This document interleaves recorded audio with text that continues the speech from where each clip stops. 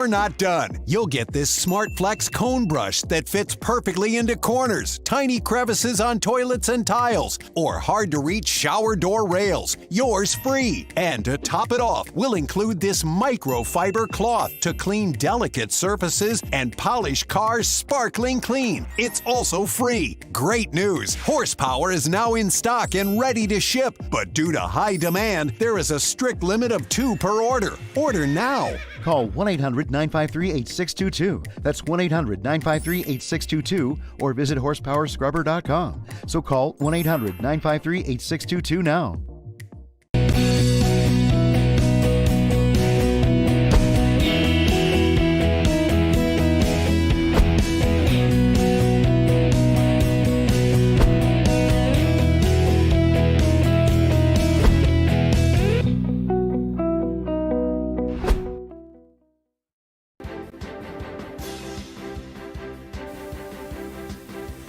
Ahead on American Sunrise Early Edition, knock knock, who's there? President Trump and his 50 years of big-time construction project experience. The president paid a personal visit to the site of the big and expensive Federal Reserve renovation project, but it's not really remodeling that's at the top of his mind.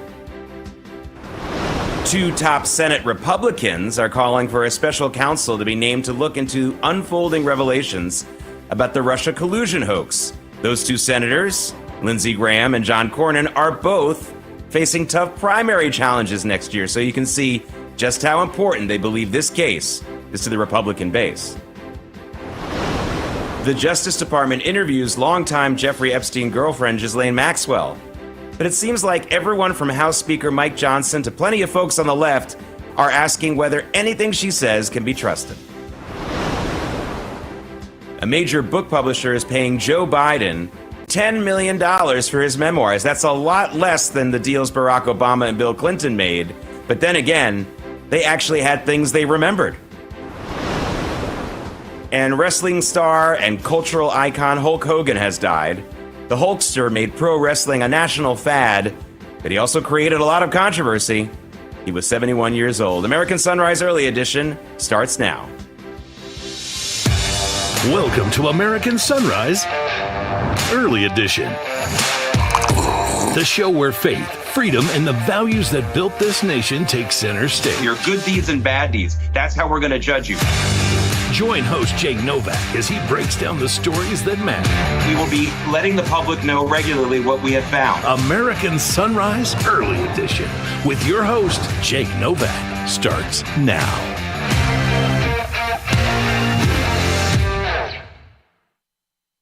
Welcome to American Sunrise Early Edition. I'm Jake Novak. It is a no-tie Friday, and for Gen X people like me, somebody was telling me it was a very, very rough week for us. 3 of our major cultural icons, celebrities of our childhood and adolescence, Michael Jamal Warner, the Theo from The Cosby Show, Hulk Hogan, and Ozzy Osbourne, all passing this week. A big wake-up call for those of us who still think we're little kids, because we're not. Joining me right now is Jarrett Stepman to talk about all the harder news this week and today especially.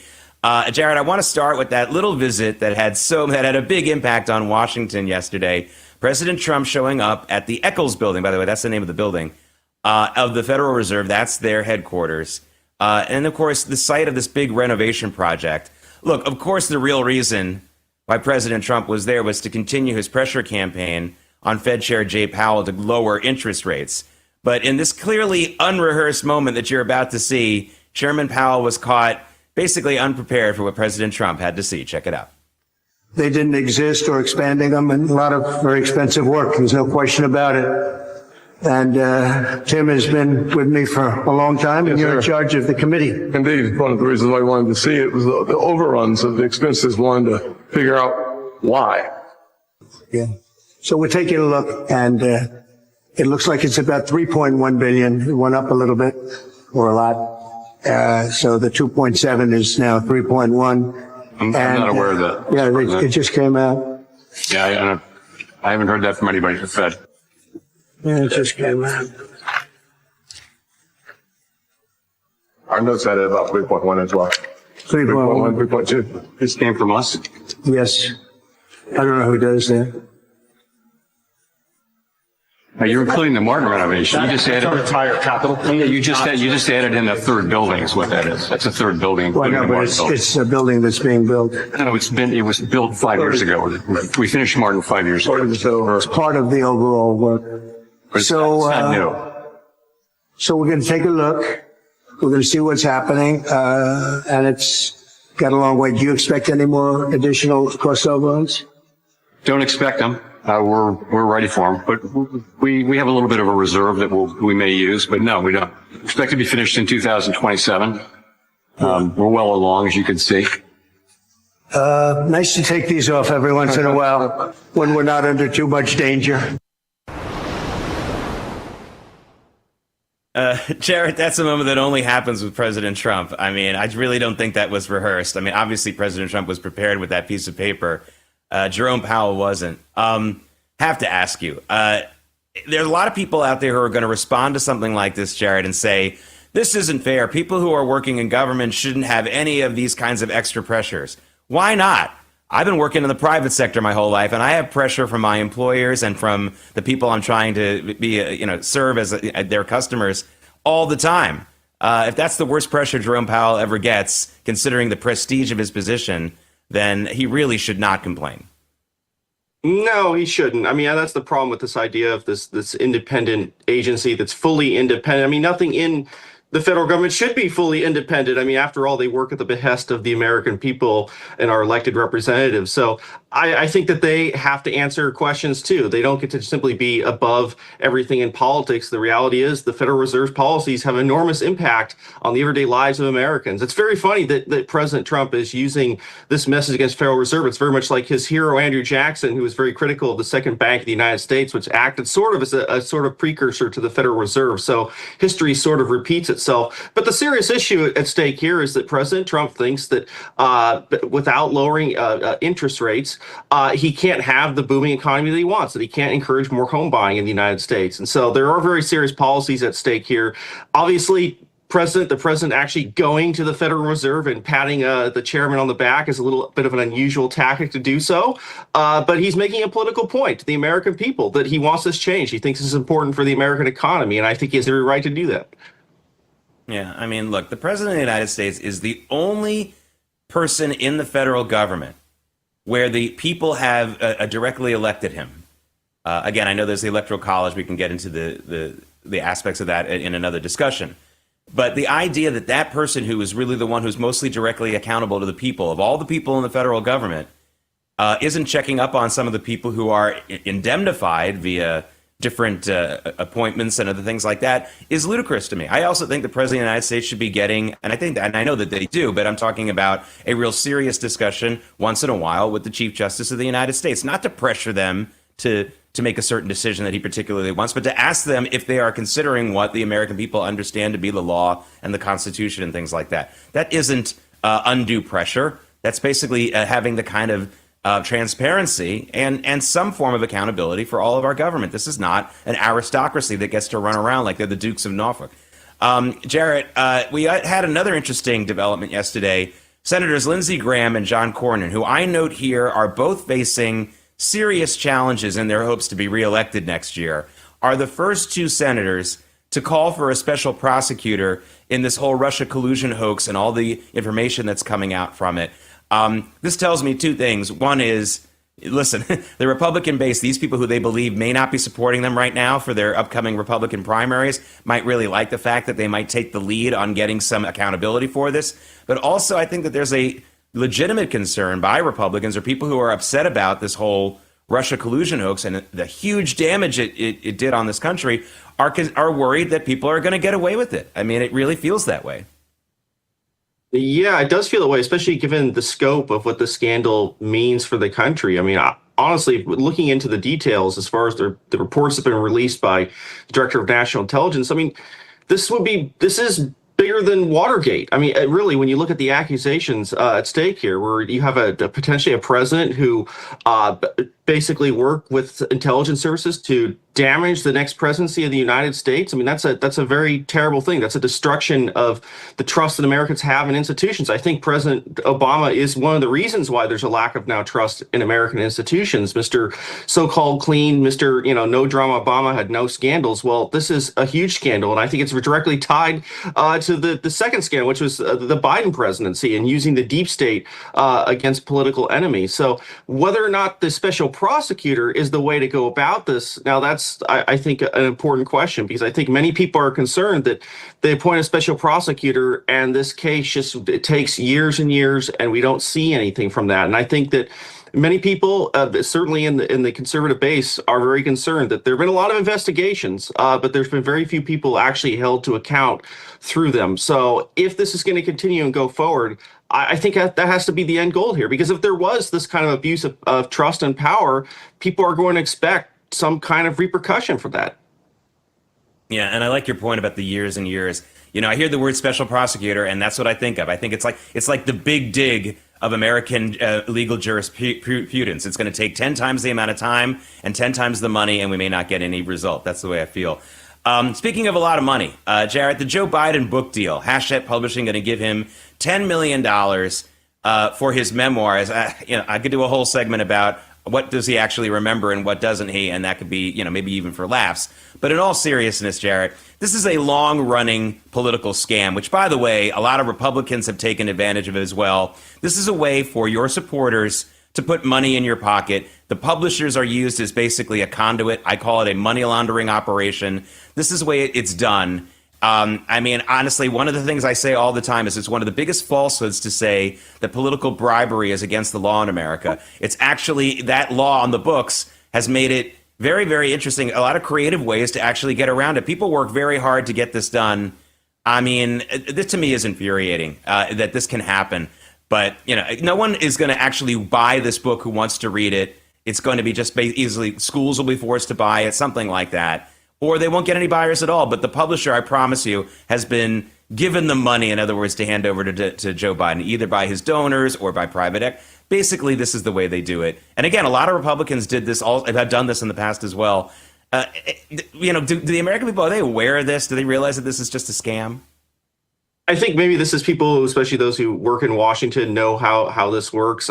Frankly, these memoirs, I don't think they actually end up selling very well at all. Most of them are terrible. If you've ever even tried to read some of these, they're mostly horrendous. So it's very different. A lot of times when a statesman in the 19th century would write a book, it would be a very big deal, be very, very excellent. But nobody actually thinks that they actually write these books. So it really does seem like a scam to fund, of course, the president and his family, to maybe pay some ghostwriters, which obviously in the case of Biden, one couldn't possibly imagine even him dictating a book to a potential writer. So this is going to be written by ghostwriters. And it does feel very much like a scam. It's part of the kind of corruption in American politics. And then, frankly, President Joe Biden, who spent his entire career in politics, really did nothing else, is very much a part of that game that politicians have used for a very long time. It's very much like the lobbying kind of scam that goes on in Washington, too. So for somebody who's been in Washington for a long time, who's spent a lot of time around Washington, it doesn't surprise me. This seems like, sadly, business as usual. It really is. Jared, we've run out of time, but I want everyone to go to the Daily Signal and look up Jared Stepman, Stepman. He's got a great article about how San Diego State University is getting around some affirmative action rules and DEI rules. Check that out, because that's another scam, kind of a money laundering thing. It really actually is. So check that out. And Jared Stepman, have a great weekend. Thank you so much for joining me. Thank you. You too, Jake. All right, coming up, I'm going to focus on something you may not know about the just passed legend of American wrestling, Hulk Hogan, and a fascinating discovery that would make even Indiana Jones excited. Archaeologists have found the graves and bodies of humans who lived 100,000 years ago. They are believed to be the oldest intact graves and bodies ever discovered. I'll have more details on that story when American Sunrise Early Edition returns.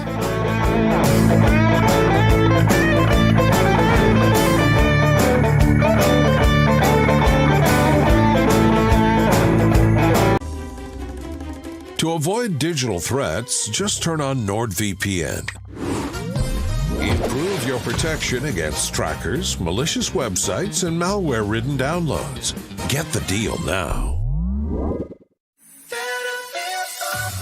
Kevin paid off over $12,000 in credit card debt with the help of Consolidated Credit. They cut his interest rates and lowered his payments so he could pay off his debt fast. Call 800-596-8062 for a free consultation. Do you suffer in pain? Are you stiff, tense, or less active than before?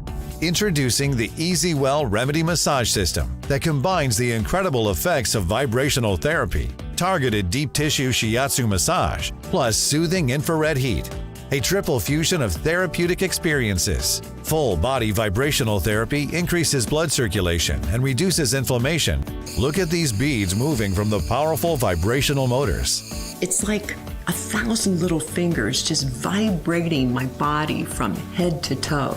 Infrared heat penetrates deep to reduce pain, soothe, and relax. Remedy gets in there and helps deal with the source of the pain, so you feel much better.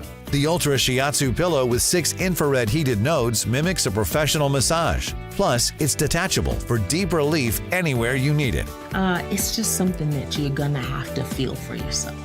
Experience the true remedy for your pain and stiffness. Call now. Are you over 50? Would you like to get up to 33% more income in retirement? Call now and get this free book, Annuity Do's and Don'ts for Baby Boomers, from a leading financial firm on maximizing your income in retirement. And if you call right now, as a bonus, we'll throw in a free annuity rate report. Don't miss out on this opportunity because supplies are limited. Both books are yours free, just for calling Annuity General today. Call 800-899-6246. I am a real American. Fight for the rights of every man. I am a real American. Welcome back to American Sunrise Early Edition. You're listening to the Hulk Hogan theme song they used to play when he came out, head to the ring. That's a live look at the White House where President Trump, we're expecting to leave right at the end of this program, at 8 a.m., on his way to Scotland, and stick with a Real America's Voice. The next show, the American Sunrise Show, after that, we'll certainly cover that as he leaves, and we'll give you all that information. Welcome back, and again, it's No Tie Friday, and thank you again for those of you watching and commenting on Getter and Rumble, including the folks on Getter who reminded me that Chuck Mangione also died this week, the great trumpet player. If you were listening to the radio in 1980, you could not avoid that song, and his trumpet playing, still just beautiful to listen to. Sorry that he passed away as well. We're still looking for some definitive answers about Hulk Hogan's death, by the way, yesterday morning at age 71. Now, he had reportedly been suffering from complications from a recent surgery.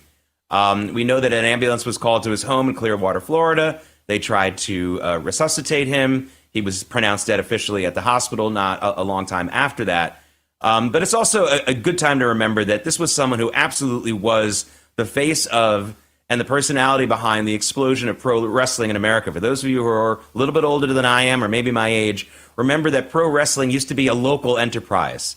It used to be a different a group of matches that used to go on all over the country. In the 1970s, early 1970s, every local television news station, almost everyone, would have upstairs from their newsroom a little ring and pro wrestling with maybe 50 people watching in the room. And you saw, I know a lot of people who did television news in the early 70s, and they would hear the booms and the crashes on top of them while they were doing the morning or the evening news. So Hulk Hogan was a big reason why this became a national thing, an international obsession. And, of course, he ended up becoming much more in the spotlight over it. His cameo in Rocky III was a huge springboard for him. But he also got himself into trouble sometimes, made some racist comments that were leaked once, and he very much apologized for them. I want to make sure everyone knows he very much apologized for them. And, of course, he ended up suing Gawker for publishing a sex tape that included him in it, and he won quite a bit of money in that lawsuit, and it ended up killing a big part of the gossip industry online. Of course, it still exists, but they have to be a lot more careful now because of Hulk Hogan. All right, speaking of gossipy and salacious things, Jeffrey Epstein's longtime girlfriend, Ghislaine Maxwell, spent 6 hours answering Deputy Attorney General Todd Blanche's questions at a courthouse in Tallahassee yesterday. Maxwell has been in prison since 2022 in Florida. Now, at the same time, House Oversight Committee Chairman James Comer has issued a subpoena for Maxwell to give her for her to give a deposition at the prison for the House committee. So she won't leave prison for that. That, I guess, would be done by video. Remember, Maxwell was convicted of sex trafficking and other charges, and she was sentenced to 20 years in prison again in 2022. Don't know how much we can trust what she says one way or the other, but according to her lawyers, as of yesterday, she had never really been interviewed or asked for a lot of information about Epstein before, which is really, really strange. I understand they didn't feel like they needed that information to convict her, but why not get it to at least find out the extent of the criminal enterprise? So maybe they have it now. 6 hours is a long time. You can cover a lot of ground in that amount of time. All right, here's an interesting, I call this a gee whiz story. A cave in central Israel is the focal point of the entire archaeological and maybe the historical world right now, as perhaps the oldest burial site in the world has been found. It's at a cave where the well-preserved remains of early humans dating back more than 100,000 years ago were carefully arranged in pits in particular burial positions. They also had some items on them that basically the archaeologists believe had no value financially, so they believe these were probably the first signs of organized religious symbols and icons. Now, this has been an excavation that's been going on since 2016, but this is absolutely, in the last few days, last few weeks, the biggest discoveries that they've made. It's going to take a very long time for them to continue to excavate it. I understand from all the reading and the videos that I've seen that there are actually literally screaming bats all over that cave, so count me out of that excavation. I don't want to go to that excavation. I admire the courage of the people who are doing it, but this is really fascinating that we have human beings over 100,000 years old being found for the first time, and all that we can learn from it. Hopefully we'll learn something that will help us today. All right, well, since President Trump was sworn in more than 6 months ago now, his administration has made so many enormous changes to our economy and our economic laws, and that has really been putting us mostly, especially if you look at the stock markets and our job market and the economy, the GDP, most of it has been in the positive direction. But that isn't anything that you can actually do for yourself to change your personal finances if you don't do anything yourself. You got to take advantage of all these things that are changing. You have to do that. One of the best ways to do that is to look after your savings through diversification, particularly with gold from my trusted friends at the Birch Gold Group. In the past 12 months, the value of gold has increased by 40%. Central banks continue to bolster demand for gold by buying in record qualities. Global instability and tension is the highest in decades. Birch Gold makes owning physical gold extremely easy and easily convertible in an existing IRA and 401k into a tax-sheltered IRA in physical gold. Or you can even buy some to store in your home safe. Just text America to the number 989898 and Birch Gold will send you a free info kit on gold. There's no obligation, only useful information. With an A+ rating with the Better Business Bureau and tens of thousands of happy customers. Take control of your savings today. Text the word America to 989898 3 times. All right, the new Corvette ZR1 took on a Tesla Plaid in a drag race. Guess who won? No, this is not a joke. Place your bets and I'll have the real results when American Sunrise Early Edition zooms right back.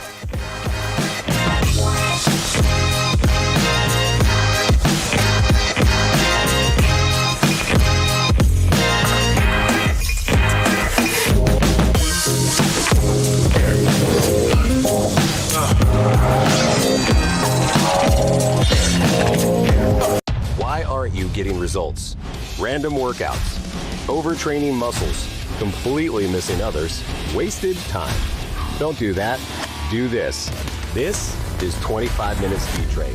Follow me for just 25 minutes a day, 7 days a week, with minimal equipment, and get actual results. Look at the definition. I didn't have these arms at high school. Subscribe to Body in the next 24 hours for less than 50 cents a day and get 25 Minute Speed Train free at bodywithaneye.com. Are you having trouble hearing your TV or listening to conversations in loud spaces? Then it might be time to consider Nano hearing aids. The days of expensive hearing aids are over. Nanos are FDA-registered OTC hearing aids. They are powerful, lightweight, and simple to use. And their tiny in-ear design makes them nearly invisible. Plus, they are rechargeable, saving you hundreds of dollars on batteries. Don't be fooled by overpriced hearing aids. Prescription hearing aids could cost $3,000 or more. Nano hearing aids are only $397. But wait, we are so confident you are going to love your Nanos, we are offering $100 off through this special TV offer. Call now and get 2 CIC rechargeable hearing aids for only $297. You get a free portable charging case, free 24/7 lifetime telephone support, free shipping, and a 45-day money-back guarantee. Call 800-226-2107. That's 800-226-2107. What do you do when your tire goes flat and there's no air anywhere? You reach for Bullseye Pro, the smarter, faster, hands-free way to fill it up with air. Bullseye Pro is equipped with a rechargeable power plant, smart pressure sensor, and custom nozzles. It's like the power of an air compressor in the palm of your hand. Get your complete Bullseye Pro inflation system for just $79.99 and get free shipping. Plus, we'll give you a 50% discount on a second one. Order now.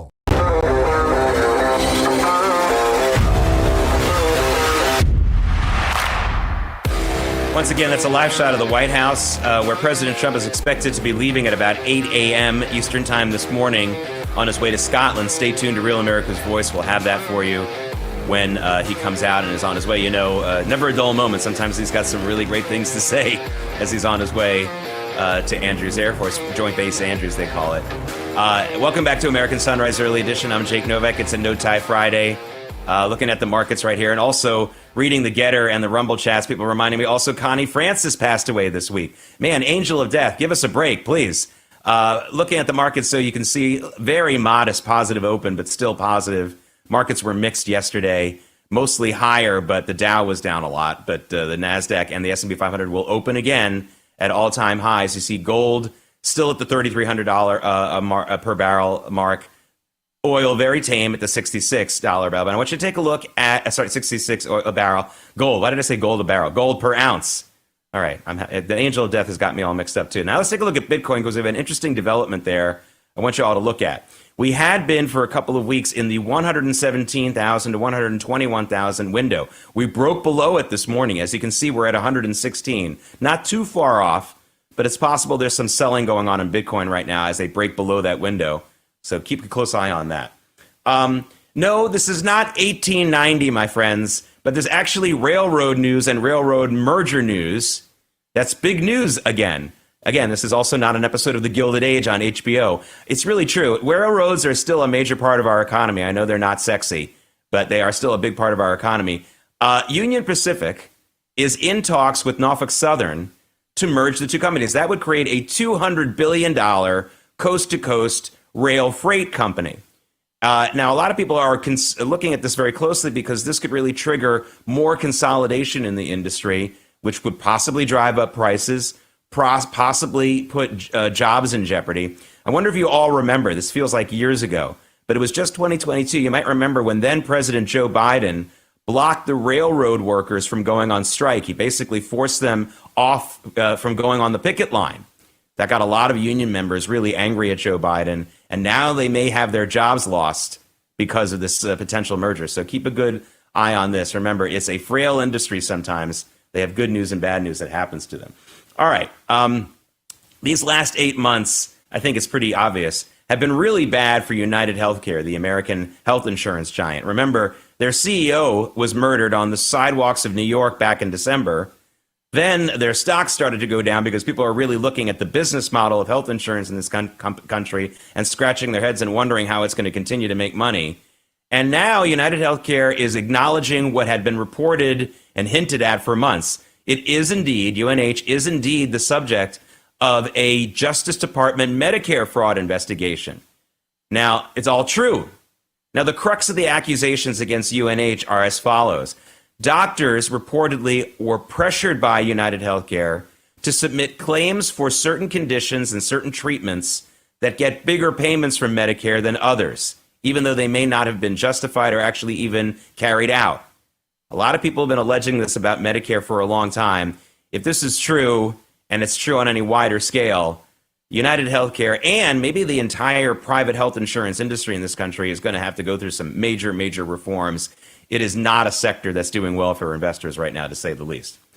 All right, and now for the toughest talk yet from the Trump team on TikTok. Commerce Secretary Howard Lutnick now says TikTok will go dark for America unless China agrees to give U.S. more control over the popular app. Now, again, last month, President Trump extended the deadline for the third time since he took office in January. Now, ByteDance, which is the owner of TikTok, has until September 17th to divest from TikTok's U.S. businesses.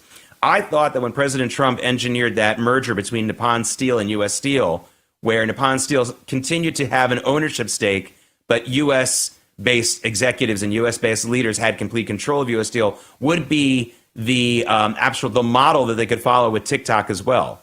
I don't know if that's what they're trying to do here as well. I assume it is, but I was surprised that that wasn't immediately announced after that Nippon Steel U.S. Steel merger was approved by President Trump and his administration.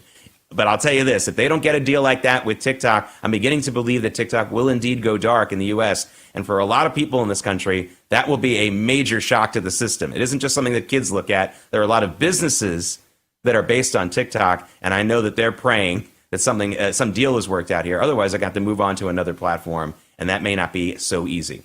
All right, ladies and gentlemen, start your engines.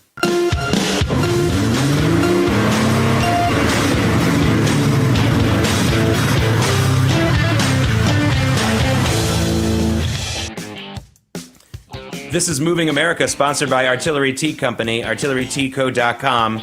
Use promo code RAV for 10% off your first order. Artillery tea is all natural, whole leaf. The tea bags are chemical free, and each tea bag can be used twice. Artillery Tea Company is family and veteran owned and operated, and a portion of your purchase goes to help veteran and first responder charities. Artilleryteaco.com. Promo code RAV for 10% off your first order. Attention Porsche employees. Our business model no longer makes any sense. We hope we don't have to fire you. Have a nice day. That's basically, I'm paraphrasing, but that's basically what Porsche CEO Oliver Bloom, who also told employees that additional cost-cutting measures are planned for dwindling sales. That's basically what he told employees yesterday in a company-wide email. That's not something I want to open in my inbox if I'm working for a private company or anyone else. Now, they're basically at Porsche blaming mostly sales in China. Sales in China have fallen off a cliff, and foreign companies are often making huge bets on China because it's just that huge population and it's a growing economy still, and people believe this is where your money is going to be made. Then they find out that the Chinese government really makes it hard to continue to do business there after an initial burst, usually in the first couple of years. They're also, of course, blaming tariff stuff, but frankly, they made a big bet on China. They're losing, and they need to figure out how to make this work. Although it's not all bad news for Porsche. As I mentioned last week, I was very wrong when Porsche went and started making SUVs 13 years ago. That has been a very successful business for them. Maybe they need to look into that a little bit more and a little bit less into blaming tariffs. Self-driving car programs, by the way, are moving forward everywhere, all over the world, not just the United States, especially with these robo-taxi companies that are coming out, like Uber and also Tesla are very heavily invested in these things. And so that's good news for a company called Mobileye. You might be familiar with Mobileye. It is like the safety tech leader when it comes to helping whether you're driving the car yourself or self-driving. Mobileye is the company that's behind those lane departure alerts that you get, or when someone's in your blind spot, you get a little bit of a beep. That's all Mobileye technology. Some people have copied it. I understand that. But Mobileye is really the innovator there. They're doing very well with that. And again, you guys all know my position about self-driving cars. I know a lot of people really don't like them. But please don't make your final decision about self-driving cars until you talk to someone who is disabled and has been let down by our government and their local states and cities when they don't get those buses and vans that are supposed to help them get around. They are very unreliable. They never come. The self-driving car is a way to unshackle these people. By the way, getting back to Mobileye, it may be a bargain for you stock-wise. It is way down from its 52-week high. Again, I don't make stock buying suggestions, just letting you know you might want to take a look at Mobileye. That stock ticker symbol is MBLY. All right.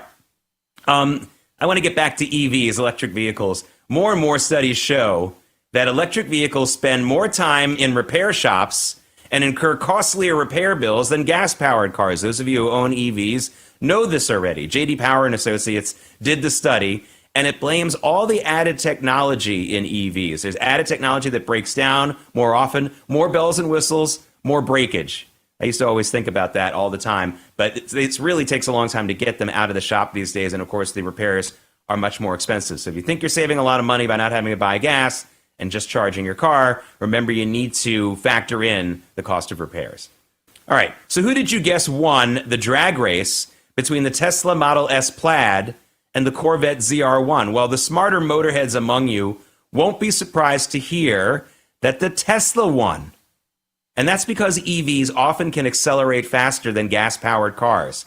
After a little while, eventually a gas-powered car can overtake them, but EVs take less time to hit that fast speed. So in a drag race, a quarter-mile drag race, they have an advantage. Now, in the one that you're watching here, the Plaid finished in 9.2 seconds compared to 9.8 seconds for the Corvette.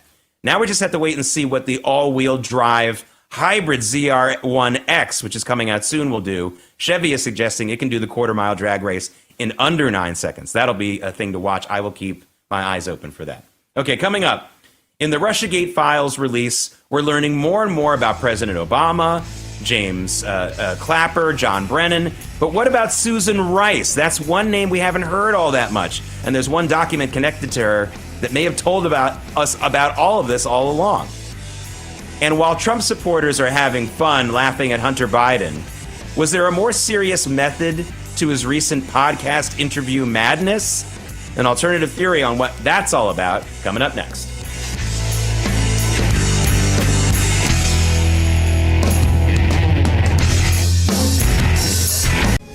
The poverty is unimaginable. There are people who are struggling. This is where she washes the dishes. If you're ever going to allow your Christian faith to rise and to do something for God's chosen people, now is the time. This is the home of Galina. She's 96 years old. This is what she had to eat for today. She has one pot with water and wheat. My father was killed by the Nazis, and I was an orphan. I didn't know about God. But now, in the cold, hungry nights, I pray for food to the God I've never known. There are good people that love you. You see the tears. Scripture says joy can come in the morning, and you can be the reason. Right now in Ukraine, elderly Jews are trapped in unbearable poverty. If you will bless these hurting children of Israel, you will receive God's blessing in return. Your urgent gift today of $25 will help rush a survival food box filled with life-saving essentials. Call, scan, or go online now. I'm not exaggerating when I tell you, I don't know how much longer she could have waited for us to come. I can't even grow my food anymore. What will happen to me? I'm doomed to starve. Tens of thousands of elderly Holocaust survivors in the former Soviet Union are living in extreme poverty, hungry, and forgotten. But through the International Fellowship of Christians and Jews, we can bring them hope. Eggs. It's my favorite food. May you be blessed. You say to them, we see you and we're here to help. Please don't delay. Call, scan, or go online now. It's Friday, July 25th. Here are this morning's top stories. Knock, knock. Who's there? It's President Trump and his 50 years of big-time construction project experience. The president paid a personal visit along with Senator Tim Scott to the site of the big and expensive Federal Reserve renovation project. Of course, he was there with Jay Powell, the chairman, as well. It's not really about remodeling, of course. President Trump wants interest rates down. 2 top Senate Republicans are calling for a special counsel to look into the unfolding revelations about the Russia collusion hoax. Those 2 senators, Lindsey Graham and John Cornyn, not coincidentally, are both facing tough primary challenges next year, so you can see just how important they believe this case is to the Republican base. The Justice Department interviews longtime Jeffrey Epstein girlfriend Ghislaine Maxwell for about 6 hours, but it seems like everyone from House Speaker Mike Johnson to plenty of folks on the left are asking the same question. Can we trust anything she has to say? And wrestling star and cultural icon Hulk Hogan has died. The Hulkster made pro wrestling a national fad, but he also created a lot of controversy. He was 71 years old. American Sunrise Early Edition continues now.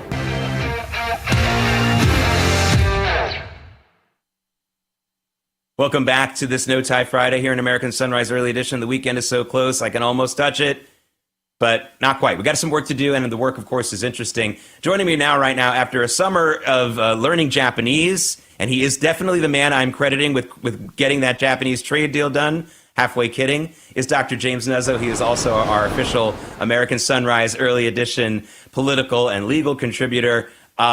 Jim, I can't go through all the things that have happened since you went, but we both agreed, because we spoke yesterday, that this Russia collusion hoax unfolding, unraveling, for people who hadn't been paying attention, you and I kind of knew a lot of these details for years, and I think most of the viewers knew a lot of the details, but now more of America's learning about it.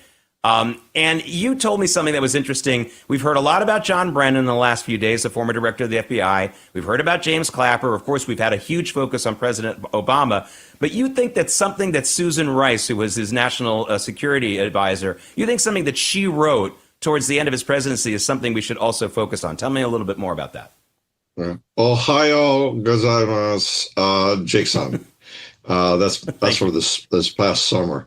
And anyway, yes, if right at the very, very end, and when I mean the very end, I'm talking the last hour and a half of the Obama administration. So January 20th, 2016. 17. Now, at that point, having worked in the White House, I can tell you that the Secret Service is scurrying everyone out. Even though your power doesn't end until noon, they want you out of that building. But at 10:30, Susan Rice in the West Wing is pounding away on her computer screen to write a memo to file. A memo to file, because she's got an hour and a half to basically say, you know that meeting that we had? Nothing happened. You know that meeting that we had? The president said, do things by the book. Now, no one writes a memo to file like that unless you want to do a little bit of CYA for yourself and your boss. I looked at that. I remember talking to you, Jake, at the time, and I said, it has to do with Obama. Obama's the person who set this in motion. Susan Rice writing that memo is, to my mind, a smoking gun. You don't write a memo like that unless there was a little there. It's the opposite of Oakland. There is there.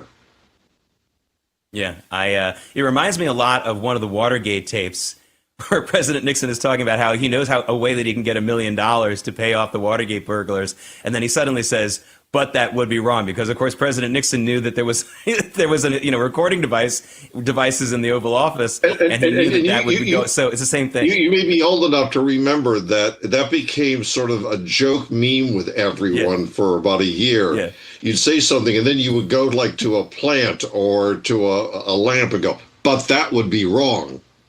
Yeah, it was in Kentucky Fried Movie, by the way. That was a joke in Kentucky Fried Movie as well, which, by the way, I highly recommend. All right, let's talk about another big story of the last 12 hours, 18 hours. President Trump's trip to the Fed yesterday.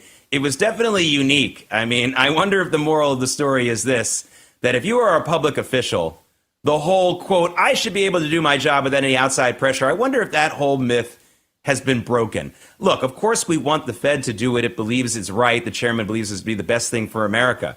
But the idea that bureaucrats in Washington, even though they're not directly elected, don't have any accountability and seem to be very, very offended. How dare you put pressure on me? I'm just so tired of this. They're not the Dukes of Norfolk. This is enough already. And again, people may not like the way President Trump does it, but I would be happy if any president put these people in a little bit more of a spotlight. No more unaccountability, especially for a job that affects so many people like Fed chairman.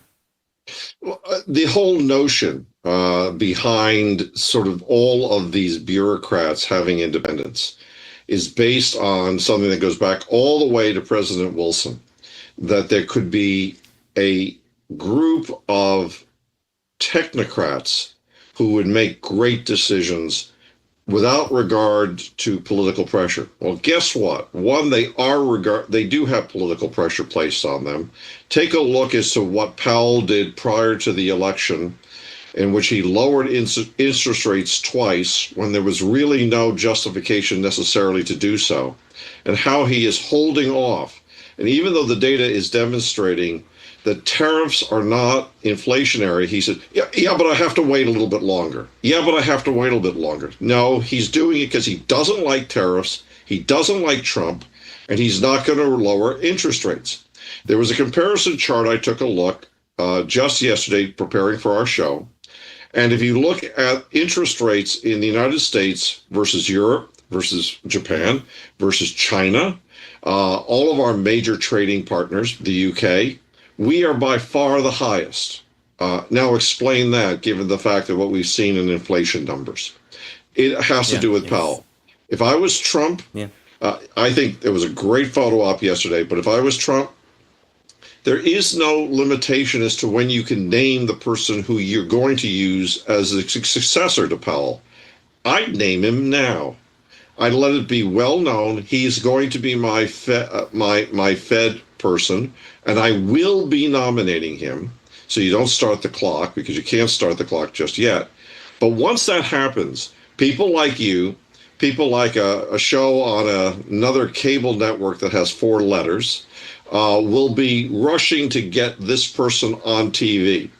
In a sense, you're going to make Powell immediately a lame duck, and everyone's going to be looking. Let's just say, I'm just choosing a name, Kevin Hassert. Let's say they choose Kevin Hassert, and Kevin Hassert is on and saying, I'd reduce interest rates by 25 points, 0.25, right? 25 bips. At that point, the market is going to be listening to Kevin Hassert. The market will be responding to Kevin Hassert. They're not going to be responding to Powell, because Powell basically will have been a lame duck. If I was Trump, I know Bessert yesterday, the secretary, said that he was looking at December for naming the replacement. I'd move that. They've got a short list. I'd move that date up. I'd move it up to September. Wait for the August craziness to go away, and in September, name him. And you know that the news media will be all over this presumptive chairman. Yeah, again, it's the thing I've been hitting so much on this program, particularly with mortgage rates. But I don't talk enough about the interest rates and the impact of businesses and their borrowing. But unless we get our home buying situation improved in this country, we won't be able to have that kind of strong economy that we really want. If I can segue for just a second, something that was said by the president this week, if it comes to pass, will unleash all of this desire to sell people homes, which is, I mean, if you talk to real estate agents, the issue isn't necessarily that there aren't any buyers. There aren't any sellers. No one can get properties listed.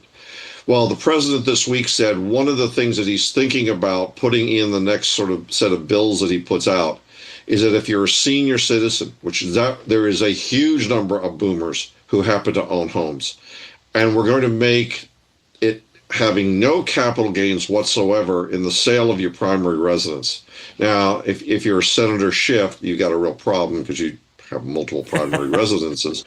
But aside from Senator Schiff, for the rest of us, if you're an older person, this unleashes your desire to sell your house. You don't have the capital gains.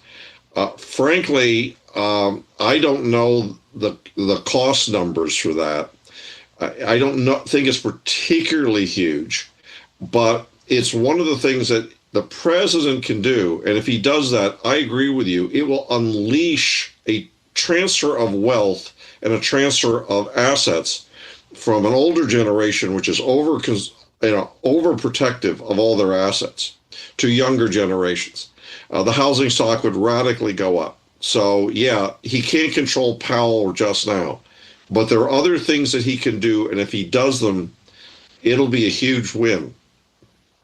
Yeah, I think one of the nicknames for President Trump, if we had honest historians in this country, would be President Workaround. He comes up with a lot of workarounds. The biggest one, I think, was his cutting in half of the standard deduction for people who don't itemize their taxes in 2017. Those tax breaks were saved by the big, beautiful bill. But you make a lot of good points. Jim, thank you so much for joining us. This is Dr. James Nuzzo. Glad you're back with us. Have a great weekend. And thanks for bringing up that great point about that potential workaround for our mortgage and housing problem right now. Jim, thank you so much. Rashumate. He learned Japanese, folks. Let's give him a quiz next time. All right, coming up, a brand new and unexpected executive order from President Trump I haven't talked about yet this hour. And it takes aim at one of America's most enduring and most misunderstood problems of the last 40 years. Can you guess what it is? David Brody and I will discuss when American Sunrise Early Edition comes right back.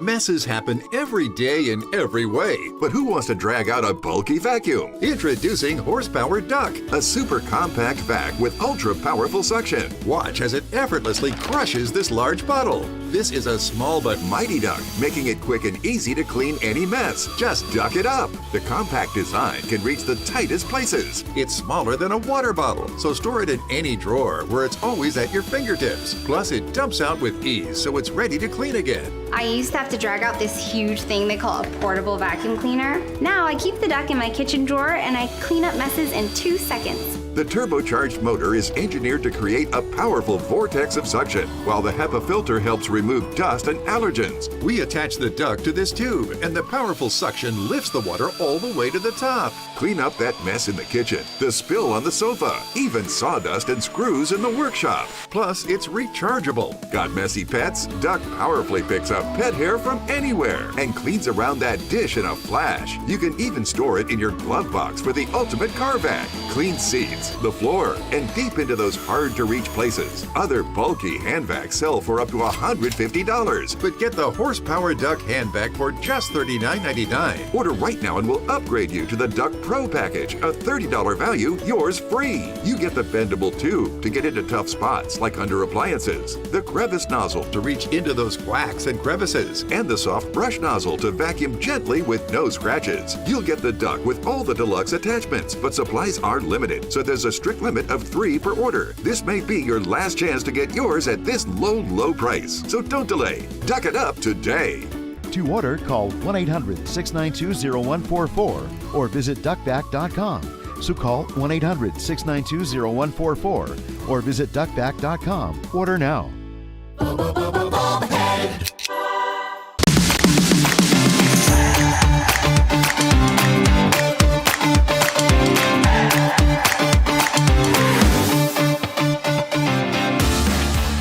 Welcome back to American Sunrise Early Edition, or as I like to call it, the abnormal show. Inside joke. Hey, this is the shot that we call the Statue of Liberty selfie.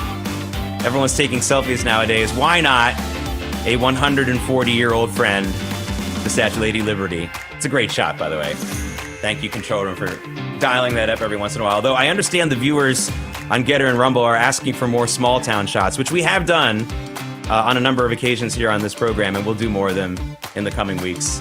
Not always available. There's the Control Room. Blame those guys. No, they do a great job. And they are a good example of how Gen Z is not hopeless, folks. Not only do they work, but they wake up early in the morning to work. Most young people don't ever do that. All right. David Brody joins us right now. And in all seriousness, this was not an executive order I was expecting from President Trump late yesterday. But basically signing an executive order giving local municipalities and states the right to clear homeless people off of the streets. Now, look, the homeless situation is, there are so many problems with it, starting with the name. It's not really about homelessness. You say the word homeless and it sounds like, oh, there's just no place for this person to live. The homeless situation in this country should be called the Mental Illness and Drug Addiction Program. Almost every person who is, quote unquote, living homeless, living on the street in America, is dealing with either severe mental illness or drug addiction, and they're usually both, and they're usually going on, and one often causes the other. That's what's going on in America. It's a difficult problem to solve because hospitalization is expensive, and it's also difficult, David, because legal advocates, which is also a misnomer, have been blocking people and blocking cities from trying to get these people off the streets for years. But as I toss it to you just for a second, there is a ray of hope. There were cities that got this problem very much under control in the mid to late 90s. Rudy Giuliani in New York City did a lot to make this problem better.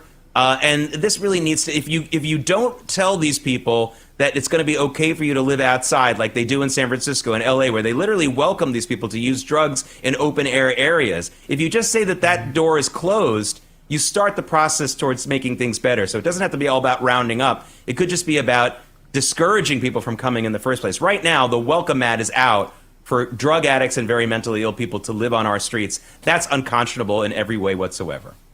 Oh, there's no doubt about that, Jake. And look, you can make the argument easily that this is a compassionate move. I mean, if you think about what the Trump administration is doing here, if you look inside the executive order, it talks about sobriety, treatments, those type of things being prioritized for the states to basically that federal money will be helped in that area rather than just throwing them, and giving them shelter for the night or for the week or for the month and not having anything to do with sobriety and treatment. So it is a compassionate move looked at that way. You mentioned Rudy Giuliani. It's funny, you and I just channel each other, Jake. We just channel each other.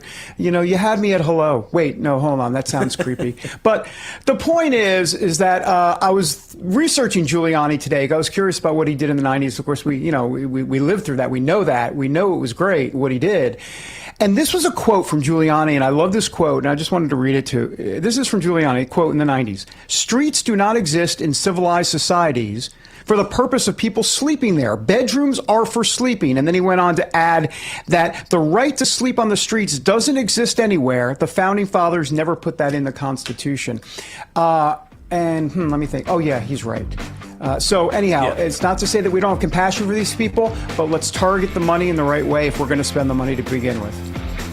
Yeah, and let's make it clear, when cities like San Francisco and LA tell you that you can come and use drugs on their streets, the drug prices become lower in those areas. People get the drugs and they die. They're always dying on those streets. This is not compassion. All right, that's American Sunrise Early Edition for this week. The real show, the big show's coming up next. I'll see you in the 9 a.m. hour. American Sunrise is a great way to start your morning. Join us Monday through Friday from 8 to 10 a.m. Eastern Time. We've got the news of the day and some compelling interviews that you don't want to miss. Here's what you missed from yesterday.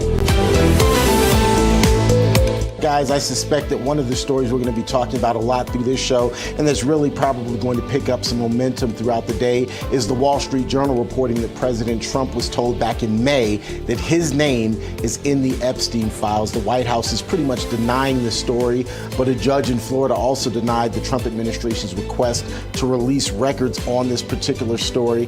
And of course, the fact that there's been this delay, if you will, in getting out what the Justice Department has, that just doesn't help the case. Democrats are creating a timeline that they plan to use, no question about it, in the midterm, saying, President Trump knew, and then all of a sudden Pam Bondi did a reversal, and they're talking about the fact that, President Trump announced, as we said, in the middle of the night. I'm starting to hear this whole thing stack up, and I'm thinking, oh, boy. Here's the thing about Trump's, quote, name being in the Epstein files. Well, that's kind of generic. That's generic. So what does that mean exactly? Well, see, my issue here is okay, now guess what? Everybody's imagination gets to run wild, and the Democrats and the liberals will think one thing, and conservatives will think another thing, MAGA will think certain things. Everybody's got their own opinion. And just because someone's name is in a broad generalization of these fires, and David, you had it spot on with that. That doesn't incriminate anybody. It doesn't involve you in criminal activity. But my goodness, yesterday was such an eye-opener for me to just see how the media took this fake narrative and they ran with it. Right. They know they were friends at one time, and so maybe he was at a party. Maybe he was, because even Chicken Noodle News and MSNBC have gone to great lengths to say, well, his name's in there, but it doesn't mean he's done anything wrong. That's exactly right. Tulsi Gabbard is a hero. And I think we need to understand that. I know MAGA is really appreciative of what she's doing, but she is risking a lot here by doing this. And talk about maybe hiring a food taster at this point. Because I tell you what, you playing with the deep state, And that could get you in a whole lot of trouble. But she doesn't give a rip. You know, she proved a lot of the doubters wrong. And I think is some thoughts in my mind, I don't think I ever said anything. But I mean, we did wonder. And it's fair to wonder, right? If someone was a Democrat a couple years ago in the last election, it's fair to wonder. But I certainly do think she has proved her pudding. Why didn't all of this come out sooner? That's, I think, the first question that needs to be answered. Hey, did you find the manual? Yes! Summon Dale! Who's Dale? American Home Show now provides video chat with live repair experts for home fixes over the phone. Let's go fix that oven. Okay, Dale. Sign up today at ahs.com.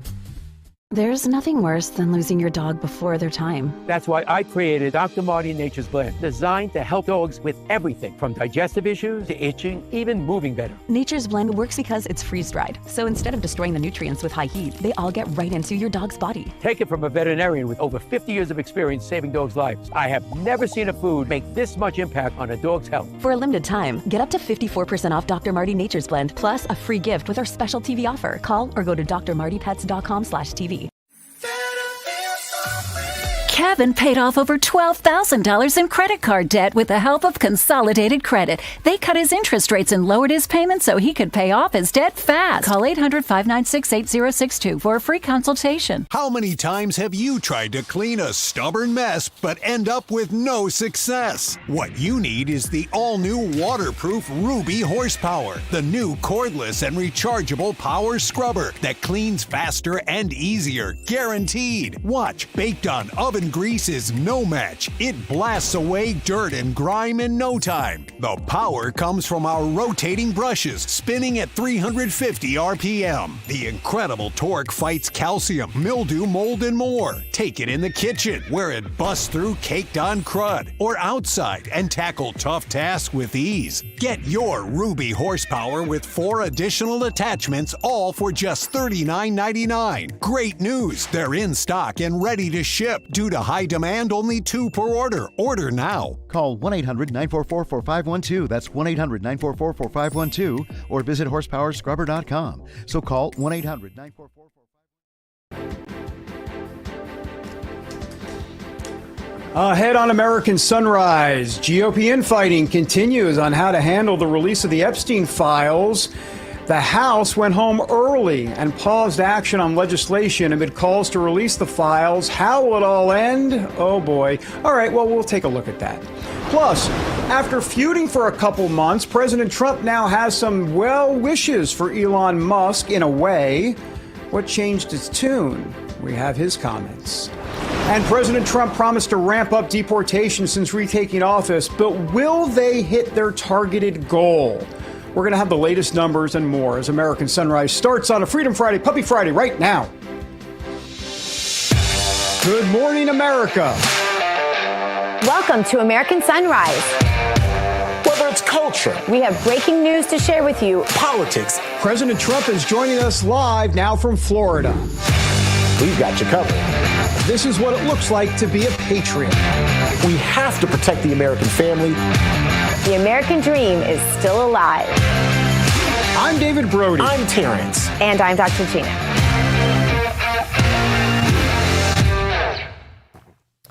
Good morning, everybody. I'm Dr. Gina. We are live with you from the Palm Beaches. Let's bring in David Brody. He's in Washington, D.C., and T. Bates in our Denver newsroom. Good morning, gentlemen. Morning on a Friday. Morning to on both a of you. Friday. Good morning. Freedom Friday. Hey, President Trump's starting the day off in the right note. He's getting ready to head across the pond, as the Brits call it. He's going over there to Scotland first, and then, of course, he'll make his way on over to meet with British Prime Minister Keir Starmer. That's one of my favorite names in politics, by the way. Keir Starmer. It's such a highfalutin name. Keir Starmer is my name. But a big trip for the president, and obviously it's important at this time, particularly on the world stage, David. Yeah, no, for sure. And it's what's interesting to me. I wrote a book called The Faith of Donald Trump. Once again, we got the narcissistic reference in early, so I'm glad I did that. Got that out of the way. Yeah, I mean, listen, I got 2 hours to get it in. And I figure, where are my situations where I can get it in? So I wrote this book. Oh, I told you that. And inside that, we talk about his mother, Mary. Mary MacLeod was her original name. She was from Scotland in the Isle of Lewis. And of course, if you might imagine, imagine, here we go, Braveheart, Mel Gibson. You get the idea where Donald Trump gets some of that, how do I say it, Scotland chutzpah from, right? And it comes from his mother's side. There's the business aspect, his father's side, but his mother was the Scot in the family. She actually was born there in the Isle of Lewis, and so this is personal for Donald Trump. It's not just about a golf course that he owns over there, and we should understand that. And look, I think it's just important that he get back there, not just from a political standpoint and to do the business at hand, but this is personal for him. And I remember talking to him in the Oval Office about this, and he loved his mother so much. She actually came to America at the age of 18, and Mary McLeod. And anyhow, pretty neat stuff. Mary's meatloaf is always on the menu at Mar-a-Lago if you ever go. It is her actual recipe. There is no ketchup, by the way, in Mary's meatloaf, Terrence. Well, look, David talked about business and personal. I think it was both for President Trump yesterday when he met with Fed Chair Jerome Powell. Check this out. It looks like it's about 3.1 billion. It went up a little bit, or a lot. So the 2.7 is now 3.1. I'm not aware of that. Yeah, it just came out. Yeah, I haven't heard that from anybody at the Fed. Yeah, it just came out. Our notes had it about 3.1 as well. 3.1, 3.2. This came from us? Yes. I don't know who does that. You're including the Martin renovation. You just added entire capital. Yeah, you just added in a third building. Is what that is. That's a third building. Well, no, but it's a building that's being built. No, it was built 5 years ago. We finished Martin 5 years ago. It's part of the overall work. All right, Dr. Gina, so the context to that is cost overruns with the Fed renovation project. President Trump quoting numbers, Jerome Powell quoting different numbers, and being caught off guard. Again, it's business, but I think that was also personal. President Trump is a consummate businessman. Look, you can take him on evangelical stuff if you want all day. You can take him on. Wait, but you're not going to take him on in building buildings. Nobody knows this stuff better than him. I was laughing so hard just watching the body language and the whole psychology of all of this. Absolutely priceless. And by the way, just totally had that guy there to decimate and humiliate him. Good stuff. Vintage Trump, David Brody. No doubt. Real quick, I just got to say the best part of it was when Powell was off to the side and Trump said, quote, "Chairman, come on over." As in the visual, the PR, need you in the shot because here we go. It's Trump TV. All right, we got to get to the Bible verse. The whole thing was gold, and so is today's Bible verse. It is the one that we all know, Romans 8:28, and we know that all things work together for the good of those who love God and those who are called according to his purpose. This is, in my humble opinion, the one to memorize and use for life. I don't know about you, but I use this one to remind myself every single day that even when things look bad or unjust or impossible, God uses all things, not just the obvious, not even only the good things, all things. And he uses them for his called people, not our enemies. It's so nice to know. It's a day that ends in Y. So Epstein in the headlines. The Hill is reporting that there's GOP infighting among House and Senate Republicans. GOP senators reportedly say the files should be left to the Trump administration, the DOJ, and the House should find a way to avoid a government shutdown. But some in the House and some in the Senate are reportedly accusing their House counterparts of grinding House business to halt over the files and ignoring the shutdown issue. For more, let's bring in former White House Deputy Press Secretary Hogan Gidley. Hogan, what advice do you have for the Trump administration on how to handle this? Listen, I think the Trump administration has done a good job of trying to explain to the American people that what he wants are all relevant documents public. He's worked with the House and worked with the Senate. Obviously, his administration with Pam Bondi, the FBI, Kash Patel, Dan Bongino, and others to get the information out. No one here is for more transparency than Donald Trump. We've never seen a president like this before. The House is working with him, as I mentioned, the Senate as well. What I will not do is take a lecture from the left on transparency when it's the party in connection with the media that covered up the biggest lie and scandal of our political lifetime, and that's Joe Biden's mental and physical decline. To say nothing, of course, for Russia collusion hoaxes or Hunter Biden's laptop. So spare me the pearl clutching here. You guys have been in charge of the DOJ, in charge of the FBI. and so many other entities inside the government for 4 years, and you didn't say a word. And now all of a sudden, those in the House and those in the Senate are just trying to make a mockery of the procedure to get real work done for the American people, instead focused on this Epstein stuff. Listen, it's about trust. I believe in the president. I believe in the team he has around him. They will get the information out should it need to come out. The American people will know more, way more than they did for 4 years when Joe Biden had control of the reins. You said it's about trust, and that leads me to my next headline. The Hill reporting that Graham Cornyn are calling for a special counsel on the Obama case. You, of course, know that Tulsi Gabbard just released documents on the Russia probe. She also has sent some criminal referrals to the Department of Justice. What do you think about having a special counsel appointed? It seems that's the best way for the White House to kind of keep arm's length from this, but to make sure that the case moves forward and the investigation moves forward. I'm for anything that gets more transparency and gets more information out to the public. These types of instances with special counsels, for example, are often maligned because when you turn them loose on a political opponent, they have unlimited resources and can spend all their time trying to dig stuff up. But at the same time, here we have something that has been covered up for a while in the federal government.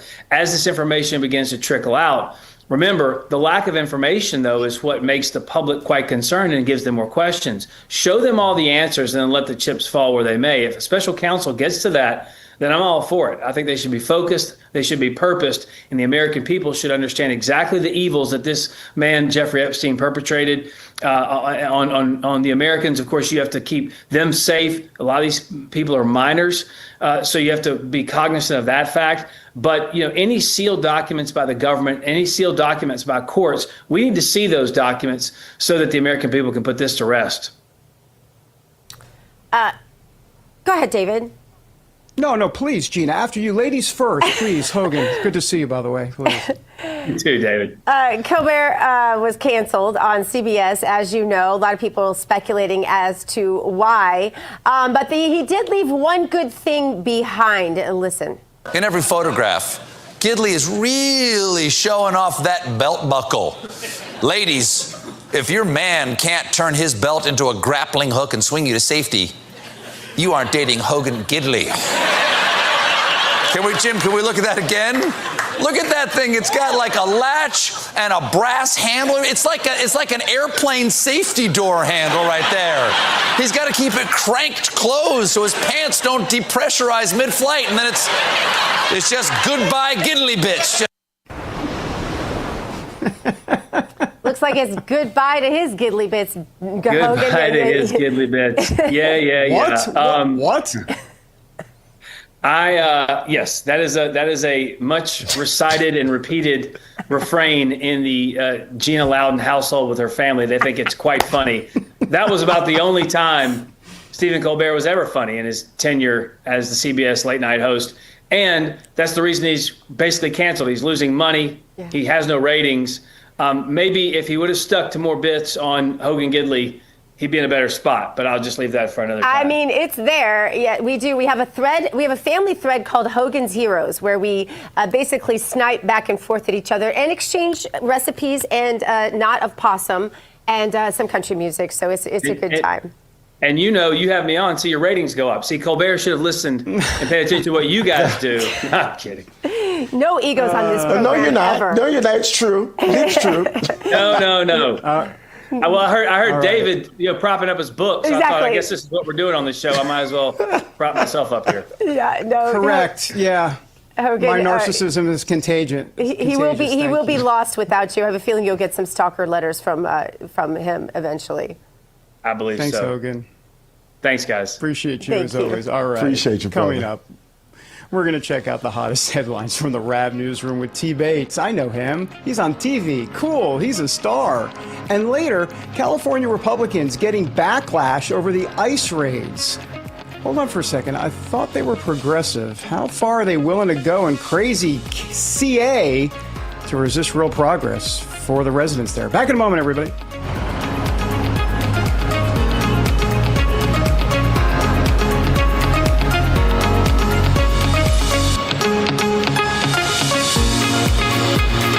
You push it. You try to slide it. You even try to hold them shut, but your doors just won't stay closed no matter what. Introducing Ruby Monkey Magnets. Brand new ultra-thin magnetic plates that will keep your doors and drawers shut. And now may be your last chance to get them at a low price. Just peel to reveal the super strong adhesive. Place the monkey, then the magnet, and close. Installation is that simple, and now you have a door that will stay shut. So forget drawers that won't stay closed. Every drawer stays closed. It's so fast and so easy. Even large sliding doors or cordless window blinds. Everything stays closed with Monkey Magnets. The secret is the ultra-strong industrial magnet that's powerful attraction keeps your doors and drawers securely shut. These magnets are so strong they can hold this hammer that's nearly 5 pounds. Plus they're super thin. They'll fit just about anywhere, and they stay out of sight. Even screw them in for a more permanent solution. Monkey Magnets are perfect for cabinets, dresser drawers, sliding closet doors, accordion doors, and more. They're made of ultra-durable metal, so even your outdoor problems are solved in an instant because they're corrosion and rust resistant. Use them anywhere outside the house, even on that stubborn mailbox that won't stay shut. Monkey Magnets can stick anywhere, from drywall to all types of wood frames, metal surfaces, and more. Call or go online now to get 8 sets of Monkey Magnets for only $9.99. Monkey Magnets are guaranteed to last 10 years or your money back. But wait, due to rising costs and supply chain shortages, this may be your last chance to get Monkey Magnets at this low price. There is a strict limit of 1 full house pack per order while supplies last. So order now to keep all your doors and drawers shut tight with Monkey Magnets. Call 1-800-519-4810. That's 1-800-519-4810. Call or visit getmonkeymagnets.com. So call 1-800-519-4810. Order now. This news break is brought to you by AMAC, Association of Mature American Citizens.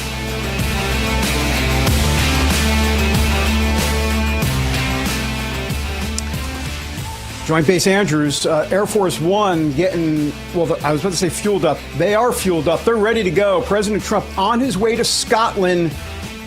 Going to leave here soon, within the next hour, we believe, providing everything's on time, and we will bring all of that to you as it happens. Welcome back, everybody, to American Sunrise. I'm David Brody. All right, coming up, deportations. Yeah, so this just in, not that we need breaking news, the deportation situation, phenomenal, as in the Trump administration doing exactly what they said. They have a lofty goal for the year in terms of the number of deportations. Are they going to meet it? We'll discuss. First, though, T. Bates standing by with the latest headlines from the Real America's Voice newsroom, sponsored by AMAC. The Association of Mature American Citizens is the conservative voice for Americans 50 and older. AMAC is fighting for the values that you hold dear. Join today. Together, we can write the course of America. After weeks of calling Fed Chair Jerome Powell too slow, President Trump finally meets with the man face to face. During a visit to the Federal Reserve on Thursday, the commander-in-chief found himself bickering with the Fed chairman over the ballooning costs of the ongoing renovation project at the central bank. And while wearing hard hats and with the television cameras rolling, the president pointed out what the project will cost, some $3.1 billion more than the $2.5 billion the Fed had quoted. Looks like it's about 3.1 billion. It went up a little bit, or a lot. So the 2.7 is now 3.1. I'm not aware of that. Yeah, it just came out.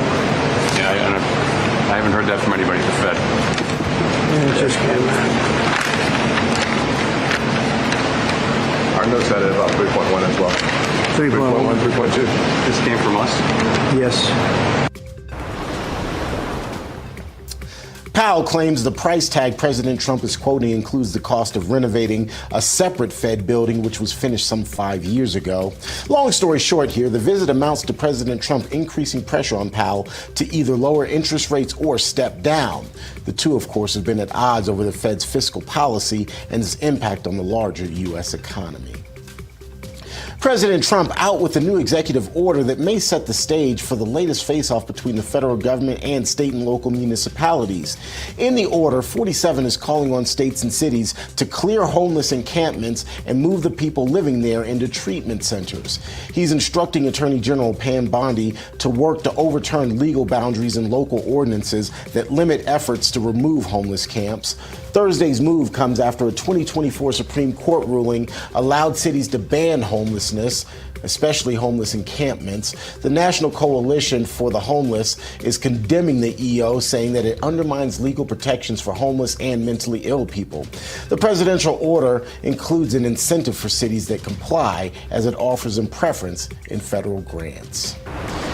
While the Department of Justice isn't releasing any new documents related to the Jeffrey Epstein case, top officials within the department are on the case and investigating. Thursday, U.S. Deputy Attorney General Todd Blanche met with Epstein accomplice Ghislaine Maxwell in Florida. The meeting is being described as a, quote, very productive one, with Maxwell answering every single question and never invoking a privilege. That is the word from Blanche this morning. Attorney General Pam Bondi, second in charge, says that he'll meet with Maxwell again. However, there's no word when that will happen. Thursday's interview comes as Maxwell is reportedly compiling new evidence and alleging government misconduct in her 2021 case that led to her current incarceration. The meeting with Blanche also appears to be a prelude to Maxwell's testimony before Congress, as she was just subpoenaed by the House Oversight Committee this week. Reaction continues coming in following the death of wrestling superstar Hulk Hogan. Taking to Truth Social shortly after the news of Hulk's passing Thursday, President Trump writing, "We lost a great friend today. The Hulkster, Hulk Hogan, was MAGA all the way, strong, tough, smart, but with the biggest heart. He gave an absolutely electric speech at the Republican National Convention that was one of the highlights of the entire week. He entertained fans from all over the world, and the cultural impact he had was massive. To his wife, Sky, family, we give our warmest, best wishes and love. Hulk Hogan will be greatly missed." Even border czar Tom Homan appears to be a bit of a Hulkamaniac. I love Hulk Hogan. I had an Italian Mastiff dog, 200 pounds, his name, Hulk Homan. Hulk Homan, that's pretty cool. Hulk Hogan, by the way, passed away at 71 years old after being rushed to the hospital for what's being described as cardiac arrest. That's a quick check of your headlines. I'll have more headlines coming your way here in just a little bit, including how much fentanyl was seized in South Carolina in the latest DEA bust. We've got the details on that. First, though, a quick look at this day in history.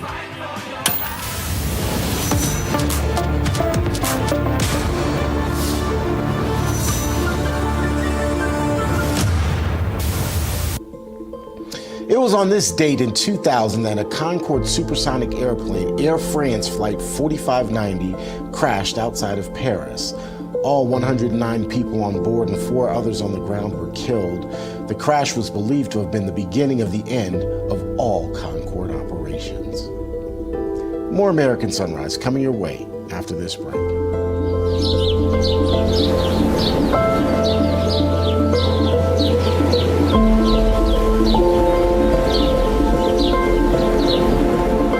Be part of a historic event. Join Lech Walesa, Nobel Peace Prize winner and one of the world's greatest leaders, on his first ever grand lecture tour across North America.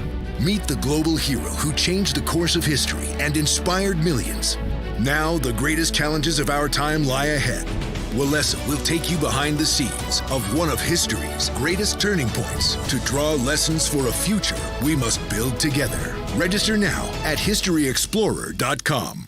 Stay tuned to get a free automatic toilet bowl cleaner from Mermaid. Your sink stopper's broken, and fixing a drain is a pain. Introducing Mermaid Drain Magic, the instant solution to most broken drains. Just remove and replace. In seconds, you can fill and drain with a simple press of a button. Drain Magic makes replacing your old, broken, rusty, even missing sink stoppers fast and easy. Drain Magic's anti-clogging basket helps prevent clogs in your sink, catching hair, food, even jewelry. Made with brass and chrome, chrome and a silicone gasket, it creates a watertight seal. Order your Mermaid Drain Magic today for only $19.99 and get a Mermaid Toilet Bowl Cleaner absolutely free. Drop it in the tank for up to 3 months of cleaning. But wait, this could be your last chance to get Drain Magic at this low price with free toilet bowl cleaner. There's a strict limit of 3, so order now.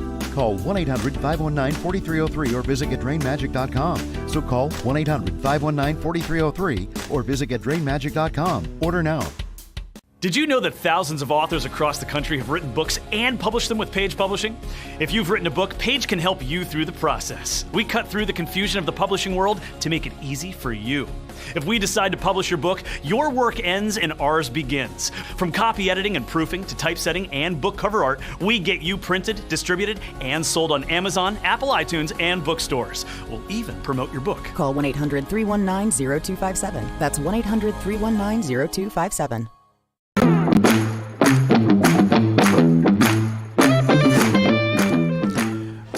Live look at my personal airplane. I'm going to New Jersey this weekend, Air Force One picking me up. And of course, that's a bold-faced lie. That would be Air Force One, though, and Donald Trump on his way to Scotland. President Trump, Donald Trump. What am I doing? President Trump. On his way to Scotland. We're going to bring it to you. Don't worry. Keep it right here. All right, welcome back, everybody, to American Sunrise as we continue through President Trump's first year back in office. How about ICE? They are on track now to conduct the most deportations since the Obama administration. Right now, ICE has deported nearly 150,000 illegal immigrants. So that means the Trump administration is on pace to deport roughly 300,000 illegals. That'd be the highest since fiscal year 2014, when there were 316,000 deportations. All right, for more, let's bring in retired Pinal County Sheriff in Arizona and law enforcement advisor for the Federation for American Immigration Reform. That would be Sheriff Mark Lamb. Well, Sheriff, we've heard that privately the administration would like that deportation number for the year to be much higher, like 1 million a year. I mean, is that even possible? Because the big, beautiful bill is definitely going to provide some much needed added resources. Maybe they can get that number up even more. Sheriff, good morning. Good morning. Good morning. Thanks for having me back on. Yeah, look, anything's possible, but it is a tall order. Just the logistics, just the amount of agents you have to be able to remove people. And then when you throw on top of it places like LA, which continue to get in the way, we see that now Louisville, Kentucky has said, look, we'll let you come and get them out of the jail. So I think as we see more and more communities understand that they're not going to be able to stop this, it's futile to fight against it. It's much easier if you just cooperate and let the federal government do their job. Those will be some of the key factors. As far as the employees and what it's going to take to remove them, while they did get the funding, it's going to take a while to actually staff, go through the academy, come out. That's going to take some time, but I think down the road, certainly they could get to that point. Sheriff, there's a new piece in Politico. I want to just go ahead and show you. It says, here it is. There it is. They're reporting that Republicans in California could be facing political backlash after the productive ICE raids in that state. Statists in California apparently love crime and hate progress, Sheriff. I mean, that's all I can take from this. Will this mean full-on violence now that the violence and chaos is ending and might actually restore order and sanity? Well, Dr. Gina, when you start off a question with Politico says, already I kind of discount it. And I think most people do discount what Politico says. They're not in the business of trying to give you the truth. They want to make people think that the opposite, what the minority and those that are fighting against President Trump and the American people, they want to make you think that that's the voice of America, but it's not. I think most Americans are very pleased, and poll after poll continues to show that the majority of Americans are very happy with the removal process. Look, you're going to find some people. I can go find you people that'll not like it, and that's clearly what the Politico has done. But I think overall, Dr. Gina, I think Americans are pleased with it. And frankly, LA made it as hard as they could, and it made it optically very bad. But I think there's still a lot of time before the primaries or the midterms. I think we'll be okay. Sheriff Terrence here. Good to see you as always. The reality is the Trump administration has really cracked down on border crossings. That's big business for some of the cartels. So are you expecting more drug-related crimes to increase because the cartels are going to find a different sort of money-making endeavor? I bring to mind this WSOC headline which says 156 pounds of fentanyl was smuggled across the southern border and seized in South Carolina's largest drug bust. Also 44 pounds of methamphetamine.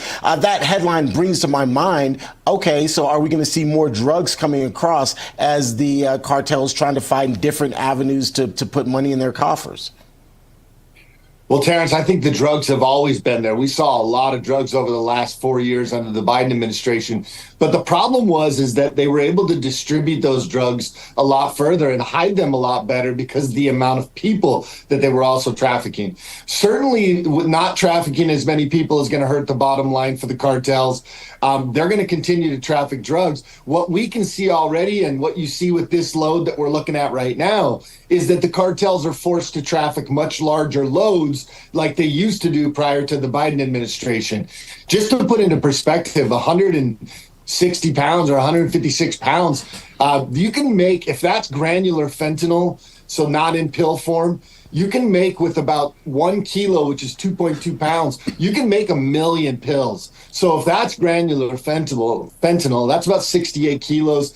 You can make about 68 million pills with that. So think about just the impact of removing that. And not to mention, methamphetamine is the leading cause of death now in Arizona. It's back up to being the number one and has surpassed fentanyl. So meth is very dangerous as well because most of that is laced with fentanyl on top of the meth.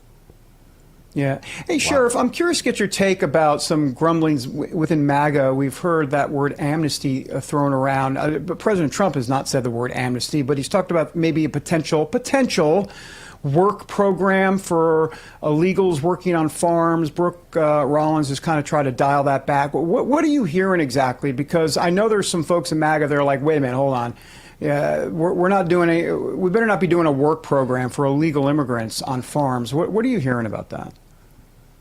Well, I don't know that a lot of Americans realize there are work programs for farmers and for other things. There's the H-2A visa, but those are for people who do it the right way. I think that the majority of Americans, and I think that this administration is still saying, look, if you broke the law and you came into this country illegally, we have to hold you accountable. Now they're saying, look, if you want to leave and self-deport, then we can start to work our way back through it again and maybe get a work visa like an H-2A visa. But you got to do it the right way. I don't know that amnesty is going to fall very well on the American people, especially those on the right, a lot of the supporters of the president. I don't think they're going to love amnesty, and I don't see any of that. I hear the same chatter you do, David, but I haven't seen anything other than coming from the left. Yeah, and you wonder, too, these NGOs, are they going to be able to continue to function? Is anything really being done about them? Is it within the big, beautiful bill or elsewhere?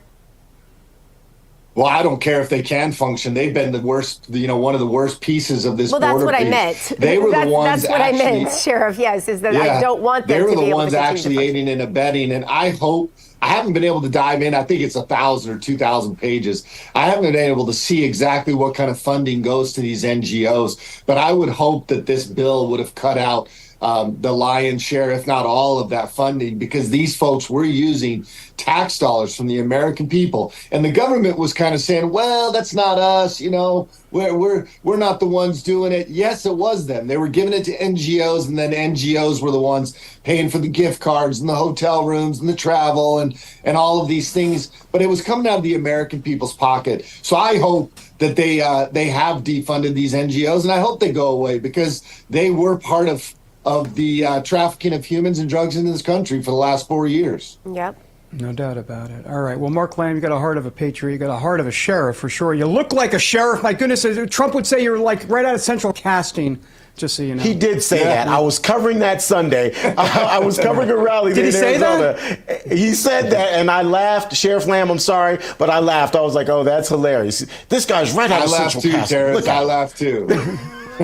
You are the real deal. You're the real deal. We appreciate you as always. I appreciate you guys. Great to see you. Thank you guys for being such great patriots too.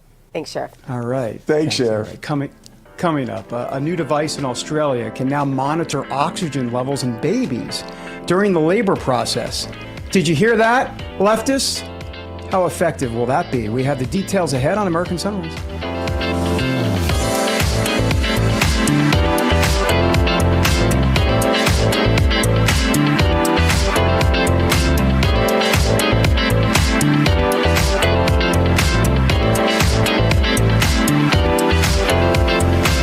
Wallet is always in danger. Criminals can scan and hack your information without you even knowing. Worse yet, it's bulky and so disorganized. But not anymore, because Slim is in. Introducing Slim Mint, an ultra-thin RFID blocking wallet that keeps your cards and cash truly protected. And now may be your last chance to get it for a low price. Slim Mint uses the latest RFID blocking technology to prevent thieves from scanning your wallet and stealing your info. Having your information stolen is a nightmare.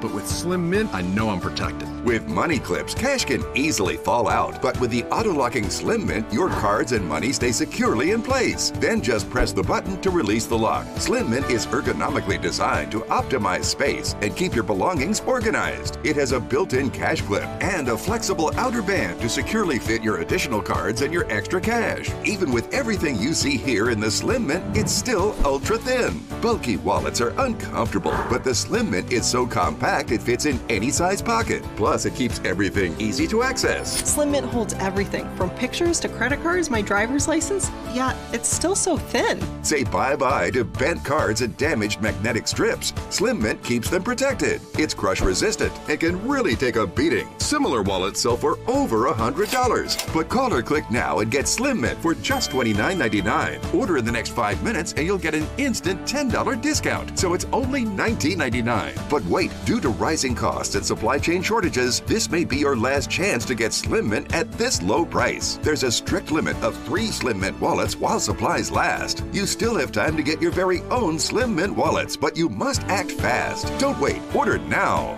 Call 1-800-608-6630. That's 1-800-608-6630. Call or visit slimmintwallet.com. So call 1-800-608-6630 now.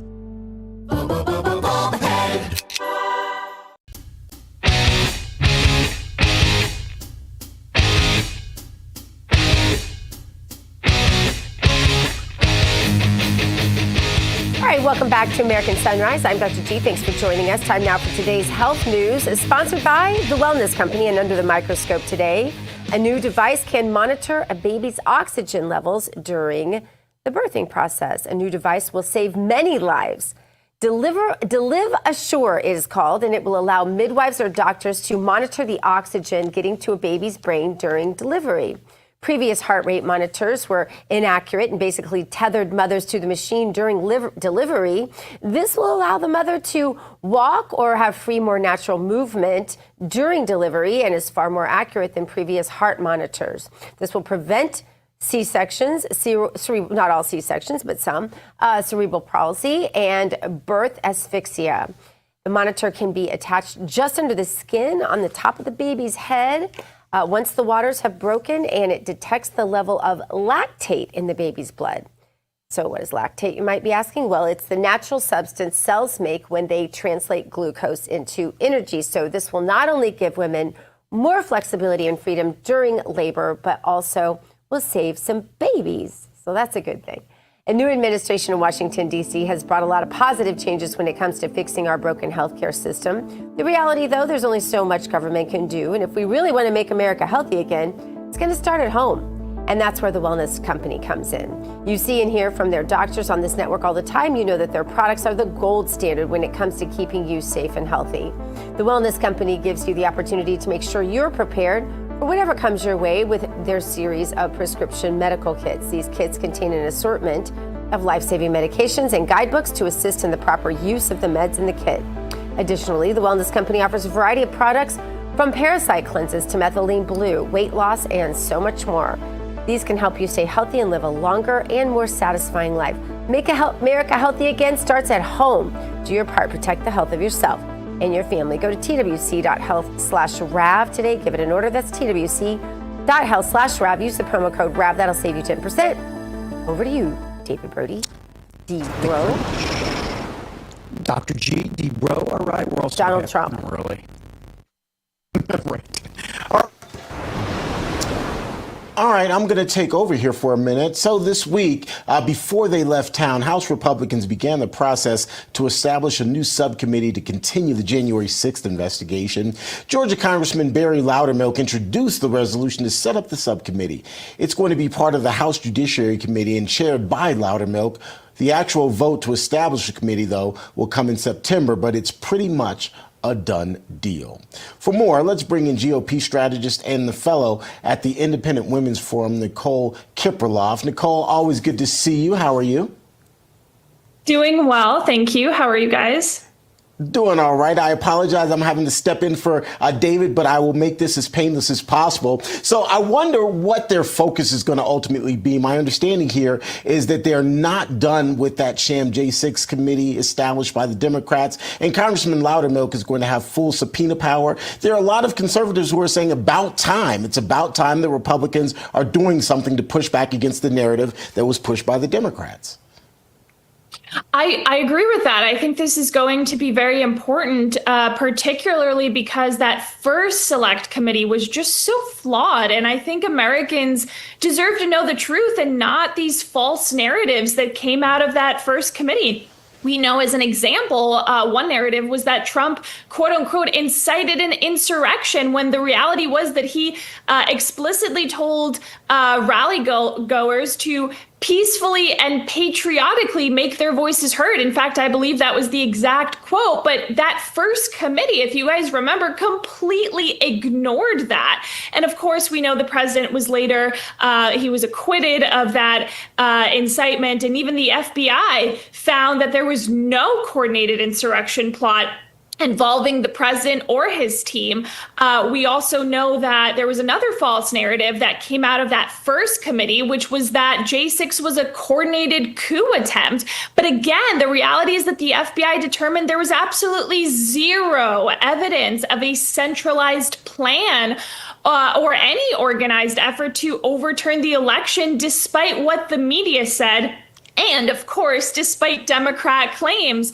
But look, the majority of J6 defendants, they were nonviolent. They were charged with misdemeanors like trespassing or obstruction. This was not sedition, and it was not conspiracy. And in fact, I think that first committee, they used selective footage to paint this picture of chaos, and they ignored very important facts. And lastly, I'll just end with this very important fact here. The president, if you guys remember, he offered at least 10,000 National Guard troops days before January 6th, but that fell on deaf ears. That was entirely ignored and rejected. So all of this and more is why I think it's just so important to have this new committee under Republican leadership to push for transparency. We want the truth.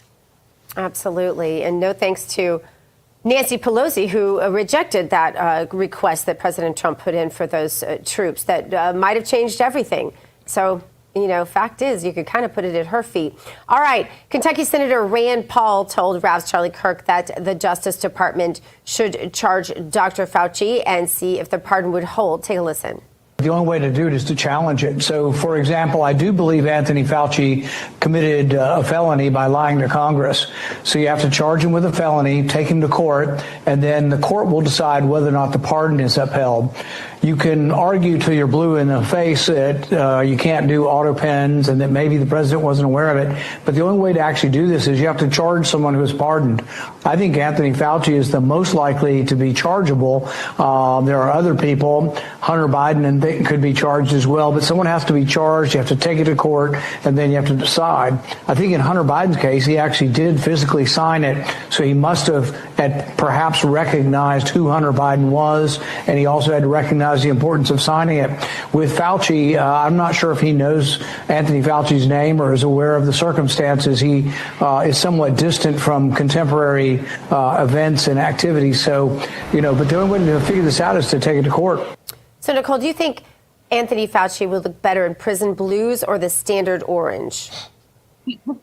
Look, the reality is if Fauci did in fact lie under oath, which I'm pretty sure we know he did, he has to face consequences, whether there was a pardon or not. And I think I agree here with the senator. Sending the case to court would test the legitimacy of Biden's auto pen usage. And we know specifically his chief of staff's auto pen usage. And it would set the precedent on, whether powerful bureaucrats like Fauci can get immunity through legally questionable means at best, right? And so I think, the reality here is it's very clear Fauci misled the public. He misled Congress on very key aspects of COVID policy, including the gain of function research. We know his lockdowns destroyed businesses, hurt kids, cost lives. I mean, we're still dealing years later with the devastating effects of that. And I think charging Fauci would signal that public health officials cannot politicize science. They cannot silence dissent and then just walk free. Again, if you remember, President Trump, he pushed to reopen schools, to reopen the economy, even as Fauci fought to keep America locked down. And again, beyond that, Biden's chief of staff is the one who used an auto pen to sign that preemptive pardon for Fauci. And that just seems like an absolute abuse of executive power. The Constitution gives the president, not his staff, not the auto pen, the power to pardon. Nicole Kipralov, thank you for your time. Thank you for having me. All right, coming up, Megyn Kelly has some advice for Stephen Colbert on how to deal with a canceled show. We have colorful remarks just ahead on American Sunrise.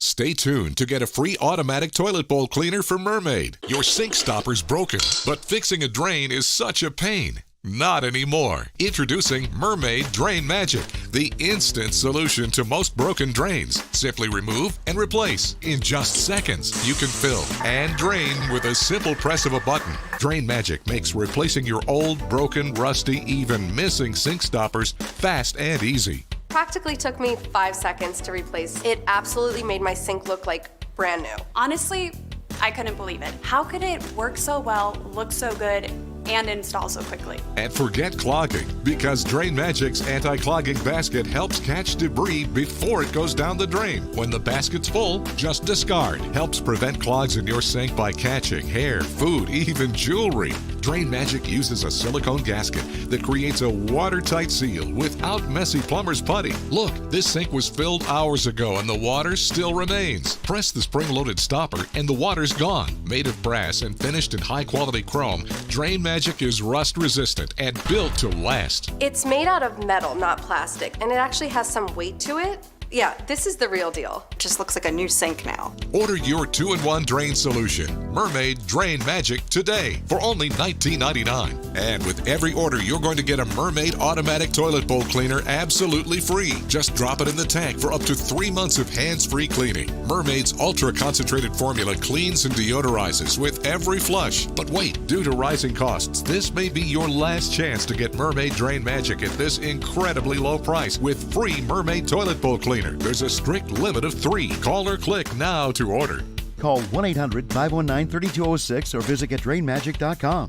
So call 1-800-519-3206 or visit GetDrainMagic.com. Order now.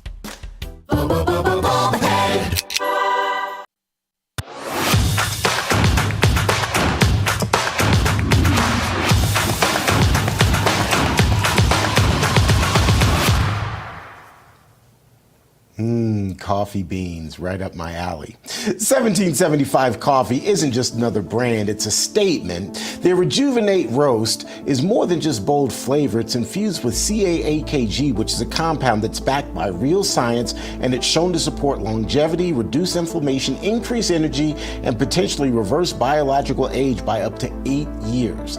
Yeah, I know it all sounds really high level, but it is the real deal and it actually tastes great. And if you're looking for clean energy without the crash, you may want to check out their mushroom coffee, which has 5 functional mushrooms that help sharpen focus and support your body without those usual jitters. Everything that 1775 makes is single origin, it's mold and toxin free, it's roasted fresh every week in Miami, and it's built by people who stand for free speech, truth, in this country. So many of us here at Real America's Voice like it because it aligns with what we talk about on this show in particular: no compromise and no corporate garbage. Head on over to 1775coffee.com/RAV and use the code RAV for 10% off and start your mornings with something that fuels more than just your body. It also fuels your principles. Now that we're caffeinated, it's time to stay awake, not woke. And who is awake today? Well, it would be Megyn Kelly. The former Fox News and NBC host who has dealt with losing her show had some pretty choice words for Stephen Colbert for playing the pity card. Would not believe how Stephen Colbert and his buddy Jon Stewart responded to his cancellation. Cry me a river. Would you grow up, you children? Put on your big boy pants and take it like a man. This is absurd. Many of us have had very public cancellations, and some were absolutely brutal. And we didn't invite all our friends to come cry on the set and say, poor, poor her, poor him. American democracy will not be the same. Some of us took it like professionals, then picked ourselves up, dusted ourselves off, and moved on with life. You go, girl. Let's bring in the host of Breaking Point, which, of course, you see on the weekends here on RAV, David Zier. David, what she had to say, I think she was at her breaking point as well. Good morning. Hey, good morning, Terrence. Yeah, and she's made a comeback. Her YouTube channel has it's surpassed even CBS and NBC News at times here. And she pointed out that the Kelly File years ago only had 15 people on our staff, and they made $100 million. And Colbert has 100 employees and loses $40 million. And like the New York Post article said earlier this year, Terrence, the left is more unpopular today at any time since the Cold War. Gutfeld is leading the late night march on TV, right? For 21 straight months, they've outperformed Colbert, and they get the coveted key demographic of 25 to 54 years old.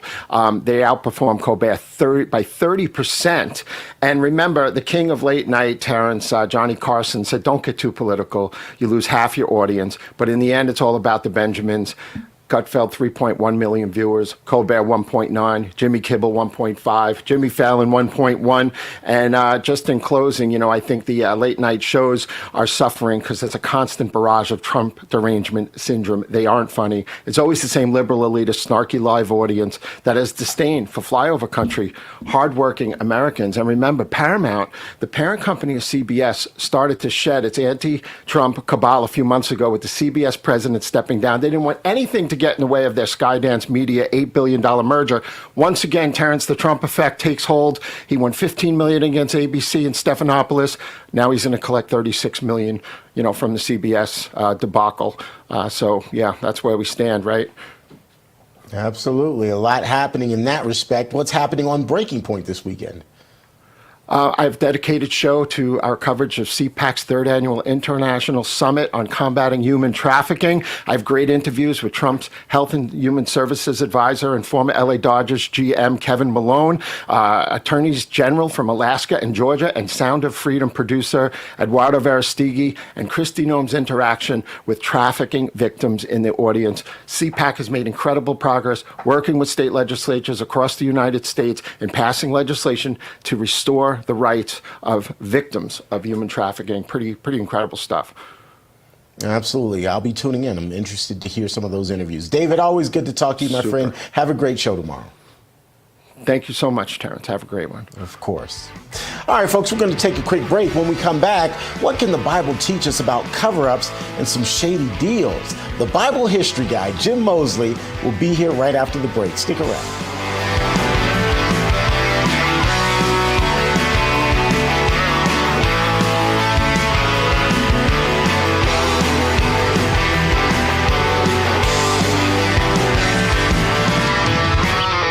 What do you do when your tire goes flat and there's no air anywhere to fix that? You reach for Bullseye Pro, the smarter, faster, hands-free way to fill it up with air. Bullseye Pro is equipped with a rechargeable lithium-ion power plant.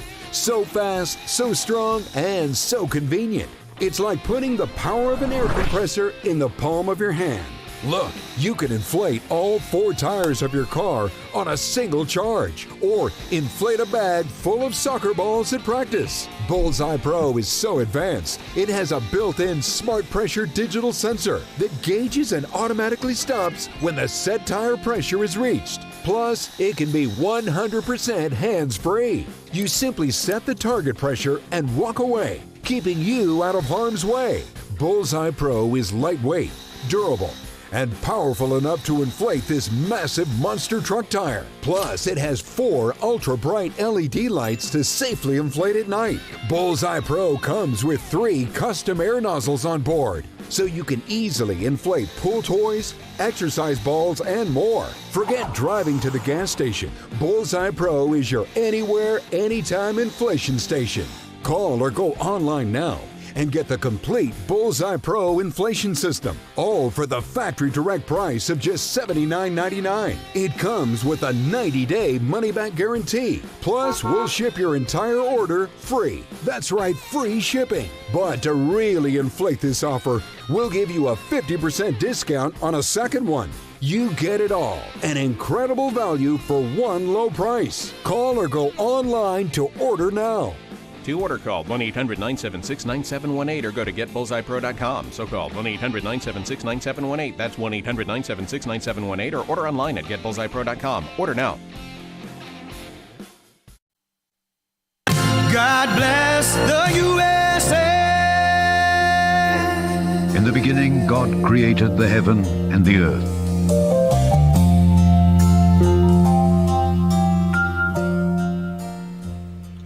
Welcome back, everybody, to American Sunrise. Time now for our moment of faith. It's brought to us, of course, by Lee Greenwood and the God Bless the USA Bible. In focus today, well, an ancient Judah king, that would be King Ahaz, betrayed his nation through secret alliances, deception, and defying godly ethics. Well, guess what? Fast forward to today, and that's exactly what DNI Chief Tulsi Gabbard is accusing former President Obama of. The Bible doesn't mince words about such leaders, and neither should we. So let's bring in our one and only and a regular guest on the show, you know, Jim Mosley, the Bible history guy. Here he is on American Sunrise yet again. Jim, well, I can't wait to hear this one. King Ahaz and Obama. All right, I maybe simplified it too much, but go for it. No, you're all right on. 2 Kings chapter 16 tells us King Ahaz made a secret deal with Assyria. That was an enemy power. He sent a temple treasure trove to curry favor. He imported a pagan altar to replace the true altar of God. And he corrupted worship, betrayed the covenant, and brought judgment on his people. See, he thought aligning with a foreign empire would save him, but it enslaved him and his people. He dismantled the framework which was meant to preserve the nation's integrity. And Obama did the same. But his altar was the intelligence community, and his Assyria was the Clinton machine. Obama knew the Russian collusion was false. He had intelligence in July 2016 showing that Hillary had fabricated it to distract from her email campaign. But under his watch, Obama's watch, and with his knowledge, Comey, Brennan, Clapper, they all weaponized the lie. FISA courts were deceived. Innocent Americans were surveilled. A sitting president-elect was sabotaged. The greatest disinformation op in U.S. history was greenlit by a sitting president. And that's not just corruption. That's treason. Isaiah talked about it long ago. He said, "Your princes are rebels and companions of thieves. Everyone loves a bribe and runs after gifts. They don't bring justice to the fatherless, and the widow's cause doesn't come to them." This isn't just ancient poetry. It's a mugshot of our ruling class. Obama's administration was just riddled with rebels and fixers. They loved gifts, political favors, book deals, foreign speaking fees. And they perverted justice to crush dissent, not to defend the defenseless. The biblical word for this isn't legacy, it's lawlessness. Isaiah says, "Woe to those who call evil good and good evil." Well, Obama called misinformation truth. He called patriotism extremism. He called spying oversight and deceit justice. Just like Ahaz, he built his empire on a lie. Now, Ahaz died in disgrace. His son Hezekiah had to fix everything, tearing down the pagan altar, restoring the temple. But the nation had begun to bleed, and we too are bleeding from distrust, division, and decline. The intelligence community is corrupt, the mainstream media is a shill, and the needle of the nation's moral compass is spinning out of control. Isaiah said, "Woe to you, destroyer. When you stop destroying, you will be destroyed." So unless America punishes such traitors, we in the end may be the one that God blames. Wow, Jim Moseley bringing it strong to the rack this morning. Jim, that is extremely powerful, and it makes you wonder for sure. Not wonder, but we just need to have peace and know that God is in control of this. And what I mean by that is that Donald Trump is here for such a time as this, and Barack Obama was put there by God for such a time as this. It's not Democrat Republican here. God knows what he's doing for sure. And we don't really need to let them whitewash it. Absolutely. Jim Moseley, great to see you. Thanks so much. Thank you, David. Back with the second hour of American Sunrise in 2 minutes. Stick around, everybody.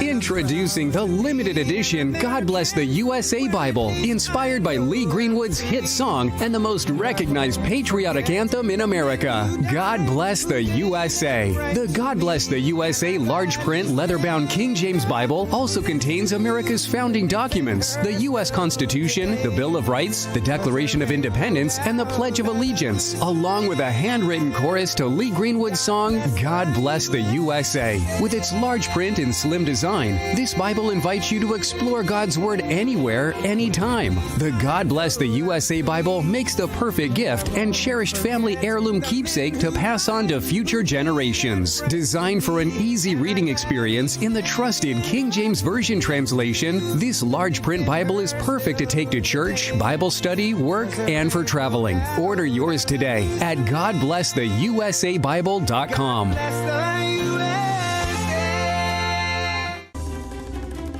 To avoid digital threats, just turn on NordVPN. Improve your protection against trackers, malicious websites, and malware-ridden downloads. Get the deal now. Attention homeowners. Are you behind on your mortgage payments? Is the bank threatening to take your home? Is your home worth less than you owe? If you answered yes to any of these questions, then you need to call this number right now. Call 800-714-8615. Life is precious. I want to make a point. No matter what happens, I'll always be there for you. I know. When a woman experiences an unplanned pregnancy, she's faced with a difficult decision. Preborn connects with life-affirming pregnancy clinics across the nation and provides them with free ultrasound sessions for expectant mothers. When a mother sees her baby on an ultrasound and hears their heartbeat, it doubles the chance she'll choose life. With your gift of $28, Preborn will provide a free ultrasound for an expectant mother. Visit preborn.com/life to save a baby's life. Do you suffer in pain? Are you stiff, tense, or less active? Introducing the Easy Well Remedy Massage System, a triple fusion of therapeutic experiences. Full body vibrational therapy increases blood circulation and reduces inflammation. Infrared heat penetrates deep to reduce pain, soothe, and relax. The Ultra Shiatsu pillow with 6 heated nodes mimics a professional massage. Plus, it's detachable for deep relief anywhere you need it. Experience the true remedy for your pain and stiffness. Call now. Ahead on the second hour of American Sunrise, the White House continues to push back after reports say that President Trump is named in the Epstein files. We're going to have the latest on the scandal rocking Washington, and it just won't go away. Plus, the Director of National Intelligence, that'd be Tulsi Gabbard, drops a major bombshell at a White House briefing. Tulsi saying that Russia did not have dirt on the president in 2016. It was the other way around. They had dirt on Hillary Clinton. The director claims Hillary was on a daily diet of heavy tranquilizers and was suffering from, quote, intensified psycho-emotional problems. It's a story you didn't see in the mainstream media because they don't want you to. Guess what, though? Here on RAV, we've got the details. Ahead. And Congress ready to start taking another look at what really happened on January 6th, find out who is leading the charge and why we may finally get some answers to what really happened that fateful day 4 years ago. You hear that, Liz Cheney? Those stories and so much more ahead. American Sunrise starting on a Friday right now. Good morning, America. Welcome to American Sunrise. Whether it's culture, we have breaking news to share with you. Politics. President Trump is joining us live now from Florida. We've got you covered. This is what it looks like to be a patriot. We have to protect the American family.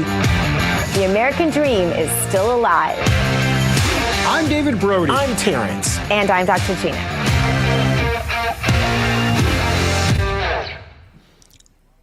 Welcome back, everybody, to the second hour of American Sunrise. I'm David Brody, coming to you from D.C. Let's bring in Dr. G in West Palm, T. Bates in our Denver newsroom. Good morning to both of you. And can I just say that when I saw that Jerome Powell and President Trump stuff from yesterday, I have to tell you, I thought I was watching Comedy Central, quite frankly. I did too. I mean, it was like a Babylon. Is this a Babylon V video? Yeah. You couldn't make it up. It was so fun. I was laughing so hard, and I watched it and rewatched it because I don't know. There's just something about it that is just so intrinsically funny. And you just don't get to see entertainment like that with all presidents. So it's kind of nice of President Trump to provide it for us, T. I kind of felt, you know what, it almost. I just wanted to say, I kind of felt like it was like the Odd Couple, right? It was like Jack Klugman and Tony Randall. Like I wanted to hear the theme underneath that thing, but. Yes, you know what? As I watched all of this unfold, I kind of felt like it was an homage to Hulk Hogan because President Trump laid the smackdown. Like it was laying the smackdown. Yeah, like it really was. And I was kind of chuckling, kind of the timing. And I was like, okay, we know that they had a good relationship, President Trump and Hulk Hogan. And Hulk Hogan was a supporter of President Trump. But this was, in wrestling terms, laying the smackdown in public on someone. In fact, here's the story, folks, if you happen to miss it. After weeks of calling Fed Chair Jerome Powell too slow, President Trump finally met with the man face to face. And during a visit to the Federal Reserve on Thursday, you just saw the video, the commander-in-chief found himself bickering with the Fed chairman over the ballooning costs of the ongoing renovation project at the central bank. While wearing hard hats and with the television cameras rolling, the president pointed out that the project will cost $3.1 billion more than the $2.5 billion the Fed had quoted. And that was laying the smackdown. Looks like it's about $3.1 billion. It went up a little bit, or a lot. So the 2.7 is now 3.1. I'm not aware of that. Yeah, it just came out. Yeah, I haven't heard that from anybody at the Fed. Yeah, it just came out. Our notes had it about 3.1 as well. 3.1, 3.2. This came from us? Yes. President Trump even providing receipts there, as you saw. Powell claims the price tag that President Trump is quoting includes the cost of renovating a separate Fed building, which he says was finished some 5 years ago. Long story short here, the visit amounts to President Trump increasing pressure on Powell to either lower interest rates or step down.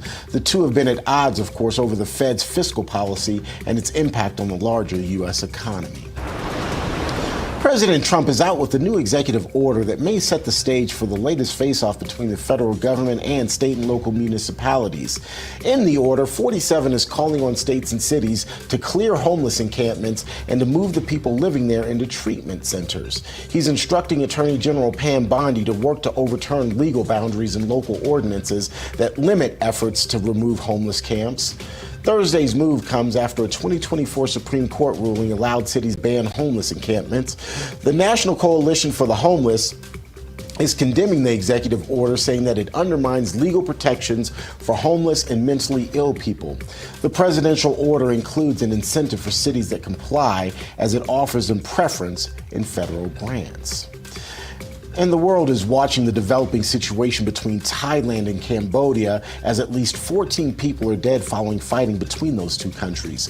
Soldiers from both sides engaged in shootouts involving guns and rockets on Thursday, and Thailand launched airstrikes, as you can see here. The Thai Defense Ministry confirms that fighting took place in at least 6 areas along the border between the two countries.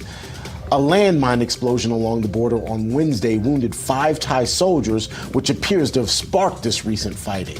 Thailand also pulled its ambassador from Cambodia and expelled Cambodia's representative to Thailand. We'll continue to monitor the situation to see if it escalates and eventually calls for the intervention of the peacemaker-in-chief, Donald Trump. That's a quick check of your headlines. I'll have more headlines coming your way in just a little bit, but now let's get you back over to David. I appreciate it, T. Bates. All right, we turn our attention now to the White House and the search for truth on various fronts. First up, the daily developments in the Epstein files saga as the world turns.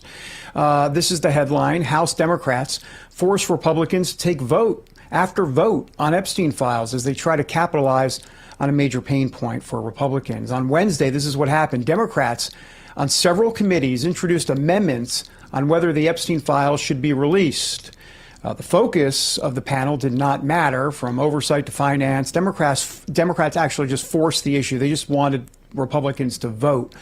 Joining us now with reaction, the host of Last Call here on RAV, that'd be Mike Crispy. Mike, you know, I don't know. Here's my truth serum latest, at least for my brain, which is kind of scary, honestly. But here's the situation. I feel like they bungled this from a PR standpoint, the White House. Why in the world are the Republicans and specifically the Trump administration all on their heels now, kind of playing defense, when this was an offensive situation for them for years? And now all of a sudden the Democrats are taking advantage of it. And let's be clear, Democrats, give me a break, you know, cry me a river on the morality aspect of it. I get what they're doing. Don't get me wrong. But instead of, let's talk about the other side of this, which is like, come on, guys. I mean, this was not an issue. This was it. This was a big deal. And now you have to play defense because you bungled it. Well, you know, it's amazing to me how we have a situation, David, that you pointed out that should be an easy slam dunk, a win. And this didn't come about from any type of Democrat maneuvering or smart acting.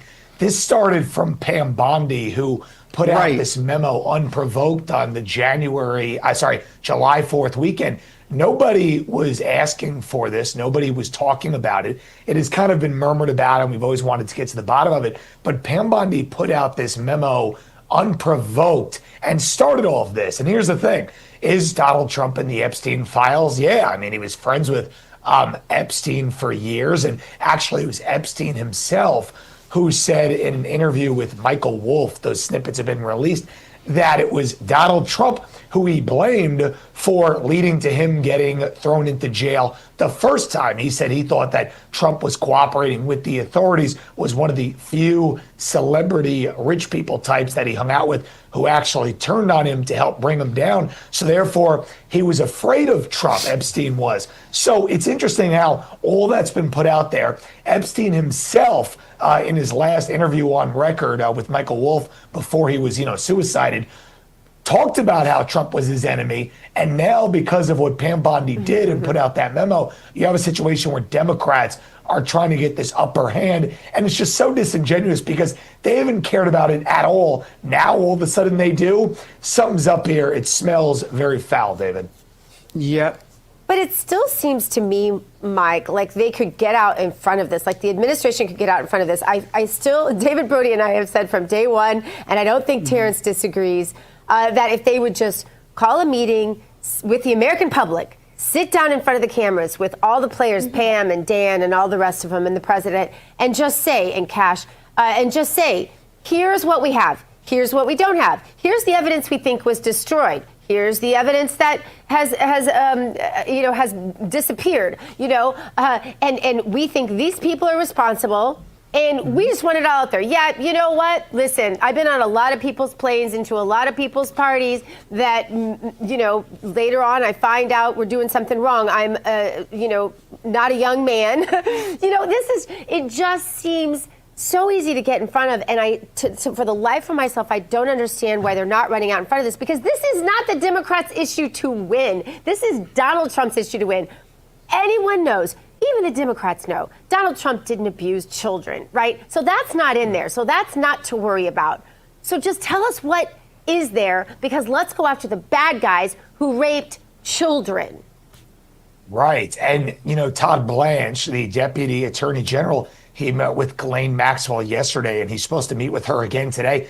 Why drag it out? It's too much being dragged out. It only builds the anticipation and makes people assume and think the worst. You gotta, as you guys say, rip the Band-Aid off and put it all out there. Who was Epstein? Who was he working with? Who was he working for? And what's in the files? Now, people are saying that it's possible, and kind of reading between the lines with Trump's Truth Social post, that some of the Epstein files may have been doctored. If you believe that they may have been doctored by Comey and the likes and the folks who were in control over the last 4 years, well, then talk about why you believe they may have been doctored or what that means, and release all of the testimony, grand jury testimony and files from the New York case, which they're in the process of trying to do. That's the big one, and that's still kind of pending with Trump's desire to release all the grand jury stuff from all of the cases. The Florida one obviously got denied, but now we have the New York one. And they denied the Florida one for a simple reason, because they want to keep this thing going, to your guys' point.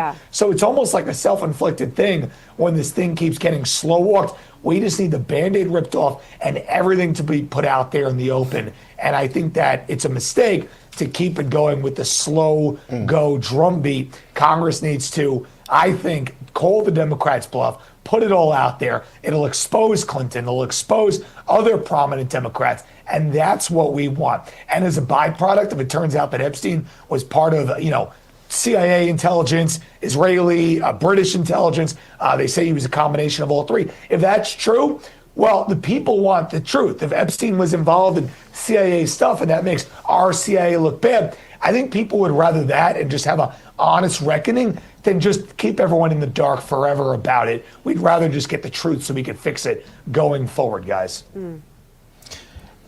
I hate to beat the dead horse, because you guys are really, I'm first of all exhausted on the whole story, and this is exhausting in general. But I think you really made the point. The DOJ has documents that they don't need to get unsealed. There are some documents apparently on Pam Bondi's desk. So just release them. Release those documents. You don't have to ask anybody to do that. Release those documents if you want to redact some things. But it seems to me to make sense to release what you have, put it in context for the American people, because the longer you hold on to those documents, the more questions are going to arise and the more people are going to create their own narrative, including me. I've got my own narrative in my head because I don't have documents to look and to give me more perspective. Am I off base here, Mike? I'm sorry, but it really pees me off. Well, and people are saying, why could this have happened when it happened? Was there some type of predetermined situation where, the intelligence communities of foreign governments, again, the European Union, and in the Middle East, two hotbeds, did they beg the White House not to, release the information about Epstein working for foreign intelligence? Again, the three strongest intelligence agencies in the world, the CIA, MI6, and Mossad. If two out of the three came to the United States and said, please don't do this, and, in return, we'll make good deals with you, and we won't start foreign wars, and, we'll bend to the will of America. If that's the case, and Scott Adams, the Dilbert creator, who's been a Trump whisperer, said, if that's the case and it avoids all-out World War III, well, then at least have a better narrative for the people to consume and digest this than, hey, Epstein didn't do anything and there was no list. Nobody's buying that. So the fact that they kind of had all the time to put this out, Pam Bondi fired the first shot. It's just like, come on, guys, come out with something better. You guys are leading the narrative on this, the Justice Department. Just do something that the people will see as genuine. It's not genuine right now. Got to run to the break. We're going to Anchor Jail. Mike Crispy, great to have you. Thank you, sir. Appreciate you. Saturday, Rav, 8 o'clock. Mike. Yeah, watch Last Call, Mike Crispy. Back in a moment, everybody.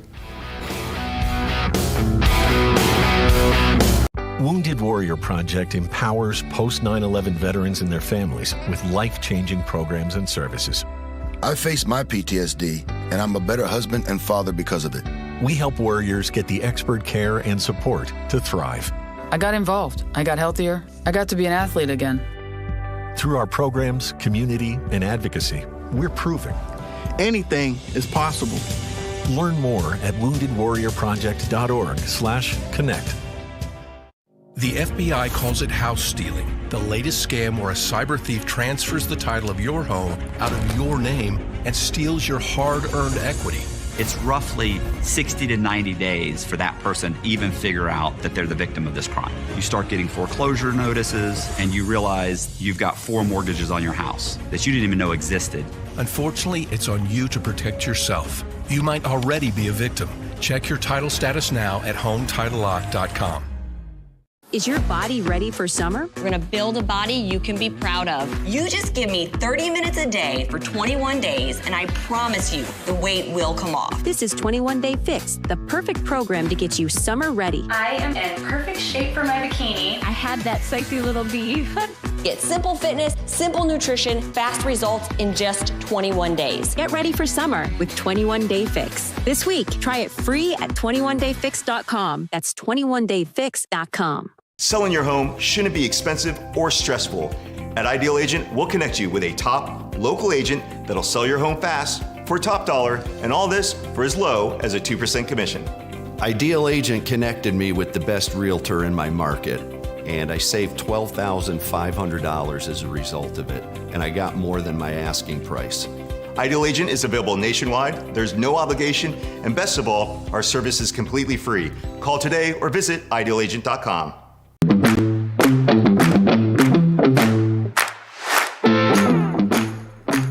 Looking at Air Force One live, President Trump about to take off for Scotland. We'll keep it monitored. Welcome back, everybody, to American Sunrise. I'm David Brody. All right, well, earlier this week, I sat down with Speaker of the House Mike Johnson for about a 20-minute interview or so. We're going to be bringing you a huge chunk of the interview next week. I did want to share some of it today. We covered a lot of territory. Obviously, I needed to get his reaction to the Tulsi Gabbard bombshell making all the news this week. And what he said about former President Obama about this definitely made some news. Have a look. Is deeply problematic. And before I became Speaker of the House, I served on the House Judiciary Committee, which had jurisdiction over a lot of this. And we knew what was happening. We knew intuitively, and we were gathering the evidence as we were investigating all of this ourselves. We knew the Russia collusion thing was a hoax. They used it as a basis to attack the president mercilessly. I served on his impeachment defense teams twice. That would be unheard of in history, that a president would be impeached twice on such spurless claims. But in those processes, as we were preparing for those defenses, as we were investigating with our oversight responsibility and judiciary, we recognized that the people who are being called out now were involved in a scheme. We knew that it was a shameless, false set of accusations. And yet they perpetuated the lie on the American people, and they looked right into the camera and just lied clearly. And they knew what they were up to the whole time. So there must be accountability for that, because what it does ultimately, the greatest threat of all this is not just what they've done to President Trump as an individual, it's what they're doing to the institutions, even broader than that. They have diminished the people's faith in our system of justice itself, in the institution of the Department of Justice, in the institution of the FBI. And those are critical functions that are played in a constitutional republic. And so we're in the process of restoring trust and rebuilding the people's belief in our system of justice itself. And it's an extraordinary challenge that was brought about because people were involved in a sinister plot. And so there must be accountability. You say there must be accountability. The DOJ will work on the criminal aspect of this. What's the role of the House here specifically? I mean, people want to see subpoenas. They want to see depositions. They want to see whether it be Brennan, Clapper, potentially the former president of the United States.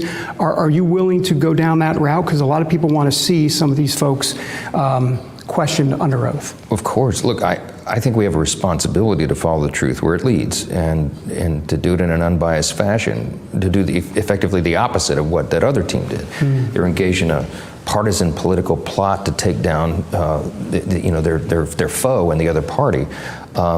We need to be about the rule of law and bringing order to the chaos and searching out the truth, because the American people are owed those answers. So we have some very bright, very capable, very strong leaders at Judiciary and Oversight, Chairman Jim Jordan, Chairman Jamie Comer, and the other committees that would be involved.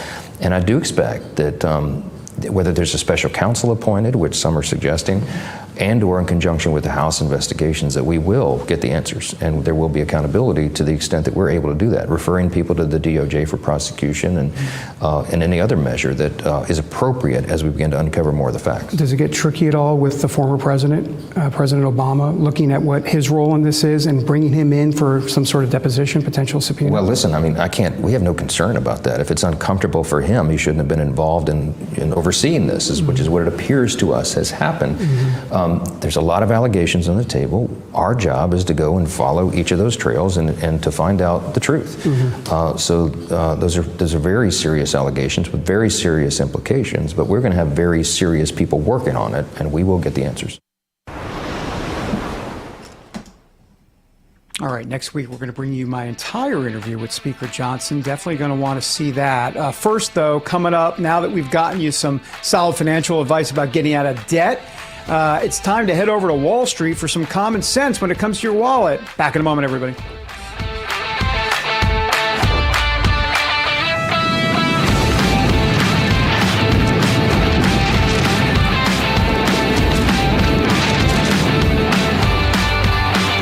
Hello friends, Pat Boone here with a message from the past. Imagine the shock of reading tomorrow's newspaper and discovering the price of gold has doubled to over $1,000 an ounce. Sound impossible? Well, it's not. That's right. Back in 2006, my friends at Swiss America forecast gold prices would top $1,000 an ounce, and they were right. Today, several financial firms are forecasting $3,000 gold.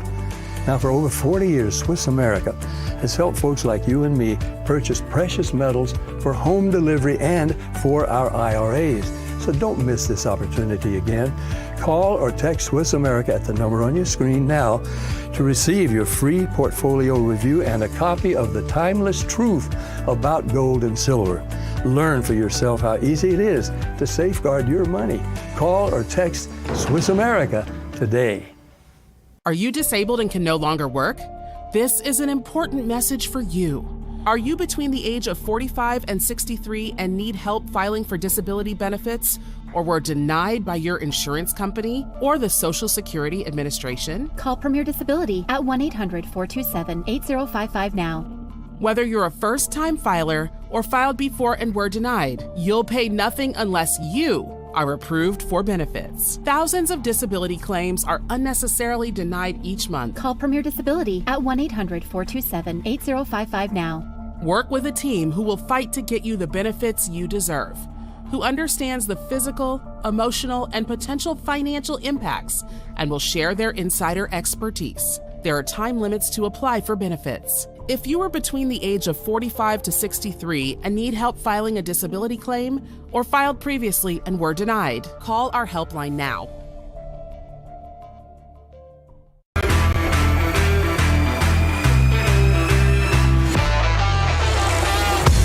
President Trump will be boarding Air Force One and heading across the pond, initially to Scotland and then on over to meet with British Prime Minister Keir Starmer on Monday. We, of course, will take you there live the moment he arrives. Stay tuned for all of that. In the meantime, we're getting ready for the opening bell at the New York Stock Exchange. We'll take you there as well in about 7 minutes. So far, so good as it relates to early pre-market trading. Look at that. The Dow is up. The S&P 500 is up as well. The NASDAQ is down just a hair. The rest of the board looks just okay. Crude oil is up slightly. We'll monitor all of this for you and keep you updated throughout the morning. But first, let's get you back over to David. All right, T-Bates, time to get our daily dose of dollars and common sense with American Sunrise Early Edition host, the guy behind Jake's Takes on Substack. That'd be Jake Novak. All right, Jake, so we keep hearing that TikTok is running out of time and it keeps getting delayed. What's the latest on what the Trump team wants from this Chinese-controlled company that owns it? Well, David, something has changed since the last time it was delayed, and that was, if you remember, President Trump and the Trump administration engineered and sort of guided in this whole Nippon Steel, U.S. Steel merger. Again, the Trump administration and the Biden administration, in one of the rare issues where they agreed, believed that no foreign country or company could hold on to steel because it has such a national security implication. So they found out a way for Nippon Steel from Japan to have that financial interest in U.S. Steel, but without being able to direct it day to day. Now, when that deal was announced, I really thought that that would be the blueprint. That would be what we could do for TikTok. So Howard Lutnick, the Commerce Secretary, yesterday saying they really are running out of time. September 17th is now the deadline, and Lutnick saying that TikTok really will go dark if they don't find a way to do like what they did with Japan and the Nippon Steel deal. They can still have a financial interest and make money off of it, but the Trump administration wants Americans and U.S. citizens, responsible U.S. citizens, deciding on the major decisions going on at TikTok. So a lot's riding on this. I do think that this is their last deadline. I don't think it's going to be extended again. And because, again, there is a blueprint now to work this out and make this possible. Jake, we just lost all our Gen Z viewers who are now need smelling salts to revive them on the floor. By the way, I will say, forget not just Gen Z. Let's be honest. There are a lot of boomers that are sitting around in empty nest. The kids are out of the house. They're 55, 60 years old and just kind of flipping through TikTok as well. So it's not just Gen Zers. All right, Jake, let's talk about Kohl's. So I think the last time I talked about Kohl's, I was returning my fondue pot back in 1974. I mean, this is like old school stuff here, Jake. By the way, if I returned my fondue pot in 1974, my calculation would be that means I was 9 years old. Why am I making fondue at 9? But I'm sorry, I'm going down a rabbit hole. So, what's going on with Kohl's stock? I understand it's going crazy right now. It is crazy. It's another one of those meme stocks. First it was GameStop, and then it was AMC Theaters. This is all from the social media platform Reddit, where people put, and sometimes big-time influencers put out a name of a stock that they think should move, and suddenly it moves. I mean, again, there's a lot of talk about finding a way to regulate what's going on Reddit, but until then, it's like the Wild West. So you have Kohl's department stores, which is really an afterthought of a business for most people in America. It's certainly not a sexy chain. Well, their shares went up 30% the other day. They went up 10% yesterday, and they are up 93% just since April. And this is just because it got posted on Reddit and people are going back and forth with it. Look, I'm very much libertarian about this. You want to go and have fun with some money and play these stocks just because they're mentioned on a platform, go for it. Just remember, though, this is real money. This is not monopoly money. So as I would always say to people, don't wager money, because it is wagering. Don't wager money that you don't have. That's all. Right, for sure. Now, Jake, I know the liberal left, the far left drive you nuts, but I also know that talking about EVs all the time drives you a bit insane. But you say there is a rising trend, apparently, that could soon drown out all this electric obsession. What's going on? That's quite a tease. I can't wait to hear. Yeah, I know. I mean, listen, you can't say I don't want to hear about something if you don't replace it. So there is actually a new trend that's growing and growing and growing in cars. It's not a brand new trend, but it's new and it's hot. Off-roading. People are buying more and more vehicles that have off-road capabilities, and that market is growing 6% every single year, so it's compounding. So by 2030, it could be a bigger market than EVs. I'm hoping for that. And by the way, the three biggest models in the next couple of years that should benefit from this are the Jeep Compass, the Jeep Recon, and the Land Rover Sport. So if you're interested in off-roading where you can't find an EV charger, where you need to go camping or do something fun like that, maybe that will get EVs. I'm so sick of talking about EVs every day. I'd much rather show cool video of cars getting all muddy and people going camping. Yeah, for sure. By the way, have a great weekend, Jake. Are you going off-roading this weekend? I'm just curious. I'm just wondering. Not going off. No, I'm thinking of maybe going off sneakering, though. I might actually change into some sandals or flip-flops and go to the beach. How about that? Well, that's a viral picture if I've ever seen one, for sure. Okay. Jake Novak, thanks for being here. Appreciate it. Have a good weekend, everybody. All right. Speaking about off-road, I think we went off-road about 45 minutes ago in the show. Anyhow, let's head back to T. Bates in Denver. It's the opening bell time at the New York Stock Exchange, and that means it's sponsored by AMAC. The Association of Mature American Citizens is the conservative voice for Americans 50 and older. AMAC is fighting for the values that you hold dear. Join today. Together, we can write the course of America. We're getting you ready for the opening bell. It's set to ring here within the next minute or so. We, of course, will take you to the New York Stock Exchange for that. here in short order. I can tell you that some applause is already underway, which means that the bell is going to ring here in just a moment, and we'll get an idea of just where the markets stand. There you go. Accelerant is there at the podium. They're clapping, so the bell is going to ring here momentarily.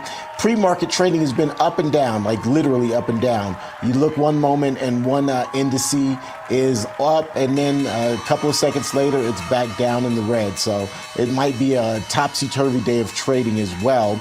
All right, there you have it, ladies and gentlemen. The bell is ringing, which means the markets are now officially open.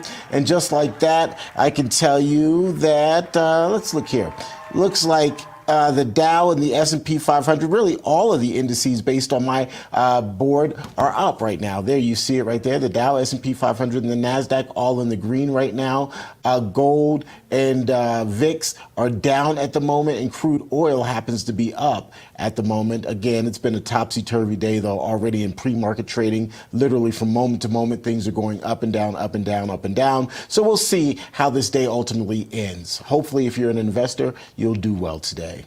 And since President Trump was sworn in, his administration has made enormous progress at a breakneck pace. But don't forget, while they're moving mountains for the good of the country, they can't also take your personal savings into account. That's where you've got to step up and do your thing. One of the best ways to look after your savings is through diversification, particularly with gold. And you can get some information from the trusted folks over the Birch Gold Group. In the past 12 months, the value of gold has increased by 40% as central banks continue to bolster demand for gold by buying in record quantities. Global instability and tension is at the highest it's been in years, and that's why so many people are investing in gold. The Birch Gold Group makes owning physical gold extremely easy, and you can easily convert an existing IRA or a 401k into a tax-sheltered IRA in physical gold, or you can buy some to store in your home safely. All you have to do is text the word America to the number 989898, and the Birch Gold Group will send you a free information kit on gold with no obligation, only useful information. With an A+ rating with the Better Business Bureau and tens of thousands of happy, satisfied customers, take control of your savings today by texting the word America to the number 989898. That's America to the number 989898. Coming up, the search for truth. Do we really know what happened on January 6th, or have we been fed misinformation by a dishonest two-tiered legal system and a biased lamestream media machine?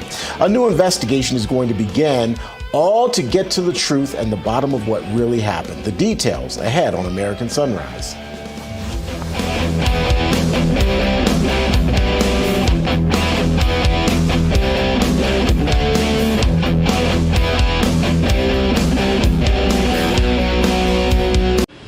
Of a historic event.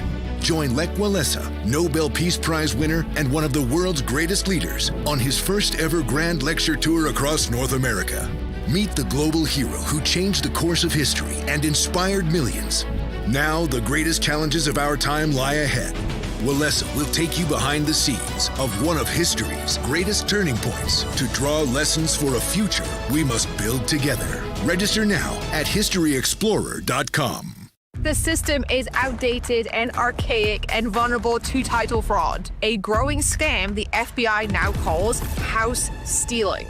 Scammers can now easily download and forge one document, apply one fake notary stamp, and then file it with the recorder. Just like that, the property has been taken out of your name. Then they borrow against your home using your equity. Find out if you're already a victim. Go to HomeTitleLock.com now. Selling your home shouldn't be expensive or stressful. At Ideal Agent, we'll connect you with a top local agent that'll sell your home fast for top dollar, and all this for as low as a 2% commission. Ideal Agent connected me with the best realtor in my market, and I saved $12,500 as a result of it, and I got more than my asking price. Ideal Agent is available nationwide, there's no obligation, and best of all, our service is completely free. Call today or visit idealagent.com. Kevin paid off over $12,000 in credit card debt with the help of Consolidated Credit. They cut his interest rates and lowered his payments so he could pay off his debt fast. Call 800-596-8062 for a free consultation. The bathroom of your dreams is only a phone call away with BCI Bath and Shower. We can make your ordinary bath and shower extraordinary. This is not a cookie cutter design. This is a complete custom build that will fit your every need, and discounts for seniors and military.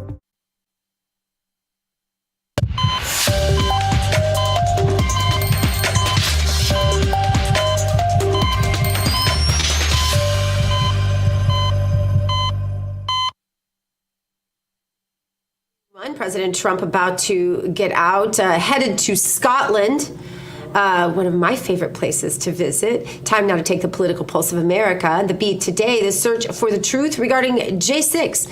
The committee that originally launched their investigation was made up of mostly Dems with some lone wolf rhinos in the mix like Liz Cheney and Adam Kinzinger. I'm sure those are your favorite Republicans. But they put them on there for the appearance of balance as they clutched their pearls. They concluded that President Trump was the, quote, central cause of the attack, so-called attack on the Capitol that fateful day. Their investigation spanned 18 months, involved interviewing over 1,000 so-called witnesses, reviewing over 1 million documents, but it was all produced by a high-paid Hollywood production firm out of Hollywood, and never told the real story at all about actually almost anything. The headline from John Solomon and our friends over at Just the News says this: with House GOP plans for a new J6 investigation, what do you expect them to conclude? Will the truth finally be told about what happened on J6? And most importantly, to all of us in this audience who are truth seekers, will they ever see justice? Well, it's a great question. And if you at home, if you've been watching this at all, I'm sure you're frustrated. You deserve a great answer as well. For insight, let me bring in my co-hosts David Brody and Terrence Bates. And for all things related to J6, of course, we want to turn to, do we have Donna Fiducia? We do. I think we do. Here and Dawn. Along with Don. Oh. We've got the Dons and the Donnas. Hello. We had to bring Don on, you guys, because Don has gone over and over this video so many times, and I want to refer to him as far as what he can tell you guys about what really happened on January 6th that Barry Loudermilk needs to focus on. Yeah, Representative Loudermilk, here's the bottom line, sir. With all due respect, you can either waste your time with another J6 committee, or you can bring in the J6 subject matter experts. Who are those? Jeff McKellop, United States Special Forces, retired. You've got Dan Caldwell, United States Marine. You've got Kelly Meggs, Oath Keeper.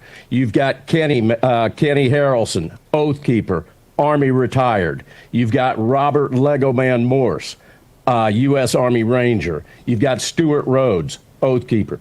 Bring these men in, let them testify in front of Congress, in front of your committee, under oath. These guys have all watched the footage. These guys have all sat in their cells for months on end watching the J6 footage. They've had access to footage you haven't even had access to. For example, Bagshaw's body cam that you haven't had access to. They had access to it. They're well aware of the drop gun that took place, sir, at 1427. That's 2:27 in the afternoon. Lower West Side Terrace. The drop gun. The drop gun that was the 9mm Smith & Wesson with a hammer cocked in a Kydex We the People holster on the ground, kicked over to Bagshaw. Bagshaw picks it up, hands it off to a superior officer, along with another magazine that was full, 9mm hollow point. It's all on video that you weren't able to gain access to. Ironically, though, it was public domain footage that we had almost 2 years ago. And is there a weapons report? Where is the weapons report? Exactly. Representative Loudermilk. Right. So many questions. Yeah, so many questions. And the guys. hammer was cocked, David. So, I mean, it's like they wanted the gun to go off and cause injury or death. Well, here's the thing. We believe that there was a large military fingerprint on J6. And that would all point to Mark Milley. Who better to have come in and study that video footage than ex-military?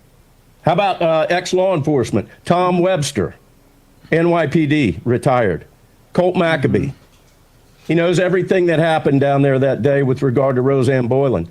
Something the J6 committee the first time around didn't even mention. Yeah, they didn't even mention Ashley Babbitt hardly and Roseanne Boyland. Yeah. Are you kidding me? Well, I'm sure. How can you? I'm sure it's all going to. Go ahead. Yeah, but the thing is, and then what do they have? They have billboards up there. While this sham J6 committee was going on, the Oath Keeper trial was going on. How do you have a real trial? An unbiased trial, while you've got prime-time lawmakers lambasting citizens.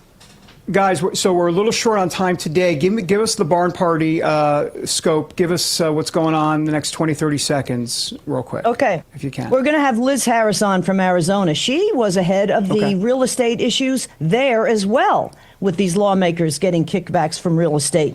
And super lawyer Tom Renz will be on, and D.C. Metro Police Officer Lieutenant Shane Lamond, who should get pardoned. He was in charge of Intel on January 6th. They railroaded him. He is supposed to go to prison on August 5th because they tried to shut him up, and they took him to court and found him guilty. So the persecution still continue, guys, and it's sad because everybody thinks, well, everybody's out of jail now. Nothing's happening. Well, unfortunately, the nightmare continues.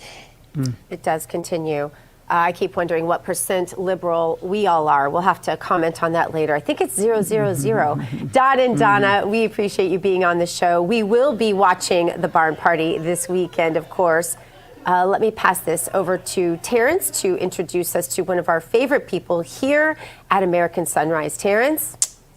Dr. Gina, thank you. Don and Donna, thank you as well. And you just saw President Trump boarding Air Force One, getting ready to head across seas.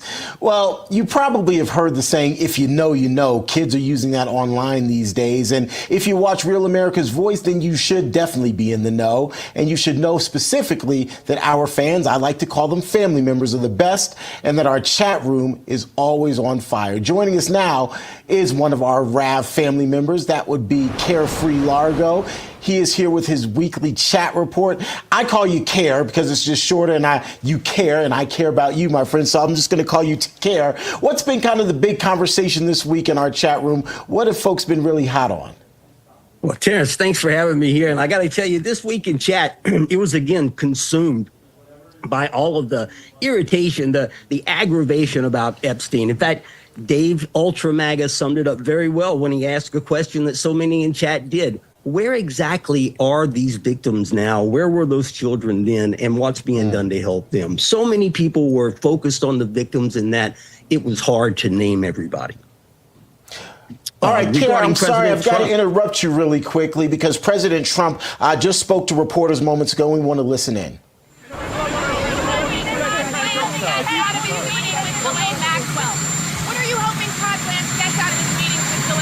Well, I don't know about the meeting. I know it's taking place, and he's a fantastic man.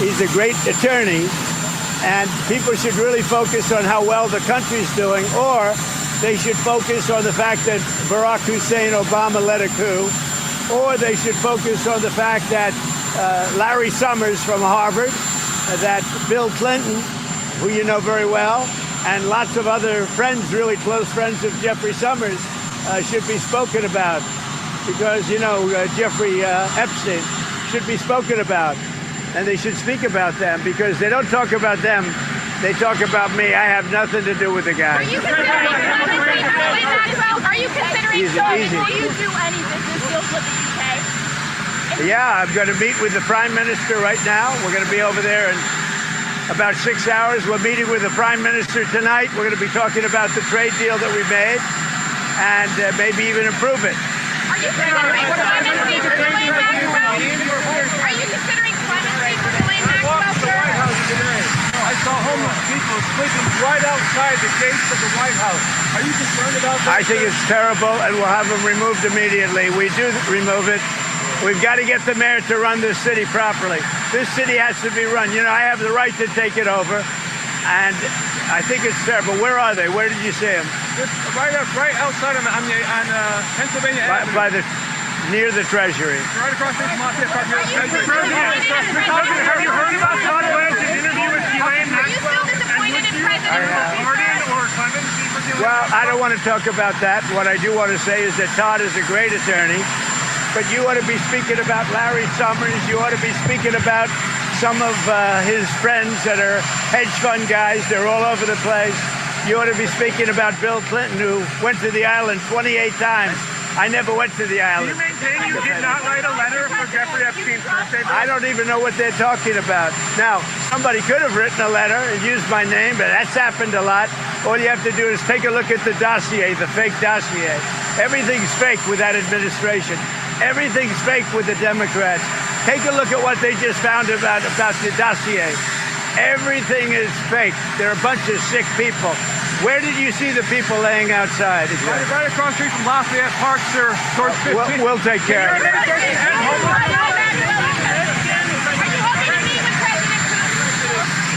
For bringing hostages home. What are the alternative methods to bring hostages home? Well, we got a lot of them out, and it's I've always said those last 10 or 20 are going to be the toughest, because Hamas knows what happens when they don't have any bargaining chips. And they really broke a deal. They broke a deal, and you're going to have to do what you have to do right now. It's a terrible thing. And I always do that. I said, when you get down to the last one, they're not going to be able to make a deal. Would you consider a pardon or a commutation for Ghislaine Maxwell? It's something I haven't thought about. It's really something. I'm allowed to do it, but it's something I have not thought about. But you wouldn't rule it out, sir? Why has the dollar fallen so much, and are you concerned about that? Well, you know, I'm a person that likes a strong dollar, but a weak dollar makes you a hell of a lot more money. Hate to tell you, I don't know if you study it, but I study it. And if you look at the yen, I went to Penn and worked, so I know this. You understand? Absolutely. Oh, you did go to Penn. I went to work. Yes, well, that means you're a smarter guy than I even thought, and I know you're smart. So when we have a strong dollar, one thing happens. It sounds good. But you don't do any tourism. You can't sell tractors. You can't sell trucks. You can't sell anything. It is good for inflation. That's about it.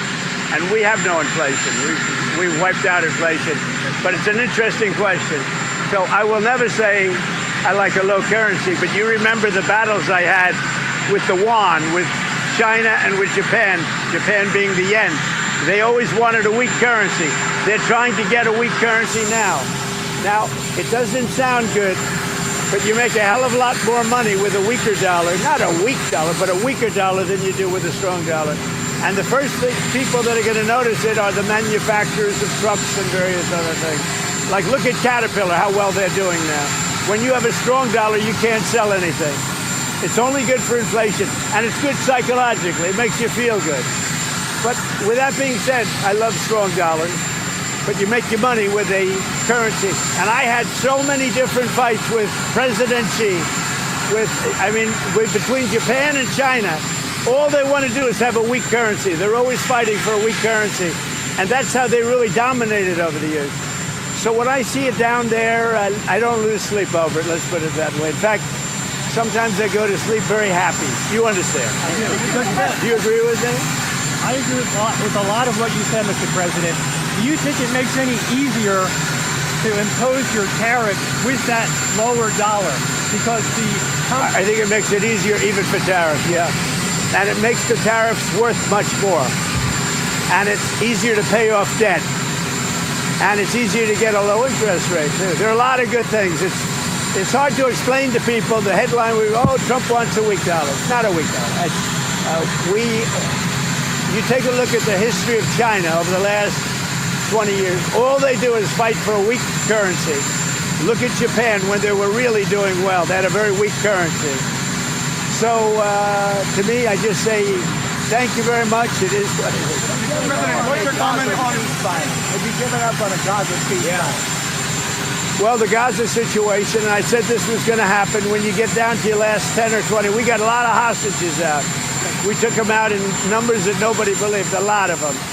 And I said, when you get down to 10 or 20, I don't think Hamas is going to make a deal because that means they have no protection. And basically, that's what happened. Hamas didn't want to make a deal. Have you seen that photo?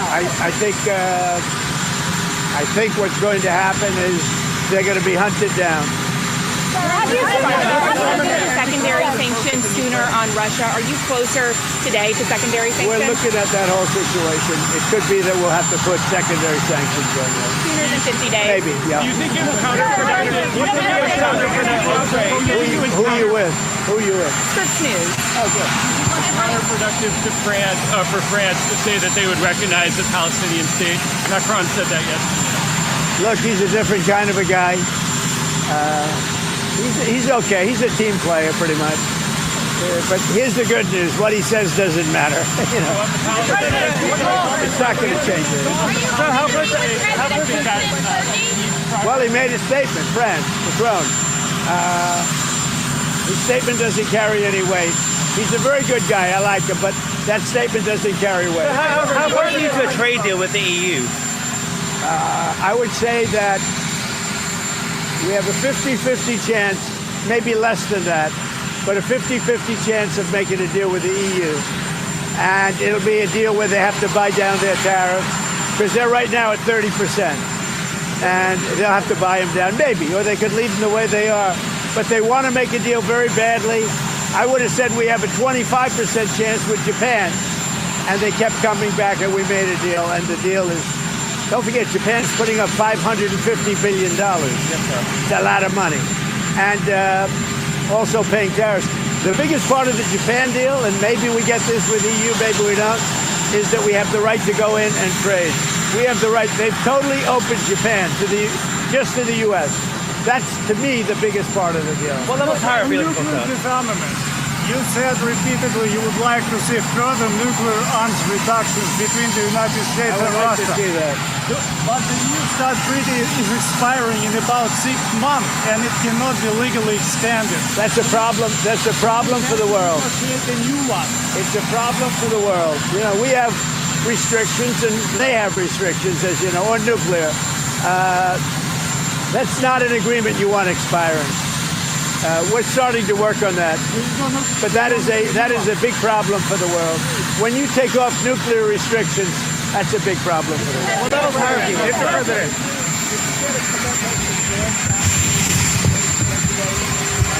I think that Jerome Powell, I think we had a very good meeting. Forgetting about the building, that's out of control and all that. But I think we had a very good meeting on interest rates. And he said to me, now I don't know if he's going to say this on Thursday or whenever he speaks, but he said to me very strongly, the country is doing well. He said, congratulations, the country is doing really well. And I got that to mean that I think he's going to start recommending lower rates. Because of that conversation? How do you think that the Supreme Court... The country really is doing well. Mr. President, how do you think that... Record business. Did you speak to Netanyahu? Thank you, Mr. President.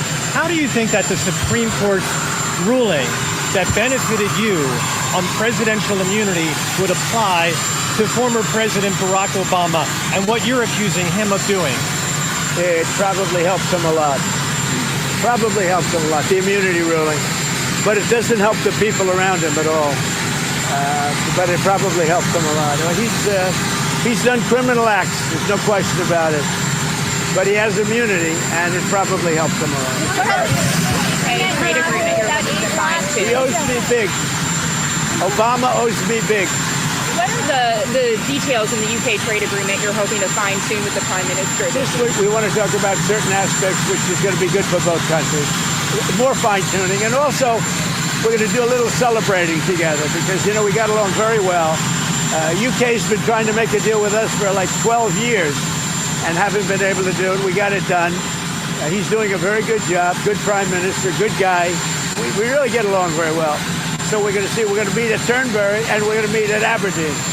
So 2 beautiful places. Is there wiggle room in steel and aluminum if they were to budge on digital services tax? Say it. Is there any wiggle room on steel and aluminum in exchange for any budge on digital services? Not a lot, because if I do it for one, I have to do it for all. So on that, steel and aluminum, not a lot. President, you speak to Netanyahu about aid drops? Sorry, go ahead. Mr. President, do you speak to Netanyahu about allowing aid drops in Gaza from Arab countries? Yeah, I speak to him, but I can't tell you what I spoke to him about. But it was sort of disappointing, although I told you. I told you, when you get down to those last 20 hostages, you get down to that last 10 or 20, it's going to be very hard for Hamas to make a deal because they lose their shield, they lose their cover. We got a lot of them out, a lot of them. We took a lot of bodies out, too. You know, so many of the parents said, please get my son's body back.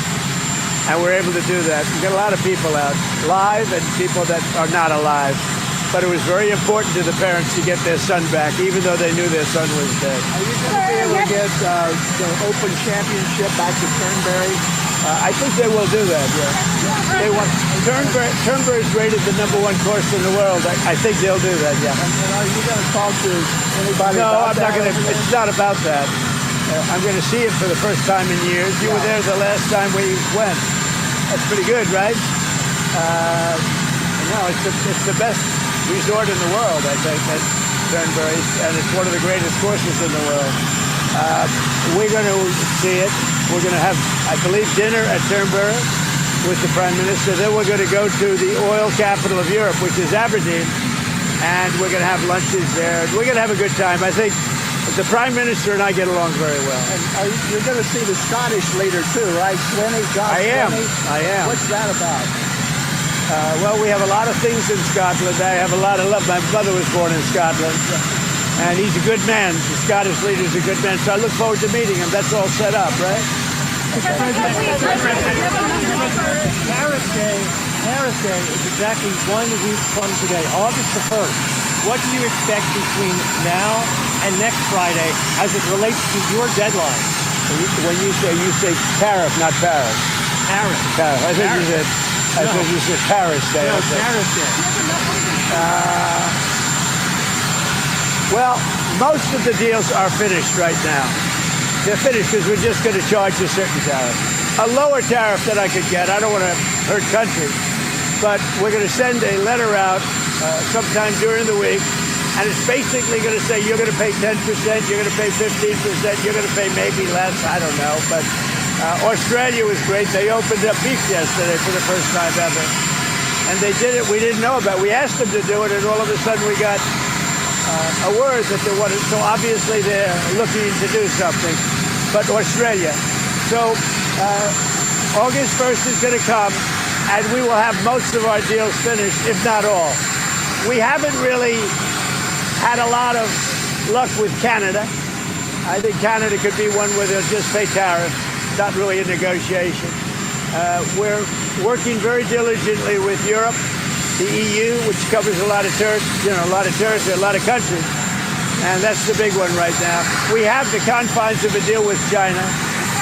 But we haven't really, we don't have a deal with Canada. We haven't been focused on it. When you send out those letters, you believe that will bring some certainty to the financial markets because then they will know. When those letters go out, they're a page and a half. That means they have a deal. It's done. They pay that tariff, and that is a contract essentially. And they can come into the country. They're going to pay a tariff. I'm going to keep it minimal. I'm going to keep it. I'm not looking to hurt countries. I could do that too, but I'm not looking to do that. But when that letter goes out, that's a deal. And we'll be sending maybe close to 200 of those letters out. Don't forget, we have a lot of countries. So we're going to be sending out almost 200 of those letters. But once those letters go out, there we have a deal. Now, we sent one to Japan, we sent one to EU, and they came back and negotiated a deal. I think EU has got a pretty good chance of making a deal. With all of that revenue coming in, Mr. President. A lot of money. A lot of money. Our country was a dead country. It was a dead country 1 year ago. Now we have the hottest country anywhere in the world. And don't you feel it? Mr. President, with all of that revenue coming in tens and tens of billions of dollars, do you think there's the possibility of a rebate to the American public in terms of all of that money? We're thinking about that, actually. We have so much money coming in. We're thinking about a little rebate, but the big thing we want to do is pay down debt. But we're thinking about a rebate. That's a very good question. You just made a lot of news. We're thinking about a rebate because we have so much money coming in from tariffs that a little rebate for people of a certain income level might be very nice.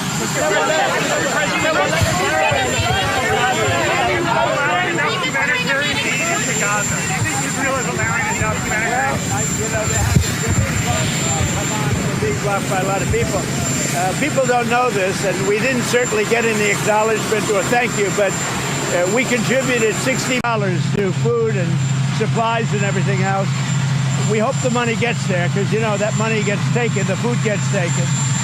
We're going to do more, but we gave a lot of money. We gave a majority of the money, and the sad part is that no other country other than us gives anything.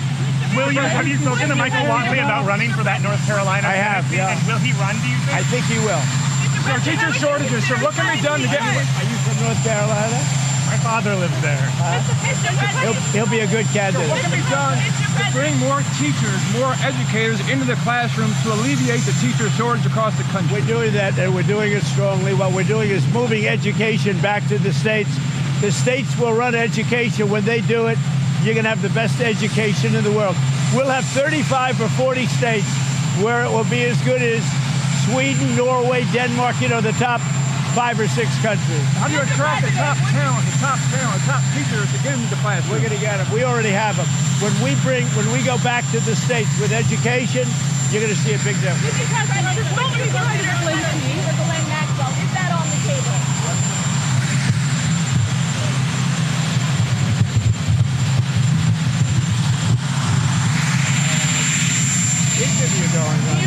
Todd Blanche is a great gentleman. He's a great man.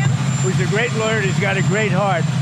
But he's over there now. I don't know exactly what's happening, but I certainly can't talk about pardons. Can you trust what she's telling him? She's a convicted trafficker who's eager to get out of prison. Well, you know, he's a professional lawyer. I think he's been through things like this before. But you know, you should focus on Clinton. You should focus on the president of Harvard, the former president of Harvard. You should focus on some of the hedge fund guys. I'll give you a list. These guys lived with Jeffrey Epstein. I sure as hell didn't. Thank you very much. Mr. President, should some be part of the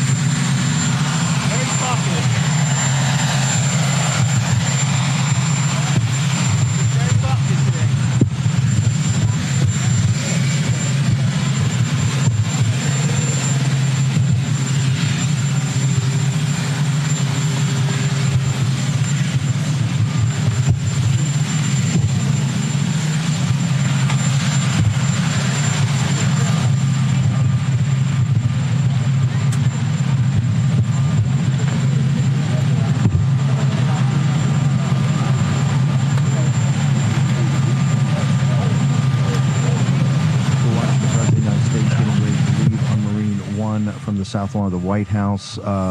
and head to Air Force One to head to Scotland. Let's go ahead and we're going to pick up live. We're taking the feed, see if we can get any more audio. Let's do it.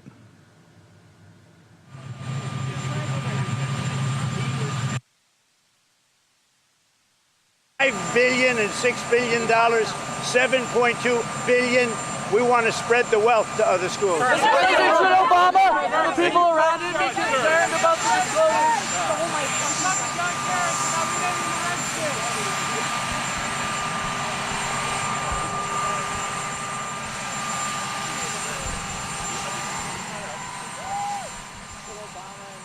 Okay, the president about to enter Marine One. Just keep it on the shot, gentlemen. Just leave it there. What a way to start the morning. A great shot of President Trump, a press avail, and the voice of Steve Bannon. How's that as the voiceover, the narrator? President entering Marine One, going to take off in a moment. This footage was just released by the White House. President Trump, once again, there see Caroline and some of the staff going through the back door. Marine One is very, very small inside. Only can fit a handful of people comfortably. That's kind of unusual, taking the luggage like that. Normally that goes out already on Air Force One, but hey, it is what it is on a Friday morning in July. The president, a press avail, and this is what makes him different than any other politician, and particularly any other leader of the country, is that he took every question. 40 minutes. Questions on Epstein, questions on tariffs, questions on deal with Japan, Gaza, geopolitics, the North Carolina race. I mean, he doesn't need to be briefed up by the staff. He just sits there and took them all. One come, one all. Just stepped out from the door in the south underneath the south portico to head to Marine One. That's on the south lawn, getting ready to get engines revved and head to Andrews Air Force Base. I never call it Joint Base Andrews. That's another modern deal coming from the Pentagon, the woke Pentagon. It's Andrews Air Force Base. Always. The president will head there on Air Force One. He's going to Scotland. Now, the trip to Scotland, I believe he starts at Turnberry, the course he bought basically out of bankruptcy over a decade ago. Just saved it, essentially. And then he's going to go up later over the weekend. I think he's going to play Turnberry tomorrow. And then he's going to go up to his, he's opening a new course. He's got one course up near Aberdeen, right off the North Sea. Magnificent course. And he's opening a new course. This is a guy, he never takes vacation, but this would be as close to a working vacation as you could get President Trump on.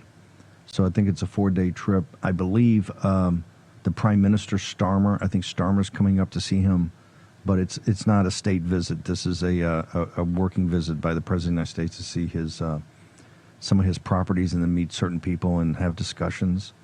There are going to be some of the folks I know, there are going to be some amazing interviews with President Trump. That'll all come out on Monday or Tuesday by some of the folks that we're close to that are prepping, actually have headed over there already.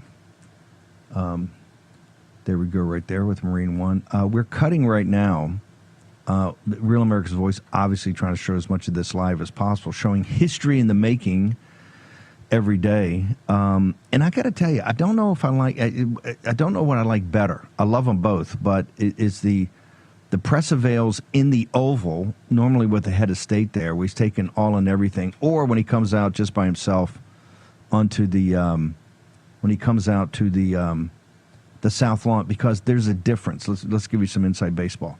When he does the press avails, if you've noticed, and let's take the Philippines as an example, when he was throwing down so hard on Obama, he'll call on international reporters. The way those bilats are done is that you try to bring in as many of the correspondents that are covering it from the major press of that country, or like the Asia Times in the Philippines, or the Financial Times of London's Asian correspondent, right? President Trump, if you notice, at least a third of those questions go to the foreign correspondents, as they should. I always like people to stay on the topic of the bilat unless the president wants to pivot to something else. There he goes right there, Marine One lifting off. When he comes out in the South Lawn, that's the White House press corps. There you're getting whoever's got duty that day, whoever's got the duty that day. Now, this is the difference between going out in the South Lawn and let's go to the briefing room. And the reason I like Tulsi Gabbard going to the briefing room every couple of days. There we go right there. Washington Monument, beautiful shot. Real America's Voice on top of it. You don't get this anywhere else. Everybody else will cut away. You're seeing history. And we're contextualizing. How about that? You're getting history contextualized. Really a magnificent sight. Since the airspace over D.C. is very restricted, and even more restricted now because of the incidents at Reagan, even coming up and down the Potomac. But that airspace is absolutely restricted, so it's pretty amazing. There we go right there. Let's go ahead and, no, I guess we got it right now. So we were going to play our cold open to introduce you to a Friday morning, but I think people got it. If you ever, Marine One, it's a very honor and a privilege. Of course, normally just the senior staff go on it, and with the family and the president. President always has the same seat all the time and has all the things he needs to work on as he goes out there. But you get a view of Washington you can't get anywhere else. It's just extraordinary as you go over. You got the central compound of the government and all the the Treasury from the air, etc. So it's extraordinary. Hopefully, we'll have some footage when he gets to Andrews Air Force Base. So it's a Saturday in July. We got it. Hang on. So it's a Saturday. And do we have the cold open, or we have his him? Oh, let's do that on Air Force One, because this was delayed, folks. This is delayed for security reasons. I'm sure they always delay this. We got him walking on Air Force One. Let's see right there. Put my glasses on. Let's keep that. There we go right there. You can go and do the whole shot. No need to look at my lovely visage right now. We'll get to this. There we go. President walking Air Force One, heading to Scotland. His mother was from Scotland. I think the other side of the family, I think, is German, but his mother's from Scotland, has very close affinity to Scotland. And President Trump is as you know, a dedicated golfer, low handicap, club champion, I think, 30 times. And where he's going today is interesting to Turnberry, and this tells you about people. The New York Times had big articles. Number one, there was one of the most famous, if you play golf and if you focus on major champion golf, the big four, the four majors, the Open Championship, or what some people call the British Open, but the Open Championship, the oldest, run by the Royal and Ancient, has a rota that plays the greatest courses in Scotland and England and now Northern Ireland with Portrush. They have a road, and I think they have four or five. Here I am. They have 4 or 5 courses in Scotland. President Trump bailed out one of the most famous courses, Turnberry, which had, I think, Colin Montgomery's father was the pro there, the head of golf operations. It went bankrupt. President Trump, who is a distressed buyer. No one's ever, I think, accused President Trump of overpaying for a property. He normally sees opportunities like in Doral, in Mar-a-Lago, in Turnberry. He sees opportunities. Distressed acquisitions of real estate or companies is a fine art because you can get it really wrong. But if you get it right, you can get multiples, particularly if you leverage it properly. And that's what President Trump's essential, besides the running of hotels and properties and, of course, his media. He was an expert in looking at distressed opportunities, buying smart, using smart leverage, and then growing it. Turnberry, what they did, and they say it's because Turnberry is on the west coast of Scotland. It's a little out of the way, let's say. Magnificent course. It's where Jack Nicklaus and Tom Watson many decades ago in the 70s had the duel, what's called in golf the duel in the sun. So it's an incredibly famous, got the little lighthouse there. It's an incredibly famous course. It is not in the British, the Open Championship rota. And people are saying that's because with all the money President Trump's put in it, they took it out to spite Trump. because the Royal and Ancient and the Awfleys, the elites of England and Scotland. And the Scottish, by the way, for all the brave hearts and all the great Scots, for you Scots out there that, the born fighting, the Scotch-Irish here down Appalachia that has done so much to build this country and been the backbone of this country. It's very weird when you go to Scotland. It is the elites in Scotland are maybe the most woke and most radical in the West. And I say maybe only Ireland is worse. And they literally hate Trump. Trump worked for decades to get a new course built, a beautiful course, links course, all links golf there, in up near Aberdeen, and he's going to that property also. Let's go. I tell you, we have cuts. We have some of the highlight reel from his talk. Is that not yet? Okay. Do we have the cold open? Okay, we can do anything. We're gonna direct, produce, and star this morning. Like I said, President Trump, and this was a little delayed, he had a approximately 40-minute press avail before getting on Marine One to head to Andrews Air Force Base, to get on Air Force One to head to Scotland. I believe he will arrive, if my math is correct, around 2:30 or 3 o'clock this afternoon, 3:30. Of course, I believe BBC or ITV will have a feed, and we will try to pick all that up in the afternoon shows of Real America's Voice. Not sure he'll do a press avail. You don't know. He's everything. President Trump works nonstop. He tucks in between that family, obviously work. It's all work. He tucks in some golf, some family, some friends.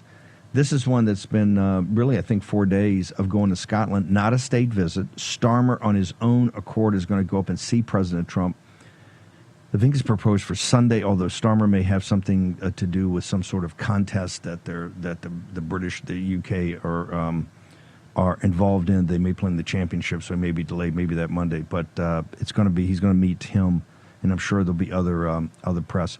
Let's go ahead. We got the cold open. Let's go and play the cold open, and then I'll come in and make some observations. It's a packed day, so here's what you got. You got more activity over at DNI. We understand they're whistleblowers. They're perfecting what they've got. So far, they've announced a strike force at DOJ and FBI, although have not named anybody. And Mark Levin, dropping the Tel Aviv Levin, but Mark Levin made a very, I think, astute observation yesterday in saying that, hey, if you announce a special prosecutor, by the time that guy gets up to speed, it could take you a while. There should be enough evidence. Farm it out to an existing U.S. attorney or have DOJ do it. I think there's some logic there. The only problem is I think Maine justice right now is so overwhelmed with the lawsuits that are coming. And remember, they're on a roll. They won yesterday about the Peace Institute. Pam Bondi, those guys are on a roll defending President Trump on his Article 2 powers. But that seems to have taken up most of the brain power in the building because these are high stakes. These are high-stakes efforts. And I'll talk later. PBS has come out now with an hour and 20-minute frontline that is titled Trump's Power and the Rule of Law. And obviously it's PBS, so you're getting a left-wing slant. But that being said, it's pretty extraordinary how they get to the issues. And it's really a arc of this audience and this show going back in time to the first term and really, most importantly, to when President Trump left Andrews Air Force Base and went back to Mar-a-Lago in 2021. Let's go ahead and play the cold open. We've got a lot going on. You've got economics. You're going to have capital markets. You've got Todd Blanche, day 2 with Ghislaine Maxwell. You heard the president right there addressing questions about that. We're going to get that cut. They're talking to him about deals, all of it. We've got Malpass. We've got Philip Patrick, a lot going on. Also, down in the third island chain, there's been a mysterious death. I think it may be very mysterious. We're looking for somebody to maybe investigate that. Cleo Pascal is going to join us. Also, Ben Harnwell, big developments in Ukraine. So we got a lot going on this morning on the treasonous conspiracy, also the Epstein situation. Let's go ahead and play the cold open. I will be back in a moment. We had a very productive day today with the Deputy Attorney General Todd Blanche and Ghislaine Maxwell.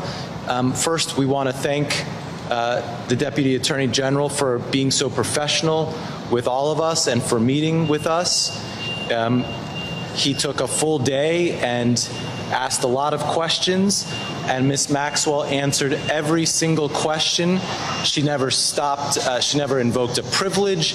She never declined to answer. She answered all the questions truthfully, honestly, and to the best of her ability. And that's all the comment we're going to have today about the meeting. We don't want to comment about the substance of the meeting for obvious reasons, and we'll go from there. So thank you all so much. Will you guys be coming back for a second day?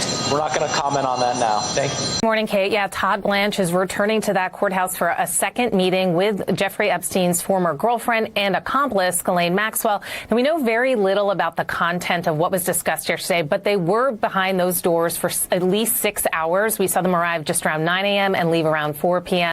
And her lawyer said that they was asked a lot of questions, that she answered all of them truthfully, and apparently they're going back at this again today. Now, it's really unclear the scope of what these questions entailed and why it requires a second meeting. What Todd Blanche said was his reason for meeting with Maxwell was because he wanted to know if she knew anything about other crimes committed by anybody else involving these victims. You know, Maxwell was convicted of sex trafficking for helping recruit and groom women for Jeffrey Epstein to sexually assault, and in some instances, sexually assaulting them herself. She is serving a 20-year prison sentence. And the big question looming over this is, what was she offered to participate in this meeting? She has long maintained her innocence, and her credibility is also at issue here. When she was initially indicted on those sex trafficking charges, she was also charged by the Justice Department with perjury for statements she made under oath in a civil lawsuit brought by an accuser, in which she said she knew nothing about Epstein's scheme to abuse underage girls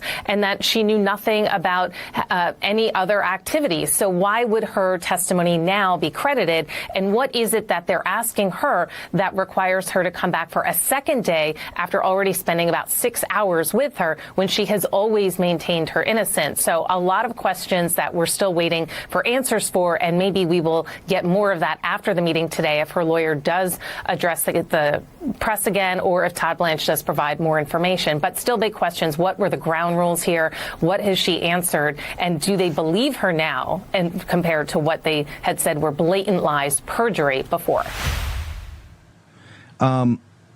So that's the assessment yesterday. Todd Blanche down there for a second day today. The House, and this was interesting last night on All In with Chris Hayes. He did not know that they'd scheduled a deposition by House members on the 11th. I don't think that's going to happen, but it's penciled in as a either interview or deposition in Tallahassee by members of the House. I'm not so sure that's going to happen, particularly with what's happening today. It's interesting. Last night, and we don't have these booted in yet, but maybe we'll get them later in the show, is that Donnie Deutsch and Gregory Meeks were on the new show, The Weeknight, right? It's the old Weekend Crowd. And they made a point that I think you're going to start seeing come from the Democratic side. Both of them said, hey, we have spent 10 years attacking Trump and going after Trump and getting foaming at the mouth at Trump, and all we do is continue to lose to Trump. In the Trump movement, the MAGA movement, they both said you have to focus on affordability, that you've got to start to address and show that Democrats have a plan. I'm just giving you what they said. They have a plan to address the American people's interests. Now, one, Donnie Deutsch, I'm sure understands that there's a ton of Democratic names. So at the Wall Street Journal and all the hit pieces they've done on President Trump, and remember, their hit pieces are perfectly timed for a big reveal by Tulsi. They actually put out something last night on the birthday letters. Remember this birthday letter thing that kind of came and went last week, the leather-bound book or whatever it was?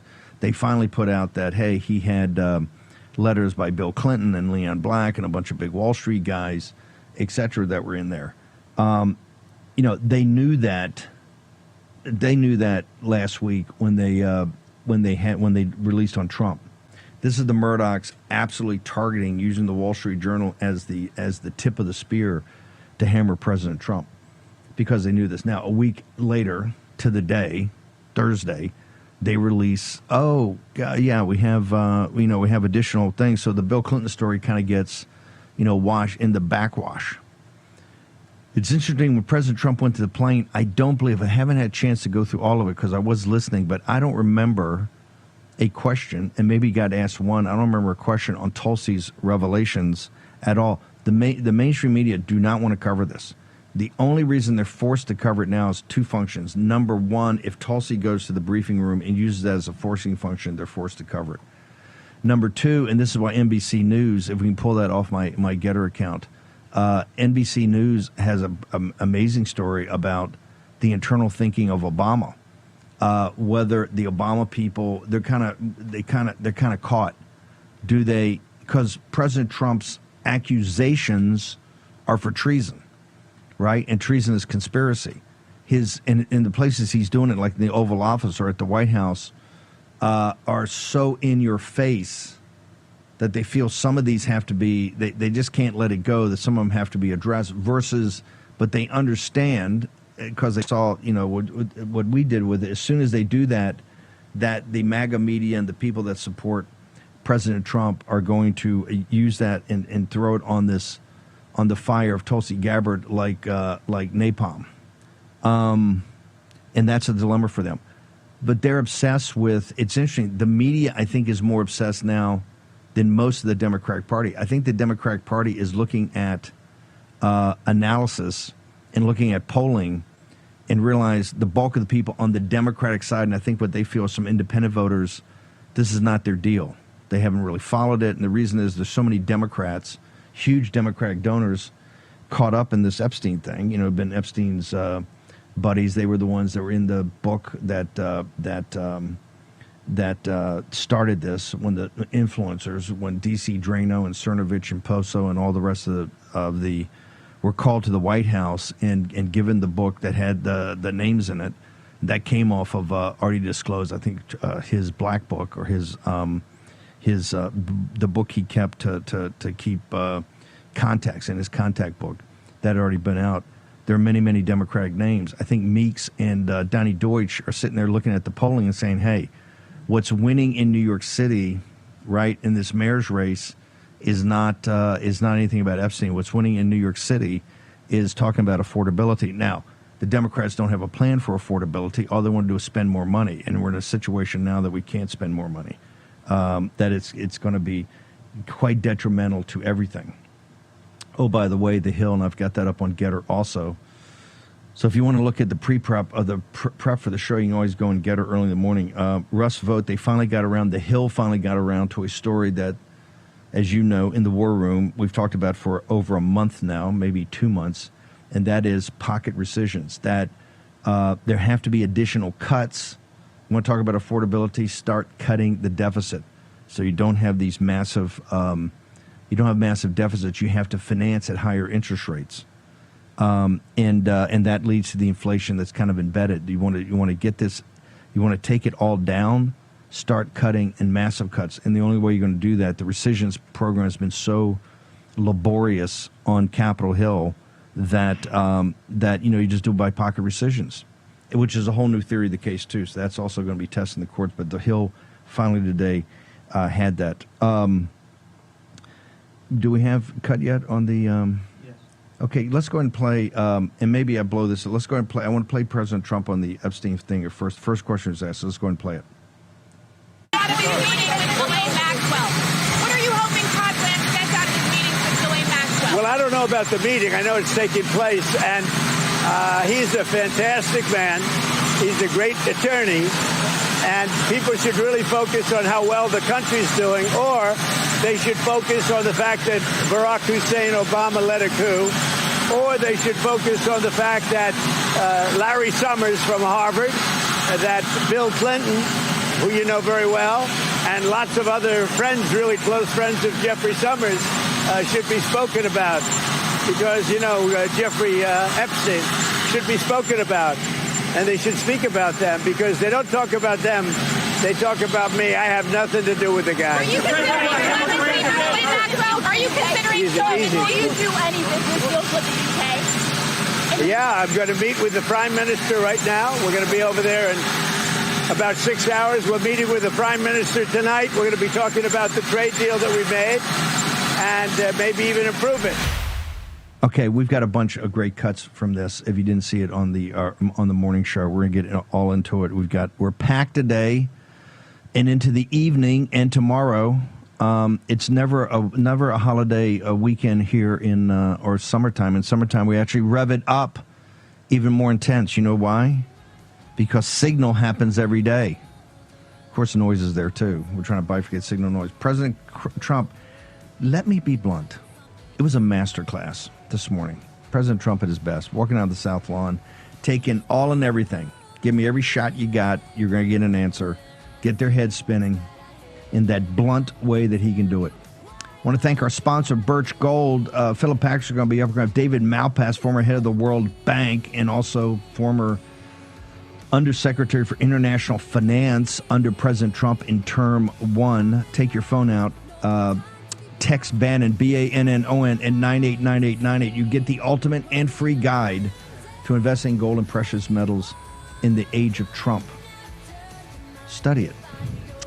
Be very helpful to you on your personal finances. And you get access to Philip Patrick and his team at Birch Gold. Short commercial break. Back with President Trump in a moment. What's up, America? The folks sitting with me here today are real-life mechanics. We're here to get to the bottom of why car repairs are so expensive and why CarShield is America's most trusted auto protection company. Let's get to it. How long you been a mechanic?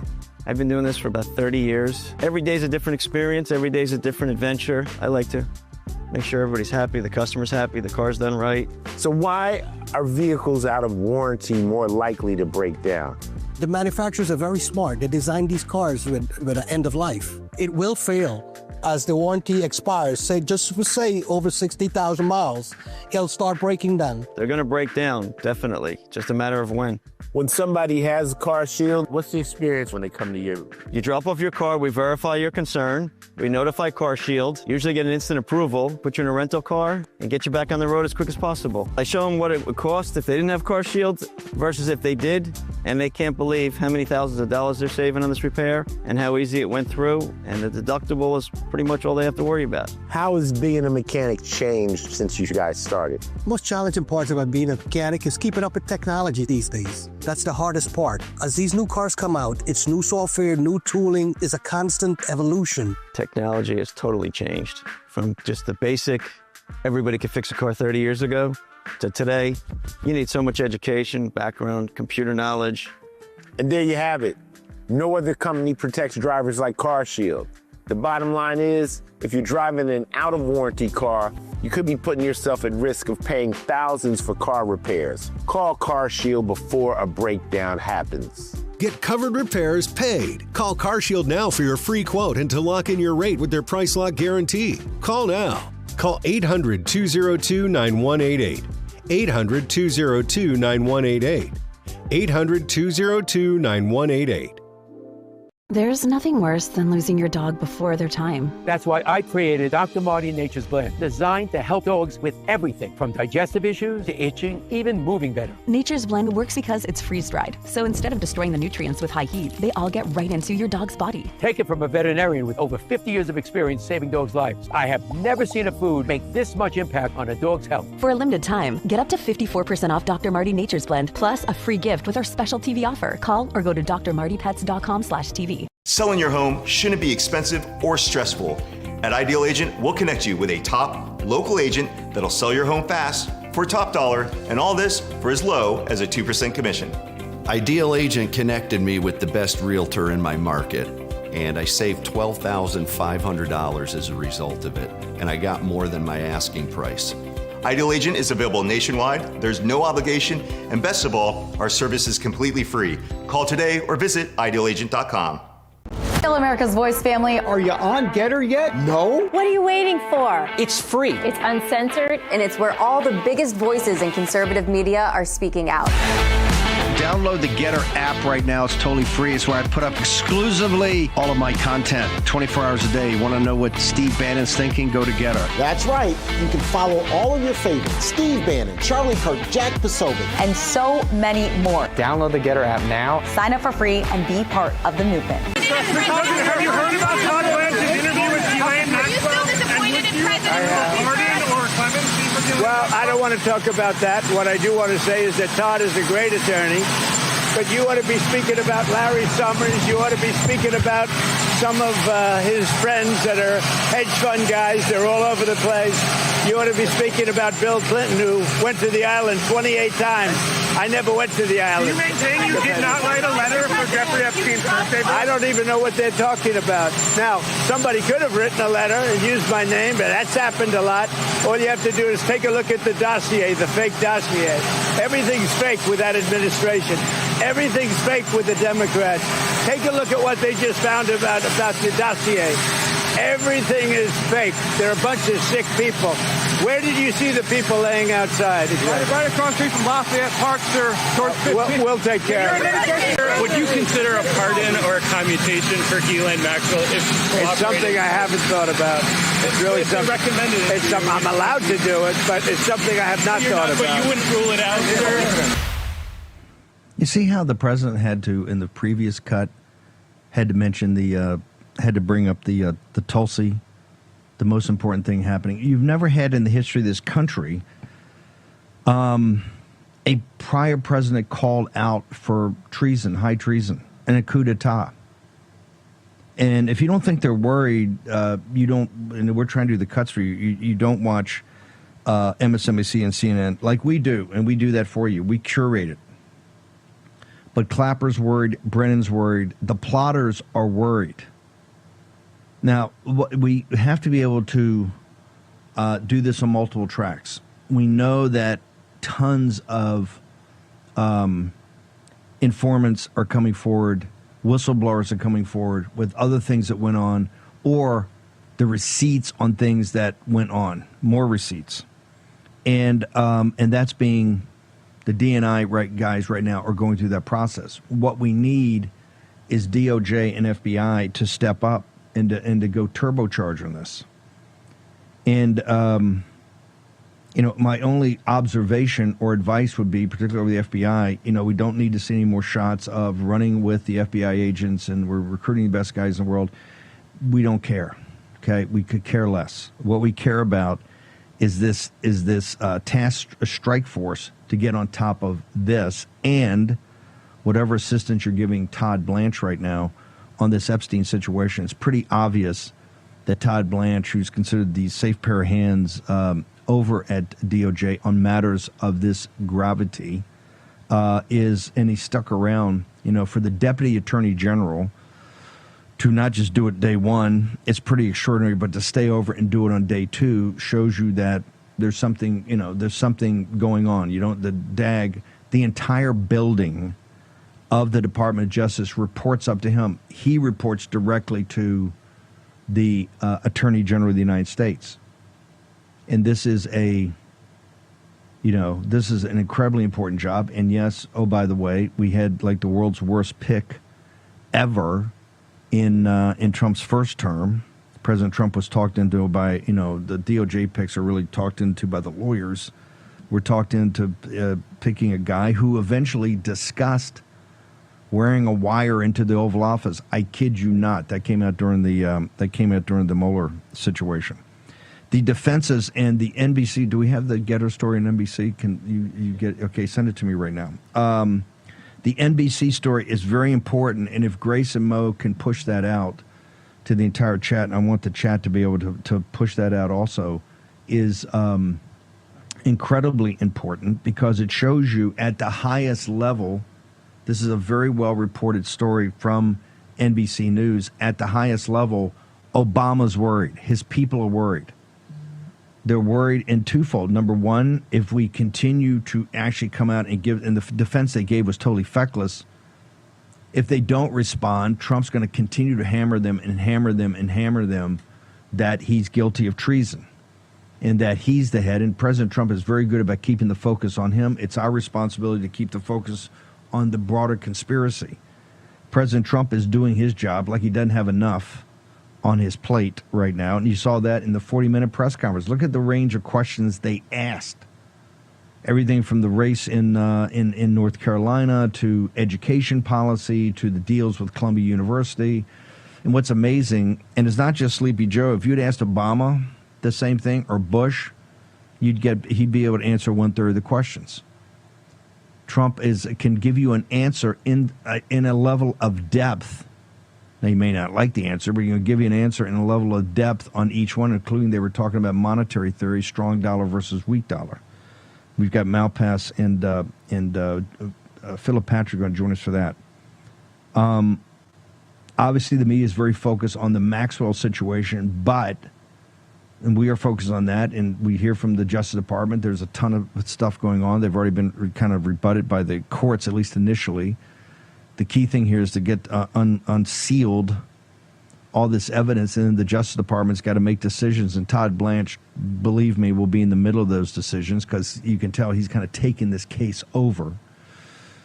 And he knows President Trump very well since he spent years with him. And Emil Bovee, who will be appointed, will be confirmed, I think, on Tuesday or Wednesday as in the 3rd District Appellate Court Justice, maybe teed up to take a Supreme Court slot if and when that appears in this second term.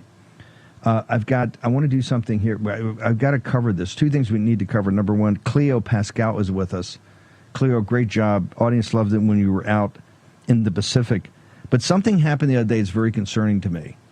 These islands of which so much blood was spent, American blood, young American men, taking and holding these island chains in World War II that led to our victory. The reason was the great architects of our geopolitics and strategy understood manifest destiny, went through the Pacific to the island chains, that America is a Pacific nation.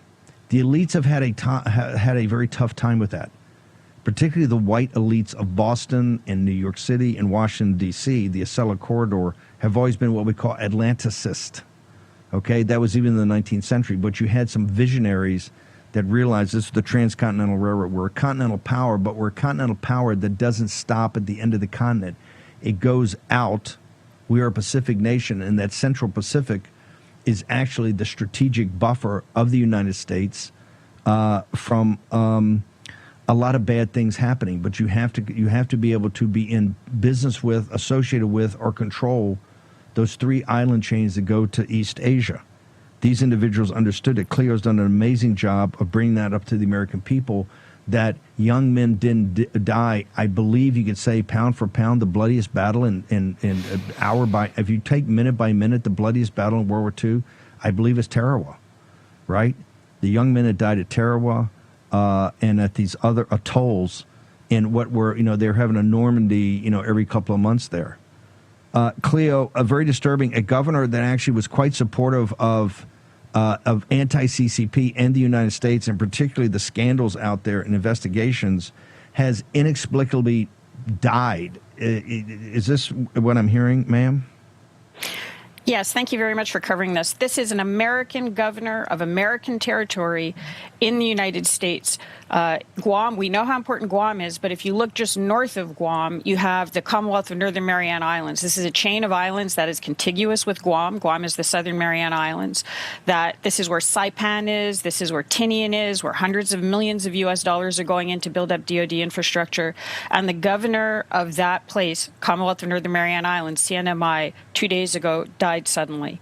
He was an American hero. He has been fighting ever since he came into office to try to clean up the Commonwealth of Northern Mariana Islands and to try to close down things.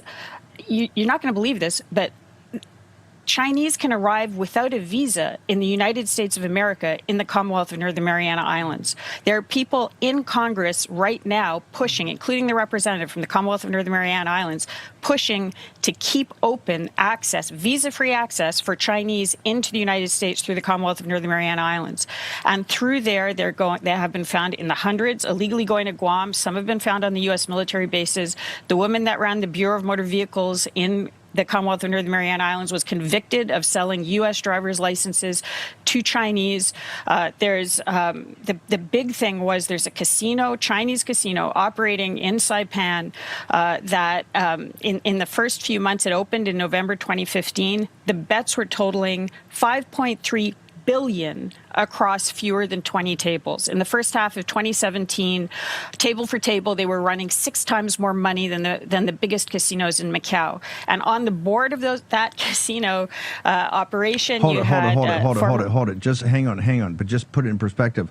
The Macau casinos dwarf Las Vegas. This dwarf stuff in the United States. Macau and this casino are like the Mac Daddies, are they not, ma'am? Yes, and this is the United States. This is running billions of Chinese dollars or money directly into the U.S. financial system through this casino. Directly, this is the United States. And just to give you a sense of scale, it's an 8-hour flight west of Hawaii to get to Saipan.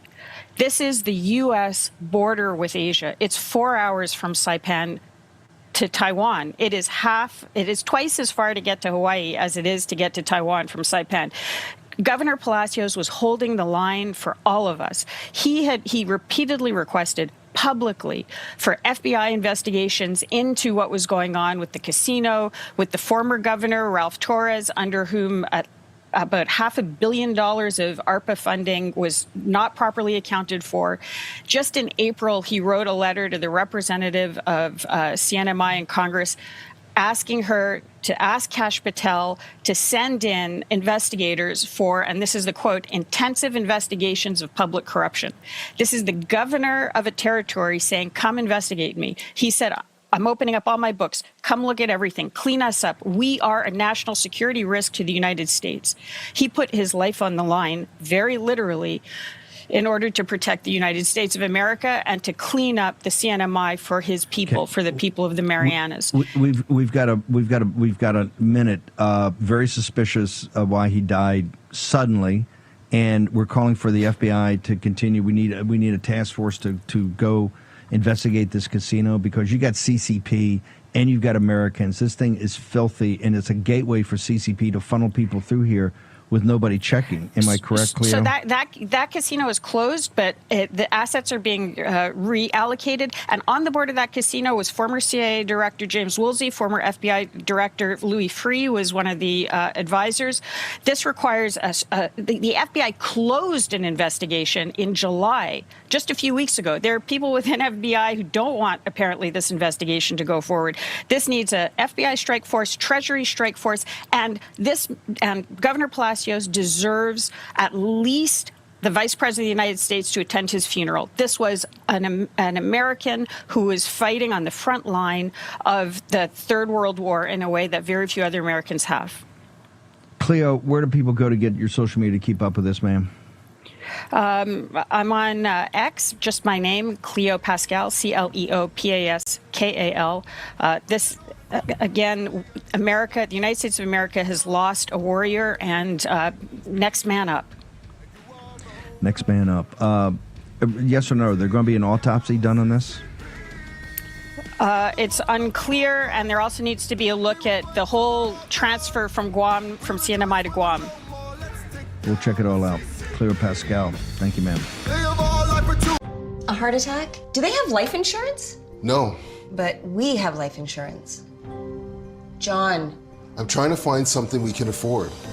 Fortunately, in only a few minutes, SelectQuote found John a $500,000 policy for only $29 a month. And his wife Anne a $500,000 policy for only $21 a month. Go to SelectQuote.com now and get the insurance your family needs at a price you can afford. SelectQuote. We shop, you save. Thinking about Social Security? Think AMAC.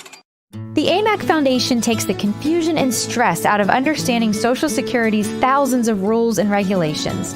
Our nationally accredited advisors offer a personal touch that is unmatched.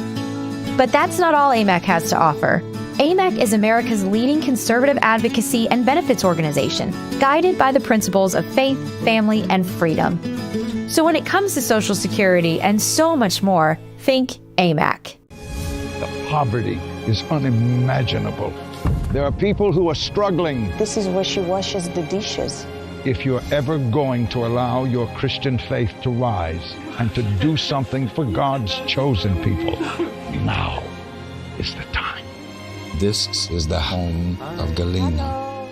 She's 96 years old. This is what she had to eat for today. She has one pot with water and wheat. My father was killed by the Nazis, and I was an orphan. I didn't know about God. But now, in the cold, hungry nights, I pray for food to the God I've never known. There are good people that love you. You see the tears. Scripture says joy can come in the morning, and you can be the reason. Right now in Ukraine, elderly Jews are trapped in unbearable poverty. If you will bless these hurting children of Israel, you will receive God's blessing in return. Your urgent gift today of $25 will help rush a survival food box filled with life-saving essentials. Call, scan, or go online now. I'm not exaggerating when I tell you, I don't know how much longer she could have waited for us to come. I can't even grow my food anymore. What will happen to me? I'm doomed to starve. Tens of thousands of elderly Holocaust survivors in the former Soviet Union are living in extreme poverty, hungry, and forgotten. But through the International Fellowship of Christians and Jews, we can bring them hope. Eggs. It's my favorite food. May you be blessed. You say to them, we see you and we're here to help. Please don't delay. Call, scan, or go online now. Here's your host, Stephen K. Bannon. Yeah, you want to, everybody talks about the greatest generation. If you want to honor the greatest generation, particularly the warriors that died in World War II, that gave their lives in World War II, in the Pacific, in the bloody campaigns of the Pacific, and they were brutal. If you ever want to know how brutal they are, there's a book called With the Old Breed. It was by, I think, a professor at the University of Alabama, or maybe in Auburn, written later in his life. And he did it as almost a first person of what he went through in the islands of the Pacific with the Marines. And it was one of the books, A Helmet for My Pillow, and With the Old Breed were the two books that they had adapted for the Pacific. That multi-part series. It was kind of the counter to, or not the counter, but the complement to the series HBO did on the 101st Airborne in Europe. If you want to honor them, they gave their lives for those islands. They gave those islands had a meaning and purpose. And you may argue about the tactics. Did we need to have? And I think there's a lot of questions today. Did you need to do the frontal attacks and the type of Normandy type amphibious assaults? Were there other ways to do it? Could you skip it? There's all types of second guessing, and you can do that.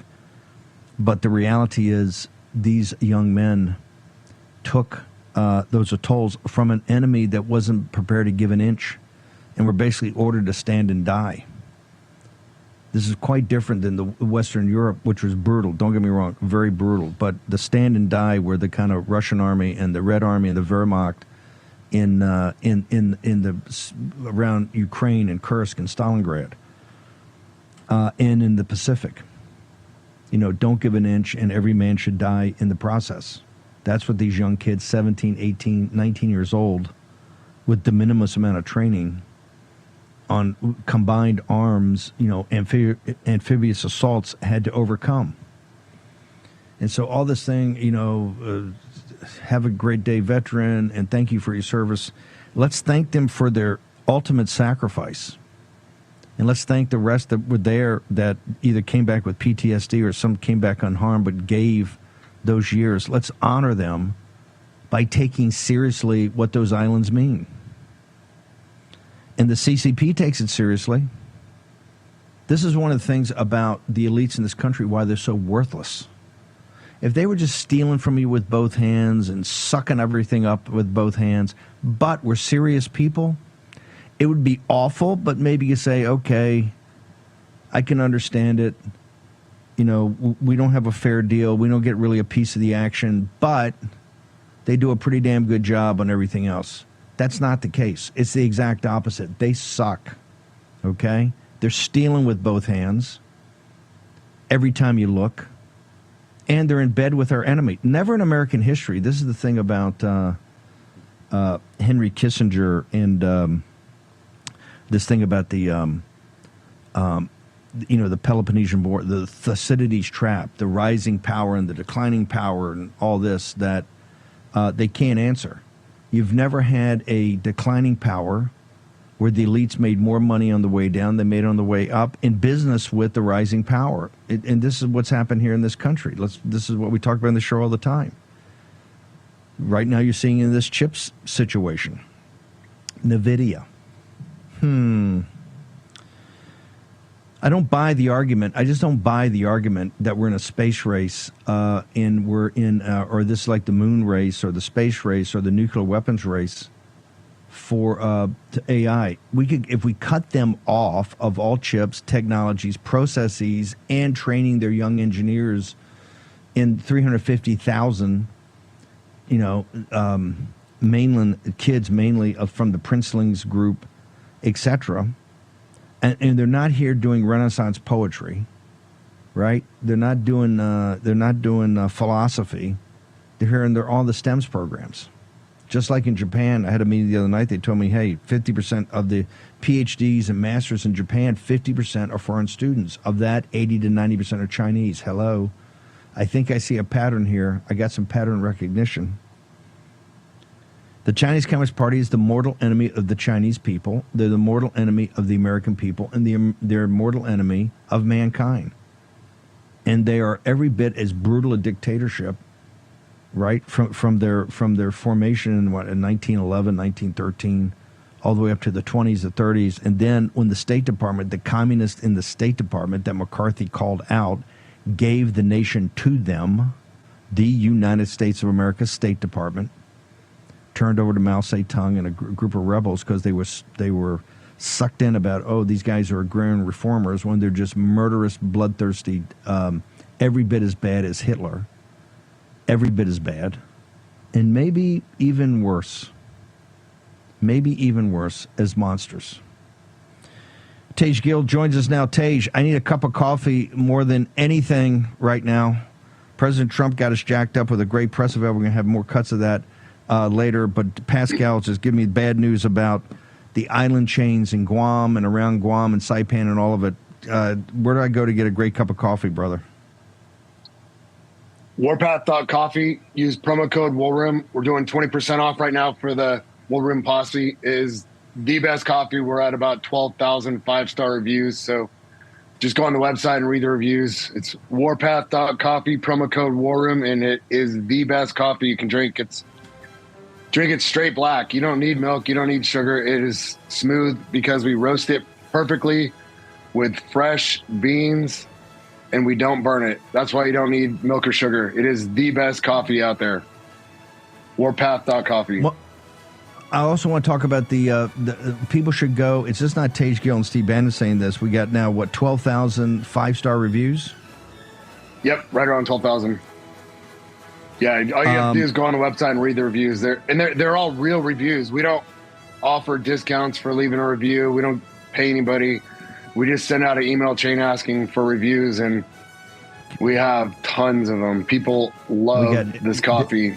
It's coffee, the champagne of coffees. Now, I'm surprised you're at work today. Hulk Hogan died yesterday. I thought you were taking the day off. Oh yeah, that's a huge loss to America. He was an American icon. I watched him when I was a kid. I remember on Saturday nights I would stay up late with my dad and watch Saturday night's main event.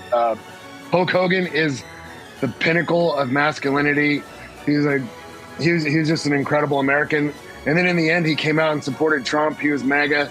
He helped Trump get elected. He's irreplaceable. Like Patrick Bet-David said, he's one of one. An American original. Tage Gill, Warpath Coffee. Thank you, brother. Selling your home shouldn't be expensive or stressful. At Ideal Agent, we'll connect you with a top local agent that'll sell your home fast for top dollar, and all this for as low as a 2% commission. Ideal Agent connected me with the best realtor in my market, and I saved $12,500 as a result of it, and I got more than my asking price. Ideal Agent is available nationwide, there's no obligation, and best of all, our service is completely free. Call today or visit idealagent.com. Why aren't you getting results? Random workouts, overtraining muscles, completely missing others, wasted time. Don't do that. Do this. This is 25 Minute Speed Train. Follow me for just 25 minutes a day, 7 days a week, with minimal equipment, and get actual results. Look at the definition. I didn't have these arms at high school. Subscribe to Body in the next 24 hours for less than 50 cents a day and get 25 Minute Speed Train free at bodywithaneye.com. Here's a question for you. Do you know where the title of your home is?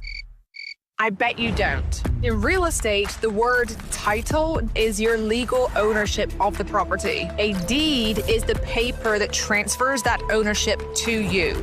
You're probably asking, why am I even telling you this? Because the system is outdated and archaic and vulnerable to title fraud. A growing scam the FBI now calls house stealing. Scammers can now easily download and forge one document, apply one fake notary stamp, and then file it with the recorder, and just like that, the property has been taken out of your name. Then they borrow against your home using your equity, and the payoff, huge money. And the worst part of it all is that you won't even know until you start getting collections and foreclosure notices. Find out if you're already a victim. Go to HomeTitleLock.com now. Versus 2.5 and Trump and Powell both went back and forth on that. The headquarters is 3 buildings. The 2 that are still in progress are the Eccles and the one that's next door to it with the tunnel, right? That is a $3 billion and counting project that started at 1.8. It is massively overrun. It's massively overrun if you take just the 2 buildings, nearly $1 billion of cost overrun. That information search is going to continue. We still want to get to the bottom of the plans that were submitted and how they have changed. Those never came back into the National Capital Planning Commission. I don't even think they know the costs. I don't even think they know the cost. The $3.1 billion is important. There's a cost overrun. You can look. These are the Fed's own internal documents that were FOIA'd and are published online.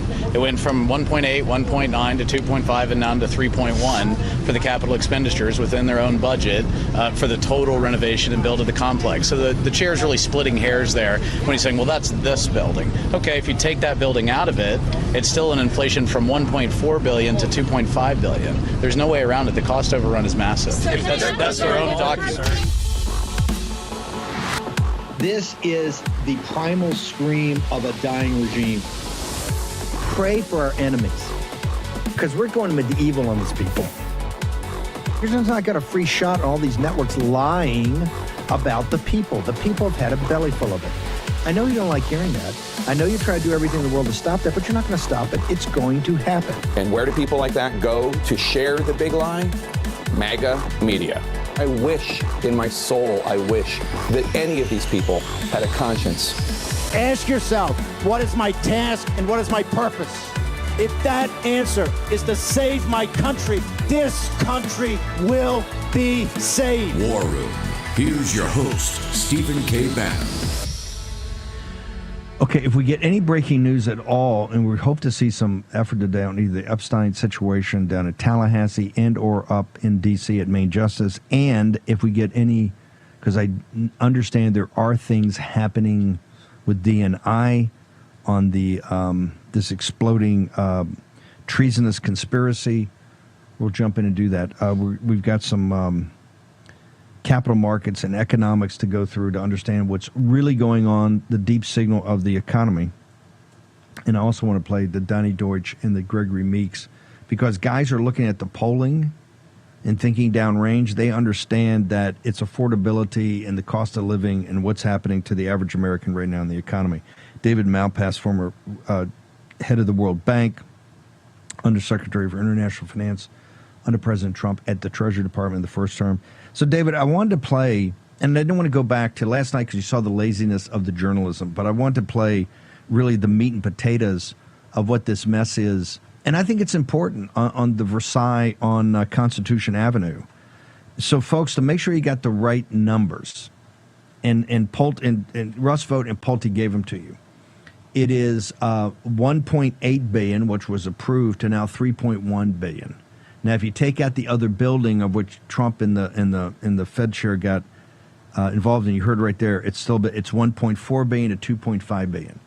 Bottom line, it's a massive cost overrun, and also I don't think they went back to the appropriate committees and to the architect of the Capitol and actually walked people through why there was overruns. Now, people say, well, Banner, why are you making a big deal about this? $1 billion, right? They have $1 trillion worth of losses in their portfolio. Why do you care? And somebody said last night, we're not even funded by the American people. That au contraire. It's important because it talks about a management style and management philosophy. This is why Scott Bessent keeps saying we need to review all of it. We need to review everything over at the Fed needs to be reviewed, needs to go through a strategic analysis of exactly why do you have so many people, what do they do, who actually runs this operation, and what is its purpose. Now, we had Fish back on last night to talk to you about the interest rates and what he feels is a big miscalculation on interest rates, which President Trump continues to hammer. So, Malpass, I want to start first, because you know these institutions with the kind of management. Is it a bunch of dry rot over in the Fed? Because remember, we are anti-central bank at all. We think the greatest part of this country is when Andrew Jackson shut down the greatest economic boom was when Andrew Jackson shut down the Bank of the United States, and we got involved in the Industrial Revolution, Manifest Destiny, the Transcontinental Railroad. So from 1836 to the formation on Jekyll Island, I think around 1913, 11 or 13 of the Federal Reserve was the greatest boom in American history on a percentage basis, and now this thing's a mess. Can you give us your observations and analysis, sir? Hi, Steve. The central banks are part of the government, and so they grow just like everything else in the government, and that means cost overruns on buildings. I thought Trump was great yesterday in talking about the specifics of the buildings. You know, he's a superstar on construction. He's also made the point that he knows lots about interest rates, which I think both points are right. I was with him in 2016. I don't know if you were there at the Grand Hyatt in New York, where he explained to the crowd how he had built each girder within this huge successful hotel at the center of Grand Central. And so Grand Central Station, the main train station in New York City. So Trump has built things. He knows what the costs are. He pointed out yesterday that the renovation of the post office, which I'm very familiar with, my kids would go to it. It was a mess. He came in, took it down to the steel and rebuilt it for $250 million. So it's not just a small cost overrun by the Fed, it's huge, but this goes into every part of the Fed. So one of the things I've been trying to do in talking about the Fed is bring to people the magnitude of change that needs to be done in each part of their systems. Their models have been wrong for decades, and they give you the wrong answers and they deny it. Okay, so let's go. James Fishback started on this last night. He used to make his living being a options trader on interest rates. He's saying the models are antiquated. They got 8,000 people that are working on these things, but he says that they're seriously wrong. And this is one of the reasons that interest rates are being held so high by, according to President Trump, too late pal. Give us your analytical. Why do you say the models are wrong? And if they're wrong, why are they wrong? And what should we do to fix them? In every way, and I think it's important, you know, the whole world system is going to try to get Trump to think it's an incremental change that's needed. It's not just a regime shift, not just new people that need to come in. It's a whole remaking of the way the Fed thinks about inflation. Let me give you an example. Right now, housing prices and rental prices nationwide are coming down, but the Fed keeps including in the PCE deflator, the core index that it uses, mortgages, this idea that they're up big time year over year. So that gives them too high an interest rate when they do inflation targeting. They have another model called ample reserves, where they think they should give the banks all the reserves that they need. Remember, the Fed pays. The Fed has already paid banks $1.3 trillion in interest costs since they started this system of borrowing from the banking system. So the public has this impression of the Fed being a good guy because they print money. That's not what they're doing at all. They borrow money and they pay top dollar for it, and that crowds out all the small businesses around the country. So that short-term interest rates are too high. And President Trump was exactly right yesterday talking about the mortgage rates being too high. And that's, I think, because the Fed really is working the whole system for the elites. This is a global brotherhood that wants to keep rates high because banks make a lot of money from it. And Wall Street, of course, you know that system. I mean, people are getting rich off the high rates that the Federal Reserve pegs, and the data is just wrong. Housing that is causing them to be. They're saying inflation is too high. They just have the wrong data. I've been writing about this for 20 years in the Wall Street Journal. Their models are wrong. What can we do? You're saying it's a global brotherhood. You mean the central banks draft off what the Fed does? So the Bank of England, the European Central Bank, the Bank of Tokyo, the Chinese Central Bank, those the big kahunas all draft off of what the Fed does, so they're all in this together? That's right. They go to the same schools. They have the same professors doing their thesis, and that gives them a collegiality. You go to the international conferences, and what you see people saying is that the public is consuming too much. We've got to get them to stop. We need to set high interest rates. They have the Phillips curve model, which is the idea that if people are getting jobs and they're going to ask for wage increases, and that's somehow bad. Remember, the whole goal of a good Trump policy, the forgotten man policy, is that we want real wages to go up. We want wages to go up faster than inflation. Biden had the opposite going on, and people were getting poorer. And so Trump comes in and says, I want wage growth, and the Fed's going to step right in the way of it and squash it. How's that going to happen? Because real wage growth is one of the keys I say on a dashboard to see if your policies are having an impact among the working and middle class. So how's the Fed going to step in the middle of that? They use an inflation model that's based on this wrong housing data. It's based on the inflation expectations. I'll give you. Let me explain that. The Fed says to the public, "We're really worried about inflation." Then they take a poll of the public and say, "What are your inflation expectations?" And the public says, "I'm worried about inflation." And so then the Fed says, "Aha, we need higher interest rates. We need to keep our interest rates up to protect you." So it's a circular process that goes on worldwide. It keeps the rates high and it keeps the elites employed. The Fed has this, I don't know, some people say it's 50,000 people working for them. I led a big organization, the World Bank. I tried to limit the amount of damage. It had 20,000 people. We thought that was way too many buildings. But the Fed is bigger, and the world brotherhood is stronger when it comes to central banking. So we need to be thinking more in terms of a full upheaval. This is not regime change. It's not incrementalism. It's a full rewrite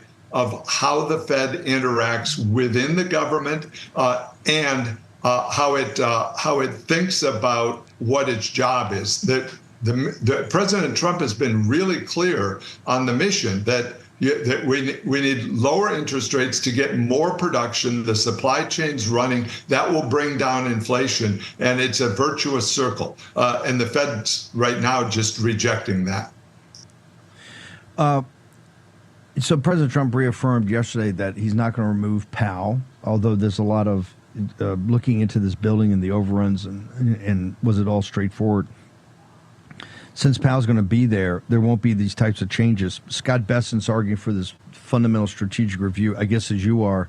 I want to hold you through the break, but the 2 minutes we got, when you say upheaval and total restructuring, particularly how it interacts with the government, what do you mean? Downsizing the personnel, downsizing the balance sheet, the lower interest rates that are paid to banks, so you save some for the public, lower interest rates that they peg, that they target. And you need models that are honest about inflation so that you can get there. I think also looking at the dollar and saying we're going to have the reserve currency of the world, so that's going to invite money into the U.S. So we shouldn't have to pay so much for money. Trump was dead on that yesterday, pointing out we shouldn't be paying more than weaker countries. David, hang on for 1 second. Birchgold.com, end of the dollar /Bannon. End of the dollar empire. You get access to Philip Patrick and his team. I think we did the most sophisticated job, including Bloomberg and CNBC, of coverage of the BRICS gathering down in Rio, the Rio Reset. We unearthed these kind of bilateral deals where they want to start the process of de-dollarization. This is one of the reasons President Trump hit Brazil with a 50% tariff. I would say 30% of that was about Bolsonaro. 20% of that was Lula smack talking the dollar. President Trump dropped the hammer. Understand why. Take your phone out and text Bannon, Bannon, at 989898. Get the ultimate guide that happens to be free for investing in gold and precious metals in the age of Trump. Also, you get the end of the dollar empire. You get to access to Philip Patrick. Phil will be on shortly.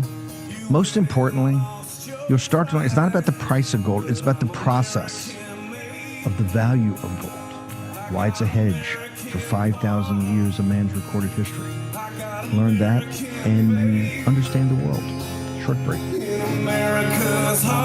Yep, your worst nightmare. Your car broke down.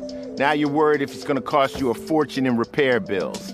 Unless you already called CarShield, the legit #1 auto protection company in the country.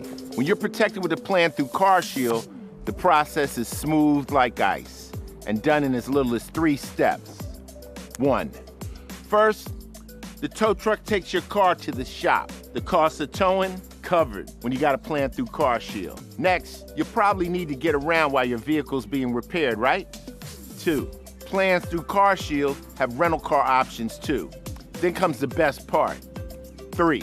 When you pick up your vehicle, you don't have a big repair bill to worry about. CarShield administrators get your covered repairs paid directly to the shop, so you're back on the road with no worries. Call now to get an affordable plan through CarShield for your vehicle before it's too late. When you call CarShield, whether you got a small problem like a power window motor that could cost a few $100s, or a big problem like an engine or transmission that could cost you thousands of dollars, you're taken care of. CarShield is the #1 auto protection company in the country, and their administrators have paid out more than $1 billion in auto repairs. That's billion with a B. CarShield is the choice that gives you the CarShield guarantee. Your rate never goes up, and your coverage never goes down, no matter how many claims you have. Look, it's inevitable. As your car or truck ages, the parts and components are gonna fail. It's not worth the risk. Call CarShield now. Waiting until your car breaks down is too late. Call CarShield for coverage on up to 5,000 parts and get the CarShield guarantee, where your rate never goes up and your coverage never goes down, no matter how many claims you have. Call 800-653-8201. 800-653-8201. Selling your home shouldn't be expensive or stressful. At Ideal Agent, we'll connect you with a top local agent that'll sell your home fast for top dollar, and all this for as low as a 2% commission. Ideal Agent connected me with the best realtor in my market, and I saved $12,500 as a result of it, and I got more than my asking price. Ideal Agent is available nationwide, there's no obligation, and best of all, our service is completely free. Call today or visit idealagent.com. There's nothing worse than losing your dog before their time. That's why I created Dr. Marty Nature's Blend, designed to help dogs with everything from digestive issues to itching, even moving better. Nature's Blend works because it's freeze-dried. So instead of destroying the nutrients with high heat, they all get right into your dog's body. Take it from a veterinarian with over 50 years of experience saving dogs' lives. I have never seen a food make this much impact on a dog's health. For a limited time, get up to 54% off Dr. Marty Nature's Blend, plus a free gift with our special TV offer. Call or go to drmartypets.com/TV. Good. But you make a hell of a lot more money with a weaker dollar. Not a weak dollar, but a weaker dollar than you do with a strong dollar. And the first people that are going to notice it are the manufacturers of trucks and various other things. Like, look at Caterpillar, how well they're doing now. When you have a strong dollar, you can't sell anything. It's only good for inflation, and it's good psychologically. It makes you feel good.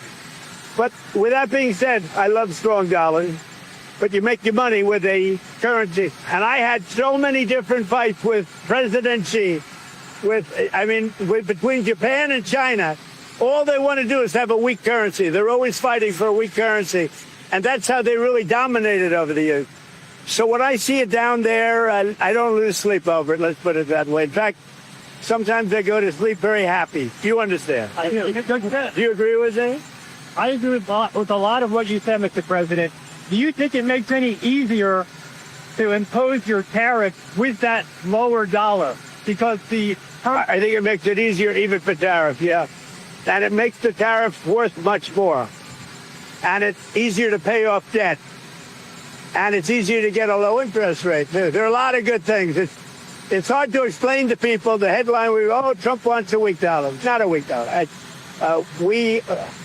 You take a look at the history of China over the last 20 years, all they do is fight for a weak currency. Look at Japan when they were really doing well. They had a very weak currency. So to me, I just say, thank you very much. It is what it is. Okay, President Trump, 40 minutes today. Come one, come all. Take your best shot, right? From Epstein to North Carolina politics, to the education, to the really getting the minds right of the Ivy League schools, starting at Columbia. And the Columbia president, there was an interview. She said it's not about $200 million. She actually said the quiet part out. It's billions and billions and billions of your tax dollars going to these universities for research, quote unquote, right? But they become, centers. They're really PACs. They become centers for this neo-Marxism radical jihad that you're seeing, the Red-Green Alliance coming out of these Ivy League schools. Columbia, I thought the deal was great. It's unique. Would like to add a couple of zeros onto it, but it's the start of a process, and they're bending the knee. David Malpass, you've been head of the World Bank. You were also Undersecretary for International Finance for President Trump in the first term, and I think it's pretty well known in the first term. You were one of the big brains over there, at least analytically. Walk through what the president's talking about in perspective of exactly what his economic strategy is today, sir. Couple of points, Steve. One is I'm amazed at the president's energy. So as you look at that, he's working in all these areas and causing change. So his strategy is really clear. We're going to have domestic manufacturing in the U.S. So then what he was talking about there on the dollar, I thought was okay. You remember in the Clinton administration, we had this idea that strong dollar is in our national interest. I wrote a lot. That was wrong because it caused deflation and it made us uncompetitive. So I think he's pushing back on that and saying that's not what our policy is. And then he said very clearly he'll never be known for a weak dollar either. So if you look out 50 years from now, I think what can be created here is a stable dollar that pulls money into the United States. It's the cryptocurrency king. The dominance in cryptocurrency is going to be super valuable for the United States based on stable coins and stable dollar coins, U.S. dollar coins that protect us. And so he was square in the middle of that. That's very successful. And he's right that will allow interest rates to fall. So the whole economic program is that you're going to allow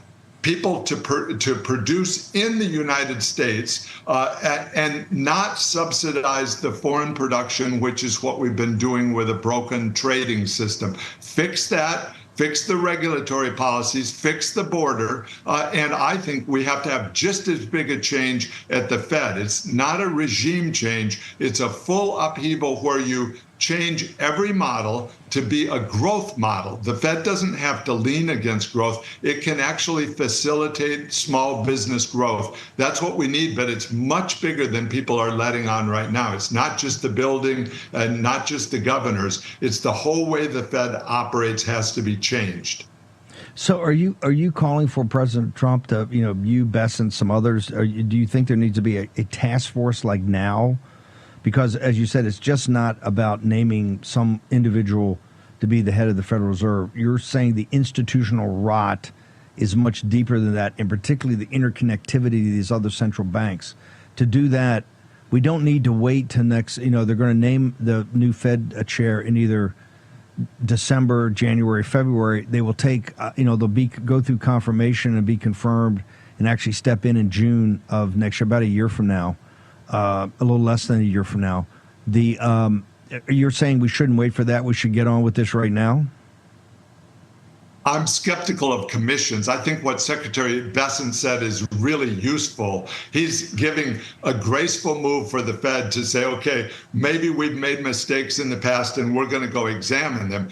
One of the problems has been the Fed denies that it's ever made mistakes. And so I think it would be useful if they started an internal process to review. But I'm skeptical that the people there can actually realize the Fed for all these years has stood for the elite and for austerity. Their balance sheet is made up of them borrowing money from banks to dump into government bonds. What do you think that does to affordability and to the forgotten man, to normal wages of people? They're driven down by that process.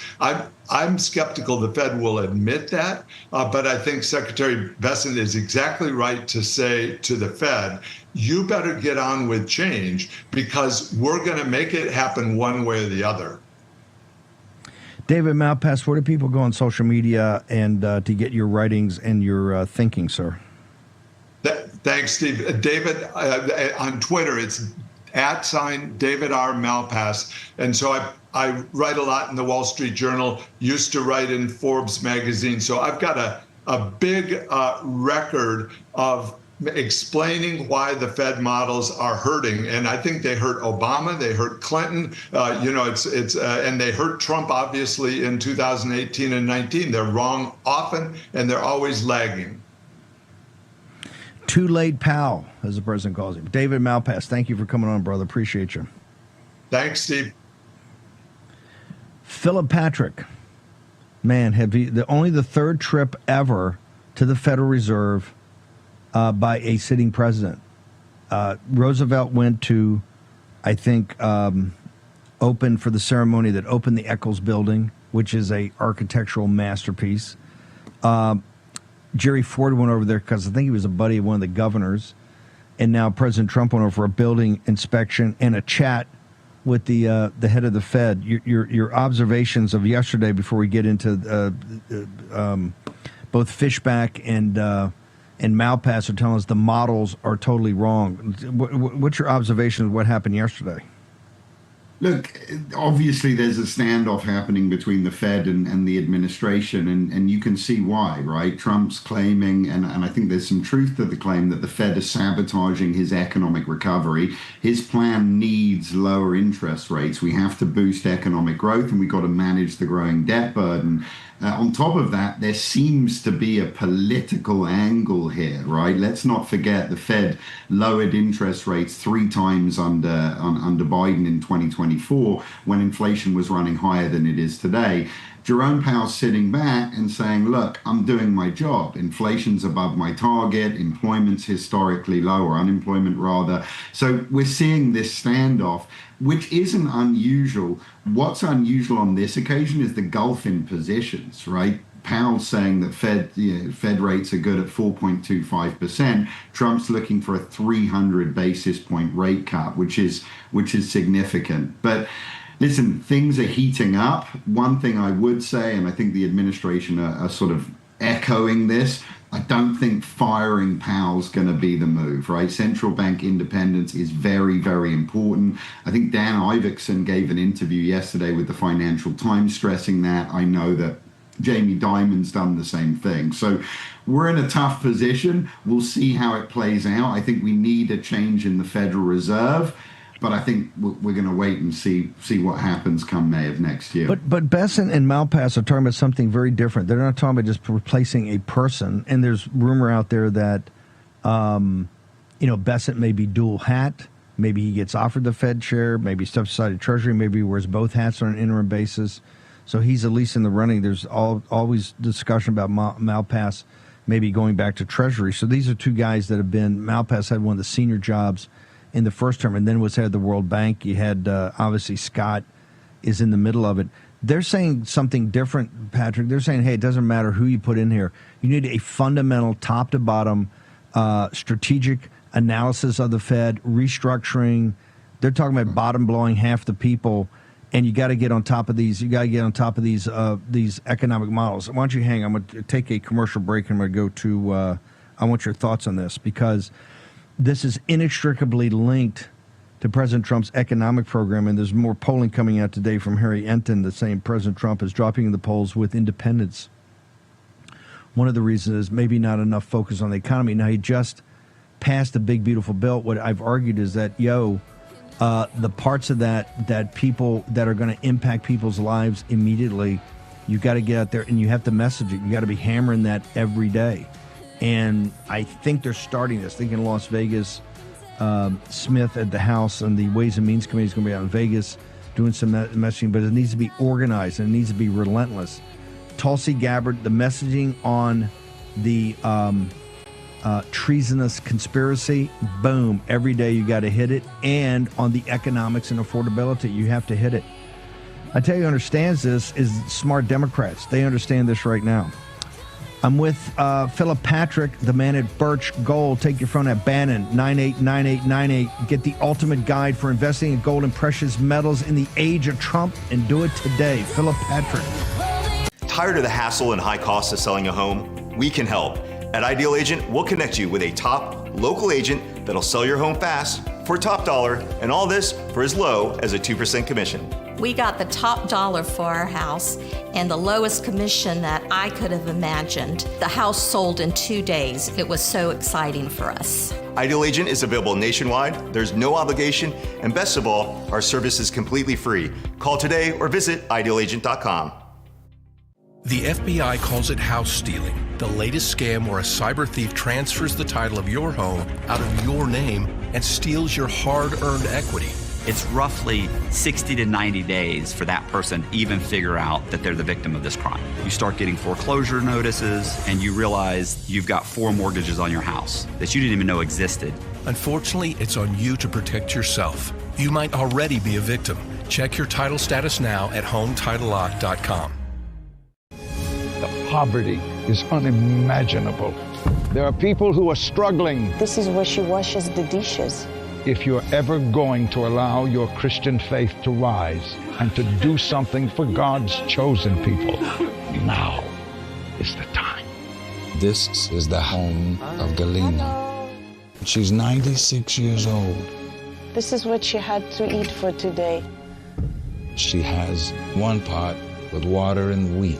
My father was killed by the Nazis, and I was an orphan. I didn't know about God. But now, in the cold, hungry nights, I pray for food to the God I've never known. There are good people that love you. You see the tears. Scripture says joy can come in the morning, and you can be the reason. Right now in Ukraine, elderly Jews are trapped in unbearable poverty.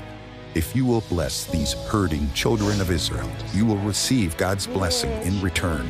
Your urgent gift today of $25 will help rush a survival food box filled with life-saving essentials. Call, scan, or go online now. I'm not exaggerating when I tell you, I don't know how much longer she could have waited for us to come. I can't even grow my food anymore. What will happen to me? I'm doomed to starve. Tens of thousands of elderly Holocaust survivors in the former Soviet Union are living in extreme poverty, hungry, and forgotten. But through the International Fellowship of Christians and Jews, we can bring them hope. Eggs. It's my favorite food. May you be blessed. You say to them, we see you and we're here to help. Please don't delay. Call, scan, or go online now. Here's your host, Stephen K. Bannon. So, Philip, the models, the Fed doesn't need restructuring. What's your thought? I mean, do we? 2/3 of our audience is like, what in the hell we even need a Fed? And then we have Malpass saying, hey, it's all a central bank cabal. They all know each other. They go to the same schools. They have the same professors. They vacation in the same spots. They're kind of running the world. Why do we even need this? I mean, Andrew Jackson, if you go back and read The Age of Jackson, I mean, his number one thing is, boom, hey, no Bank of the United States. It's just going to lead to corruption and greed and taking power away from his populist movement. I mean, it's one of the reasons they stole the first time he won, and they did steal it. It was on this very issue. So, I mean, we need a restructuring. I mean, we think that. I actually think you can actually work to do away with it. Your thoughts, sir? Look, the Fed has just been a very ineffective institution since inception, and it's been very bad for the middle class of America. Since the creation of the Federal Reserve, we've seen the middle class of America essentially disappear. They've also been a terrible steward of dollar value, right? The Fed's official inflation target's 2%. The long-term average has been 4%. Meanwhile, the Fed owns about 15% of all government debt. I'm not sure we need a Fed if we have intrinsically valuable, sound money.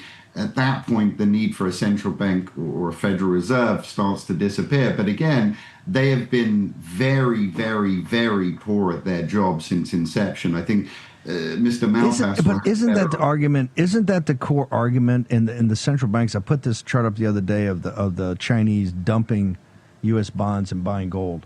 I mean, don't the central banks, the reason they've been buying gold at record rates, and you don't have to look, Philip Patrick and Steve Bannon did not start as gold bugs.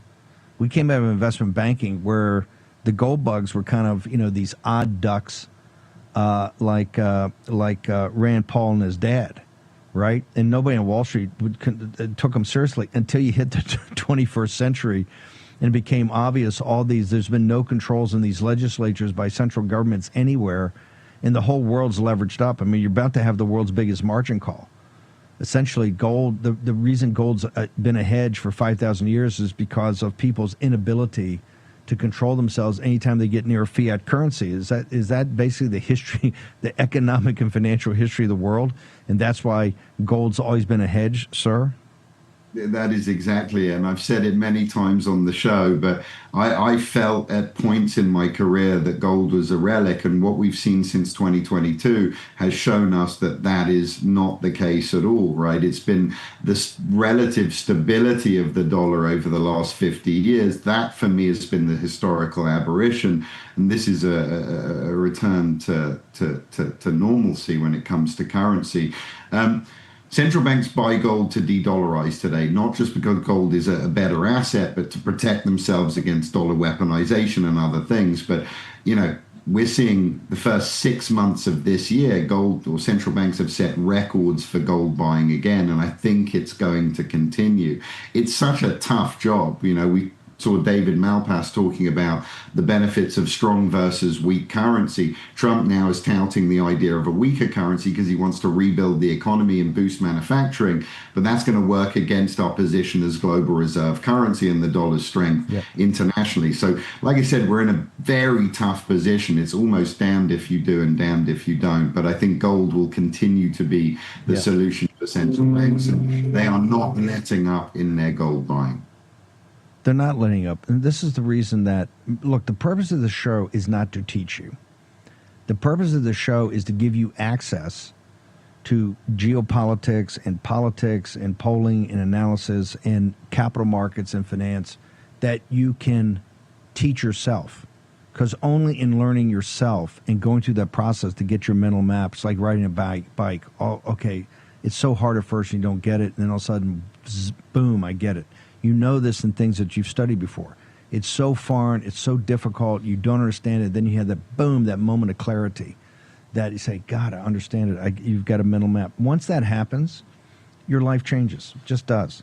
This is why we've partnered with Birch Gold over the years, and this is why Philip and I and the team at Birch Gold 4 years ago said, hey, let's take the currency. Let's take the dollar as the prime reserve currency and let's walk through them over a number of years of what's happened here. And that's the key. The dollar's what deteriorated 11% in the last 6 months. Is my math correct on that? Yeah, absolutely correct. Yeah. Worst start of the year since the 70s. Worse. So, folks, that's why, and I keep talking about this, it's not the price of gold. It's the converging forces that drive the value of gold that gets to the price. That's what you have to understand. We provide all the information, but you've got to go in and struggle with the material. You're going to have to. We make it very accessible. The great letter we got from the University of Arkansas, and as soon as school starts back up, I want to get that professor on. Philip Patrick. The guys at the central banks that all went to Stanford, all went to Harvard, they all have an HP-12C, the basic union tool. Can I get my clock there? Right there, some juice in it. Thanks. They're buying gold for a reason. They're buying gold for a reason. These people are not dumb. They're quite smart. Whether it's sub-Saharan Africa, South Asia, East Asia, Latin America. There are plenty of smart people out there that are running their own models and their own perturbations. And this, you see these central banks buying it with both hands. It's time for you to now to learn why they are doing that. We're not telling you to run out and buy gold, but to find out why they're doing that. Once you understand that, you'll be able to take care of yourself, and the guys that take care of with is Birch Gold. How do people get to you, Philip? You're kind of I get so many compliments all the time of you and the team over there. So where do people go? Very simple. It's birchgold.com/Bannon. Again, birchgold.com/Bannon. That'll get them access to all of the free reports, all of the information. They can also text Bannon to 989898. They'll get the same information. And they can reach me at Philip Patrick on Getter. So we're going to have a number of people like the Malpasses and the Fishbacks. Tomorrow we got Judy Shelton, former Fed official. She's going to be on. Philip's going to join us back on Monday to break down everything Judy says. So because this situation of money and currency and gold and geopolitics and capital markets is about to become even more important than it has been over the last couple of years. And we want to make sure the War Room Posse is at the cutting edge of that. Philip, thank you so much, and thank you for all the work you guys do putting together. We got the 8th free installment we're working on even as we speak on the End of the Dollar Empire. Hopefully have it out in the not too distant future. Philip, thank you so much. Thank you, Steve. Birchgold.com, promo code Bannon, End of the Dollar Empire. The first 7 installments free, working on the 8th. And also a big announcement about that entire series when we get back from Labor Day. We've also had Impact and Marjorie Taylor Greene. So Harnwell, these kinetic wars, particularly the one in the Middle East, is heating back up. The situation in Gaza. Also, there's renewed emphasis of regime change in Persia that we're going to be all over to make sure we don't get sucked into that. But the Ukraine situation, and you can tell President Trump increasingly frustrated about what's going on, but a quite interesting development over the last couple of days. And that is where the folks in Ukraine themselves, Zelensky, what they're trying to do is make sure that they're not accountable at all to the money that's been stolen, right? And they want more money over there. And so what's happened in the streets of Kiev over the last couple of days, sir, that's kind of changed at least the political direction a little bit. Morning, Steve. Well, if Denver would be kind enough to play some of the footage, and I'll talk over the back of it. Really, since the 22nd of July, Ukraine has seen some of its worst protests against the government since Russia's invasion. And that's not unusual in and of itself, because under the martial law that Zelensky declared basically on the same day as the invasion, protests, public displays of opposition to the government are prohibited. So it's not so much the numbers to concentrate on, and it was actually a growing protest over a couple of days. About 2,000 to 3,000 people all told outside the presidential palace. It's the fact that these protests took place anyway. Steve, look, I've got some headlines here, if Denver would be kind enough to play those as I'll talk over the top of them. Right. What struck me about this, Steve, was that I had a sense of deja vu. And it reminded me of basically 18 months, 12 months ago, when every day I was coming on this show and I was saying, look, this is the mainstream media running one anti-Biden headline after another. They are performing a discard. They are getting ready to throw the person that they themselves created under the bus because he no longer is the instrument for their agenda. And it's exactly the same thing now that we see in Ukraine. There's just in the last 24 hours, this string of headlines. I'm going to read them out myself. But this is mainstream MSM, it's mainstream media. So you've got this thing here in the Daily Telegraph saying Zelensky must go for the sake of Ukraine. You've got this thing in Politico, and you gave a brilliant quote to Jamie Detmar in that article, Ukraine's insidious enemy, its own leadership. And then there's another article here in the FT, the polarizing power of Andrei Yermak, Ukraine's other wartime leader, who'd up until this point had only received, he's Zelensky's chief of staff, up until this point he'd only received plaudits from the international media for his authoritative, centralizing presence behind President Zelensky. My takeaway, Steve, is this, and the War Room should be very, very attentive to this. The reason the mainstream media, which is simply the stenographers for the powers that run this world, the reason that they now are starting to suffer really quite visibly from Zelensky fatigue is not that they want this war to finish. They want it over. What they are doing is that they've made the calculation that Zelensky is now inimical to their agenda of keeping this war going, and they're trying to do a discard on Zelensky to get rid of him and bring in General Zaluzny, who's currently in London as the ambassador. And I flagged this up for the War Room posse. The reason why they should be very... Slow down. Slow the train down, because this is the guy that Zelensky got out of the country to go to London because he didn't want to be overthrown a year and a half ago, remember? Yes, that's exactly him. War hero, very widely respected, especially by the armed forces, and that was one of their things. That was why Vicky Newland, of course... Right, yeah, I don't know why we don't have the papers now, why we can't get access to these documents now, but that's why she flew there and gave that impromptu press conference at 24 hours notice, basically because the military were getting ready to overthrow Zelensky and bring in Zaluzny. Victoria Newland tampered that down, sought to restabilize Zelensky's regime, and Zaluzny was exiled to London. So there is a maneuver now to get this very popular, has higher ratings than Zelensky. It's one of the reasons why we're not going to see presidential elections in Ukraine. And I flagged this up for the War Room posse, right? However much you think, and I really can't stand the fact that Zelensky went over to the Oval Office, was invited back after his thing, but I put my personal opinions to one side on that. But however you might feel about Zelensky sort of worming his way back in, if you want this war to end, the last thing you want to see is General Zaluzny, the war hero, with full military schmutter, going over to the White House asking for more money, because he will most likely get it.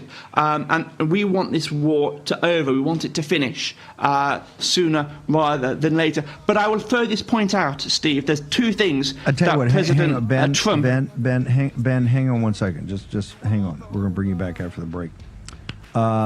Monday's Texas Day. We need to get focused on Texas. If Texas goes purple, end of the country. Texas is the railhead of the MAGA movement. More in a moment. Tired of the hassle and high costs of selling a home? We can help.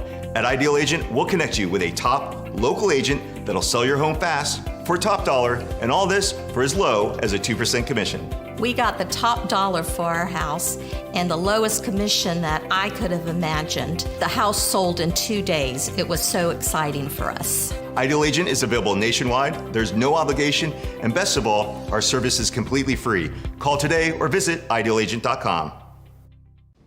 When the kids turn unholy, Harrelson's Own keeps my patience divine.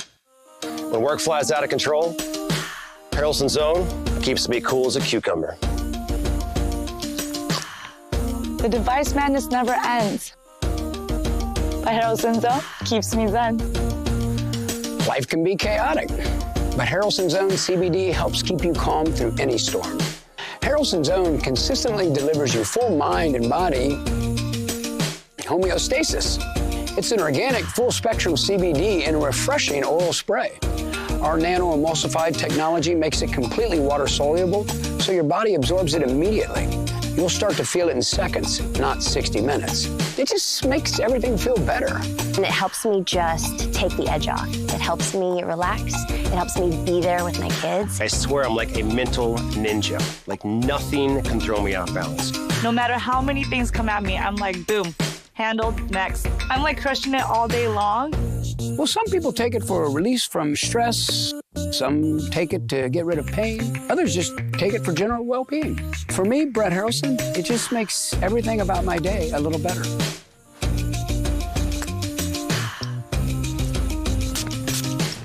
Give your life a boost. It's just the best you've ever felt in your natural state. My happiness in a bottle is the best. So to sum it all up, you're going to feel the benefits quickly, love the way it feels, and like the way it tastes. Pay a fair price, and you're going to thank us for it. We are so confident you're going to be satisfied that we back every bottle with a 60-day, 100% money-back guarantee. Give Harrelson's Own a try, from our family to yours. Go to HO.com to order Harrelson's Own now. Yep, it's that easy. Just our initials, HO.com. The system is outdated and archaic and vulnerable to title fraud, a growing scam the FBI now calls house stealing. Scammers can now easily download and forge one document, apply one fake notary stamp, and then file it with the recorder. Just like that, the property has been taken out of your name. Then they borrow against your home using your equity. Find out if you're already a victim. Go to HomeTitleLock.com now. Here's your host, Stephen K. Bannon.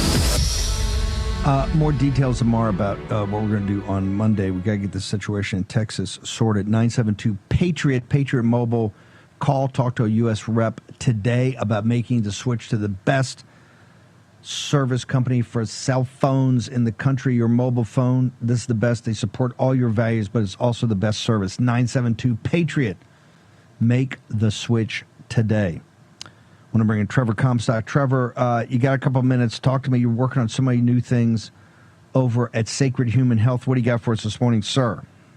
Yeah, I appreciate you, Steve. So some exciting news. We're officially rolling out a fresh new look on all of our products. So you'll notice an updated and improved design on all of our bottles and labels, while still, of course, getting the same great benefits from all of our products.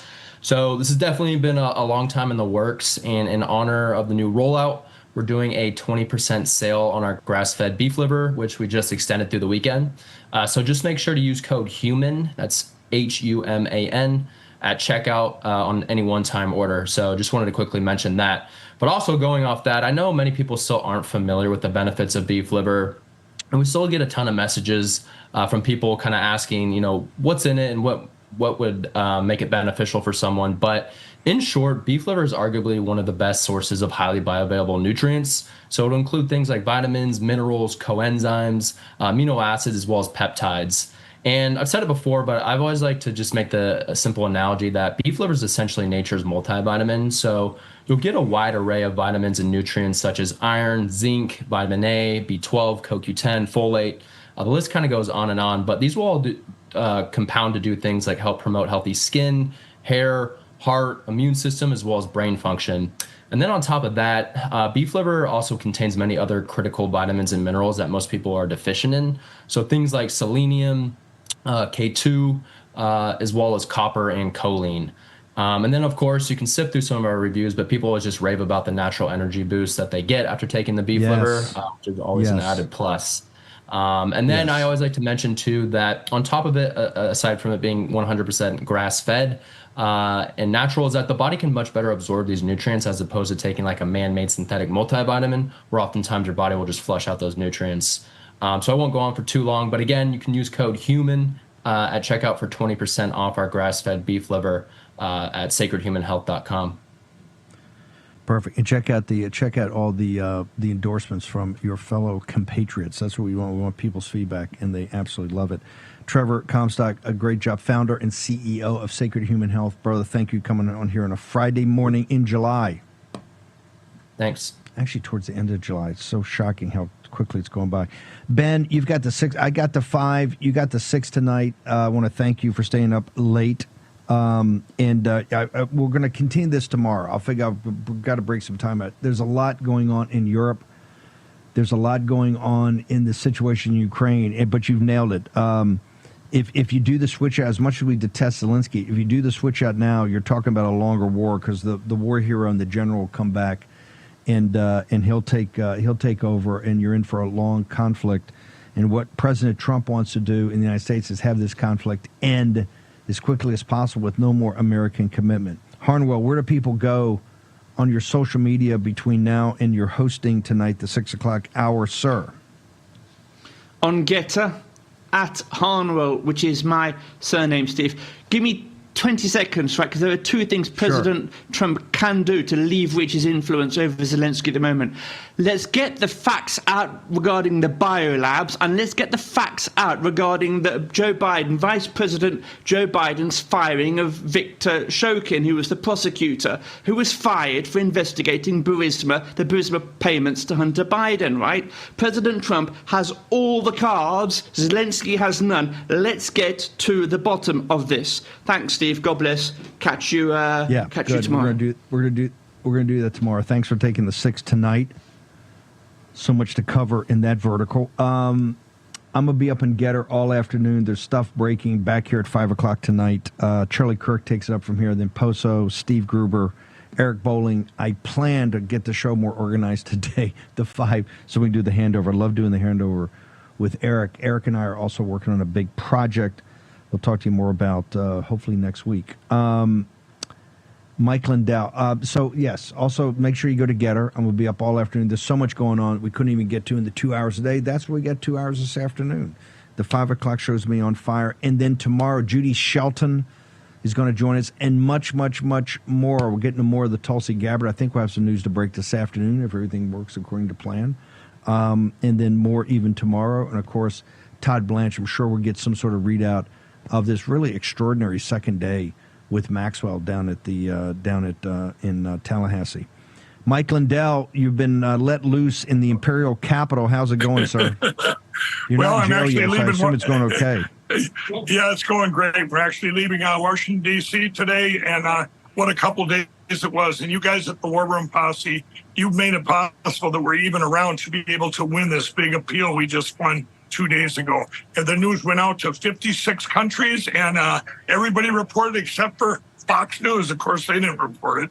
But you guys, I want to thank the War Room Posse with our biggest sale yet. People come all over the country to go to Minnesota to go to our outlet store. And I said, you know what? Why not reward the War Room Posse with an outlet sale? Everything that's in our outlet store, you guys are going to save up to 80%. Products you've never even heard of before, like our clothing line, our kitchen line. So go to mypillow.com.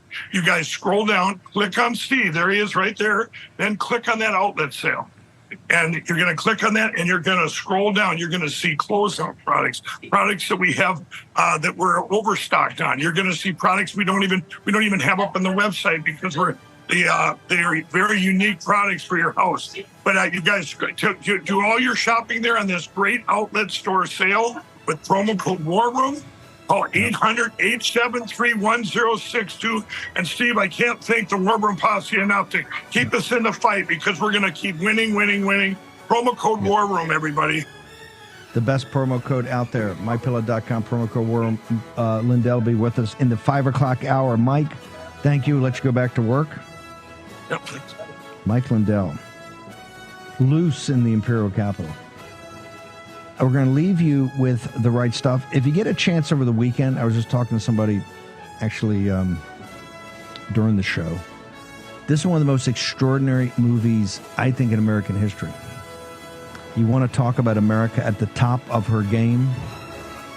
The greatest country in the world, the greatest country in the world's history, the 1950s and 60s in the space program, and the test pilots, Chuck Yeager and these guys. A magnificent film, a masterpiece score, a masterpiece book by Tom Wolfe. The right stuff. We'll leave you with that. Charlie Kirk is next on Real America's Voice. What's up, America? The folks sitting with me here today are real-life mechanics. We're here to get to the bottom of why car repairs are so expensive and why CarShield is America's most trusted auto protection company. Let's get to it. How long you been a mechanic? I've been doing this for about 30 years. Every day's a different experience. Every day's a different adventure. I like to make sure everybody's happy, the customer's happy, the car's done right. So why are vehicles out of warranty more likely to break down? The manufacturers are very smart. They designed these cars with an end of life. It will fail as the warranty expires. Say over 60,000 miles, it'll start breaking down. They're going to break down, definitely. Just a matter of when. When somebody has CarShield, what's the experience when they come to you? You drop off your car, we verify your concern, we notify CarShield, usually get an instant approval, put you in a rental car, and get you back on the road as quick as possible. I show them what it would cost if they didn't have CarShield versus if they did, and they can't believe how many